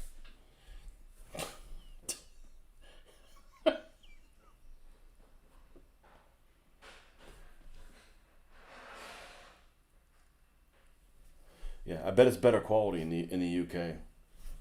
I tell you what, when we were in Spain, I hate to say it, but we found ourselves we needed to travel from point A to point B, and we decided to do that at the time that they take their world famous siesta, which is really inconvenient. So we had needed something to eat, so we decided to stop by a Burger King en route, and it's the worst Burger King we've ever eaten,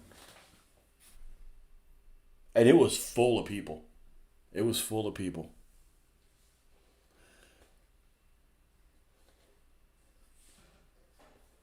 Oh, you lost some experience. There you go. Fight amongst yourselves, plebeians. I don't know what that's supposed to be.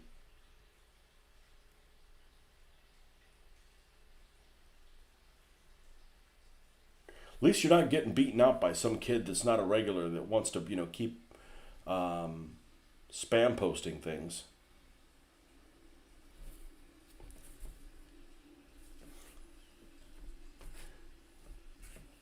Can't we all just get along?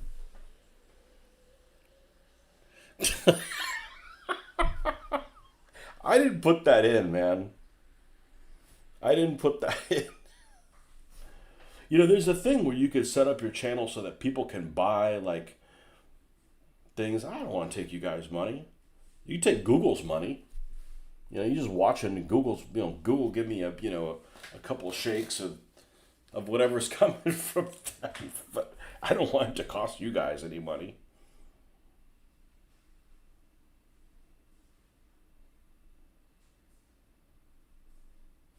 I forget what the hell it's called. I didn't look into it. Just seemed like more trouble. You know, 25 experience per comment. Shame you can't customize it so the person in first place has a little six-sided, second has a five, exactly. Unless it's an Axis and Allies channel, in which case you want a one. Right? Because in Axis and Allies you want to roll low. Actually, in Squad Leader you want to roll low too.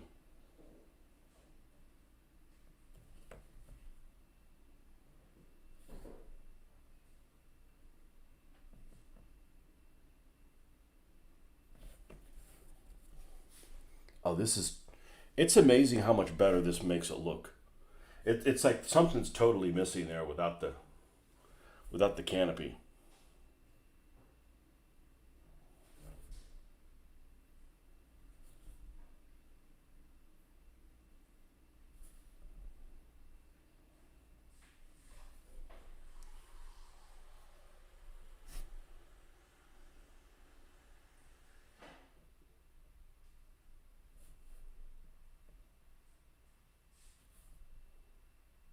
weren't bad planes, right? They were slower than a Messerschmitt, but they're more armored. Good firepower. You know, the 650 caliber machine guns is nothing to be, disappointed in. I mean, sure, it can't turn on. It wasn't that bad a turner.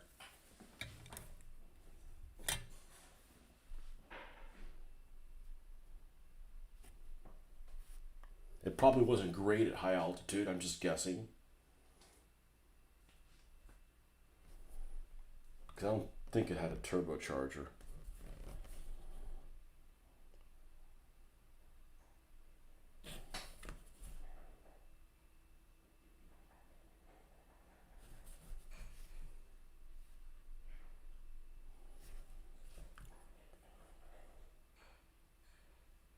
The plane that everybody seems to love is Corsairs, and you know they do look unique. I'm not really a fan of them.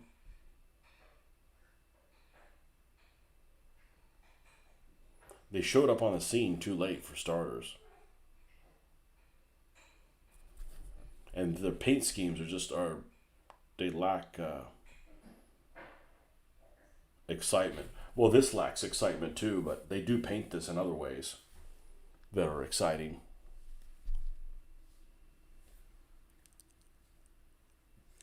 Be beaten by a chalk and a like. You couldn't finish writing it. I love it.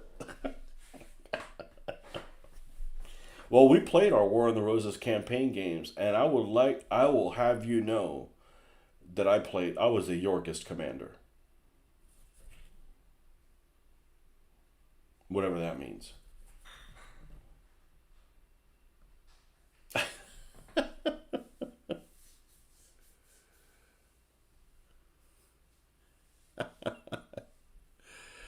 You just work you while listening, except for breaks. Just you wait, you're back in New York City. There you go.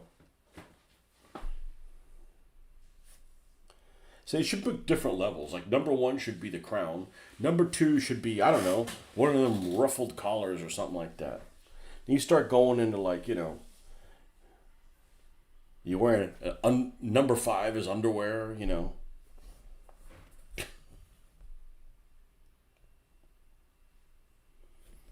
Seventh place is like a pair of socks with a hole in them or something.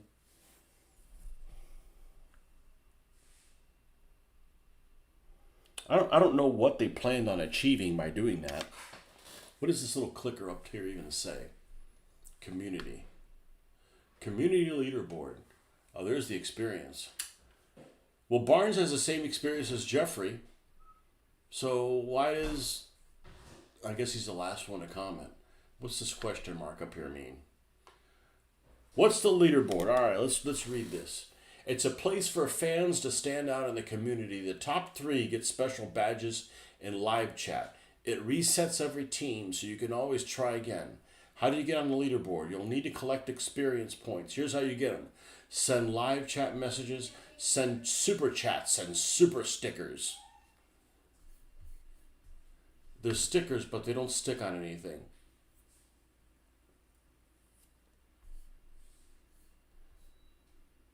Why participate in the leaderboard?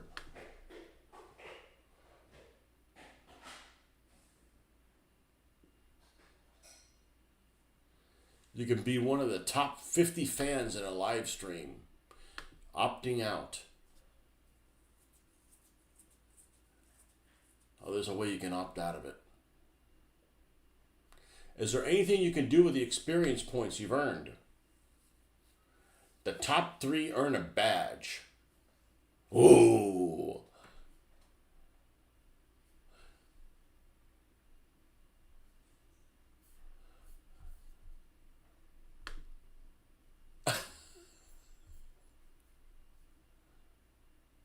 Super stickers, leather pants in the summer.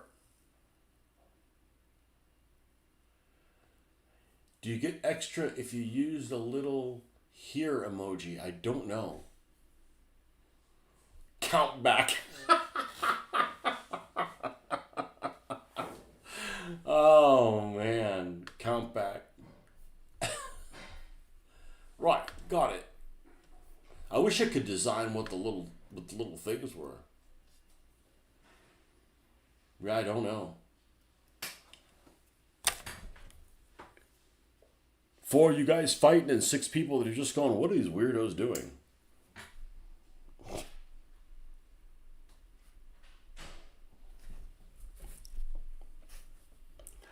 Well, I don't know how durable the white glue is for this. I've heard that that's definitely what you should be using, or some special canopy glue. I ain't buying no special canopy glue. I got more Elmer's in that one jar that I'm ever going to use. So Elmer's it is, and it's the high strength one. I shouldn't have to wiggle this enough that it's going to break. No, it's definitely strong enough.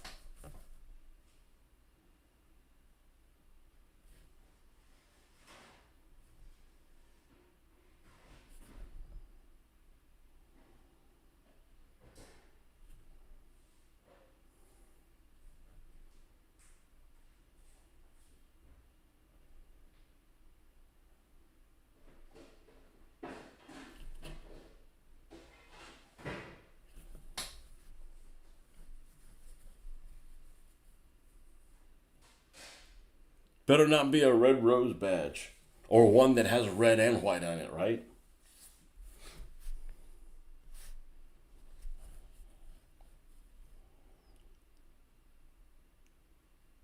What would be worse for you, the Tudor rose or the?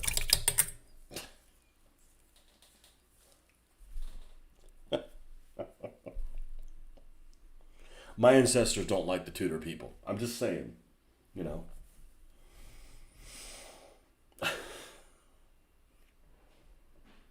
Like that thing that comes around the 4th of July. You always see that meme that people post around the 4th of July. They said, I haven't cared about the Royals since 1776. I said, we haven't cared since 1588.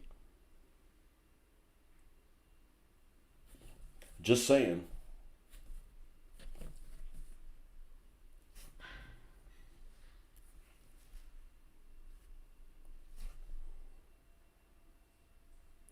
I got to find one of these reel comments. You know, these reels that come on. I don't do TikTok, but I do see TikTok-like things on Facebook in that reels section.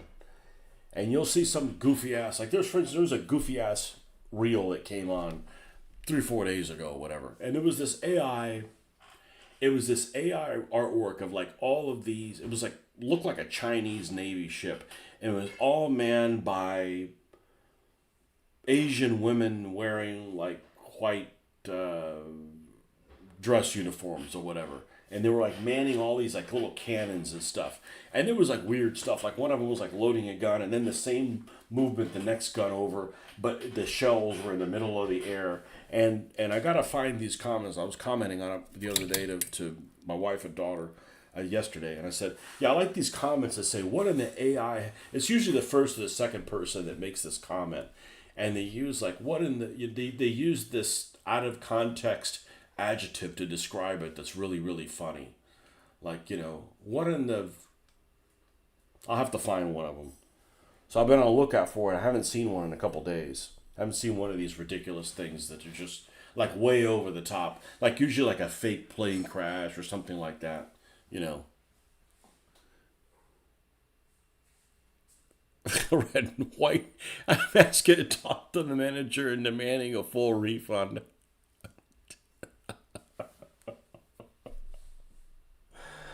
Oh man. Never be downwind of a tutor. All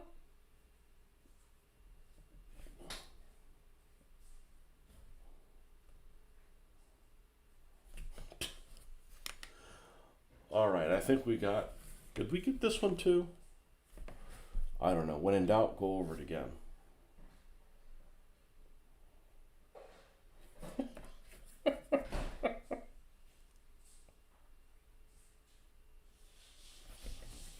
Well, the Yorkists used. They were tight with the Burgundians. So who did the Lancastrians have? The French. I think they had. I think they had the French.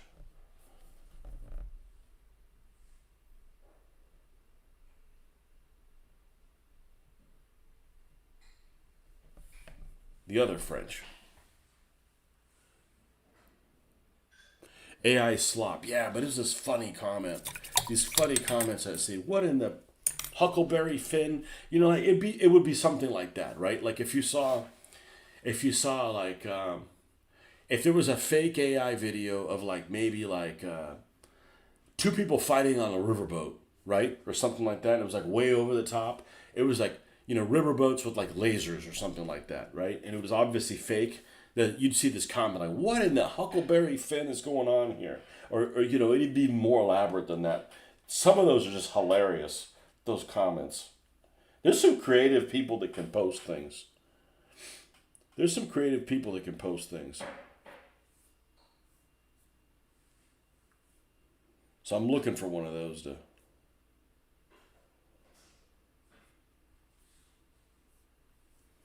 And it's usually on these damn reels, and it's way over the top.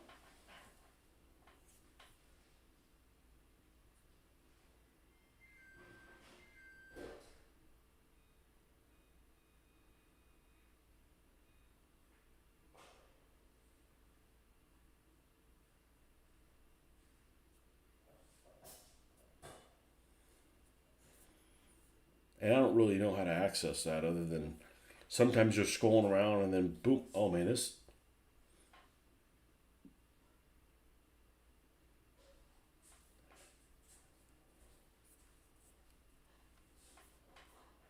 What do we got here?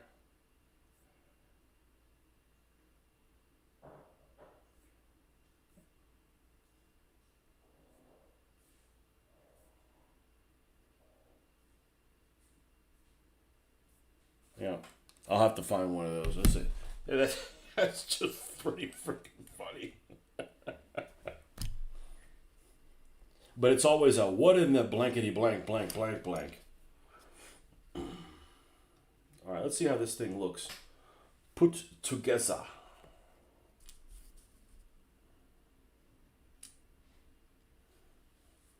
This guy's only got one Japanese kill, man. Those are some rookie numbers. You got to do better than that, pal. Nips ahoy.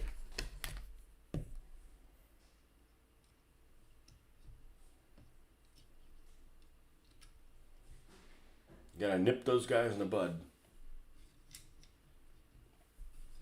Come on. Then you put that one in last is what it is. All right, so this goes here. And then this one goes here.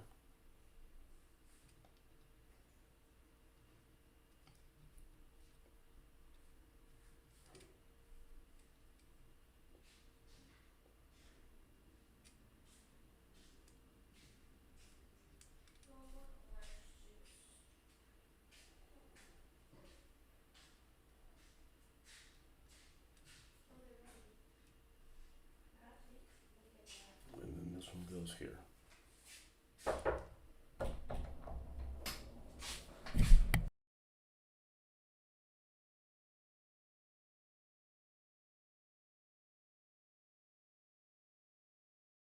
Okay, well that's it. So this is what we're looking like so far. This is where we'll pick up next time. All right, thanks for stopping. Did the Japanese have nickname codes for? I have no idea. you white motherfucker. Round die number one. Your first Lancastrian army have naphtha throwers. Older regular miniatures, they were using a thing in WRG. Really? Naphtha throwers?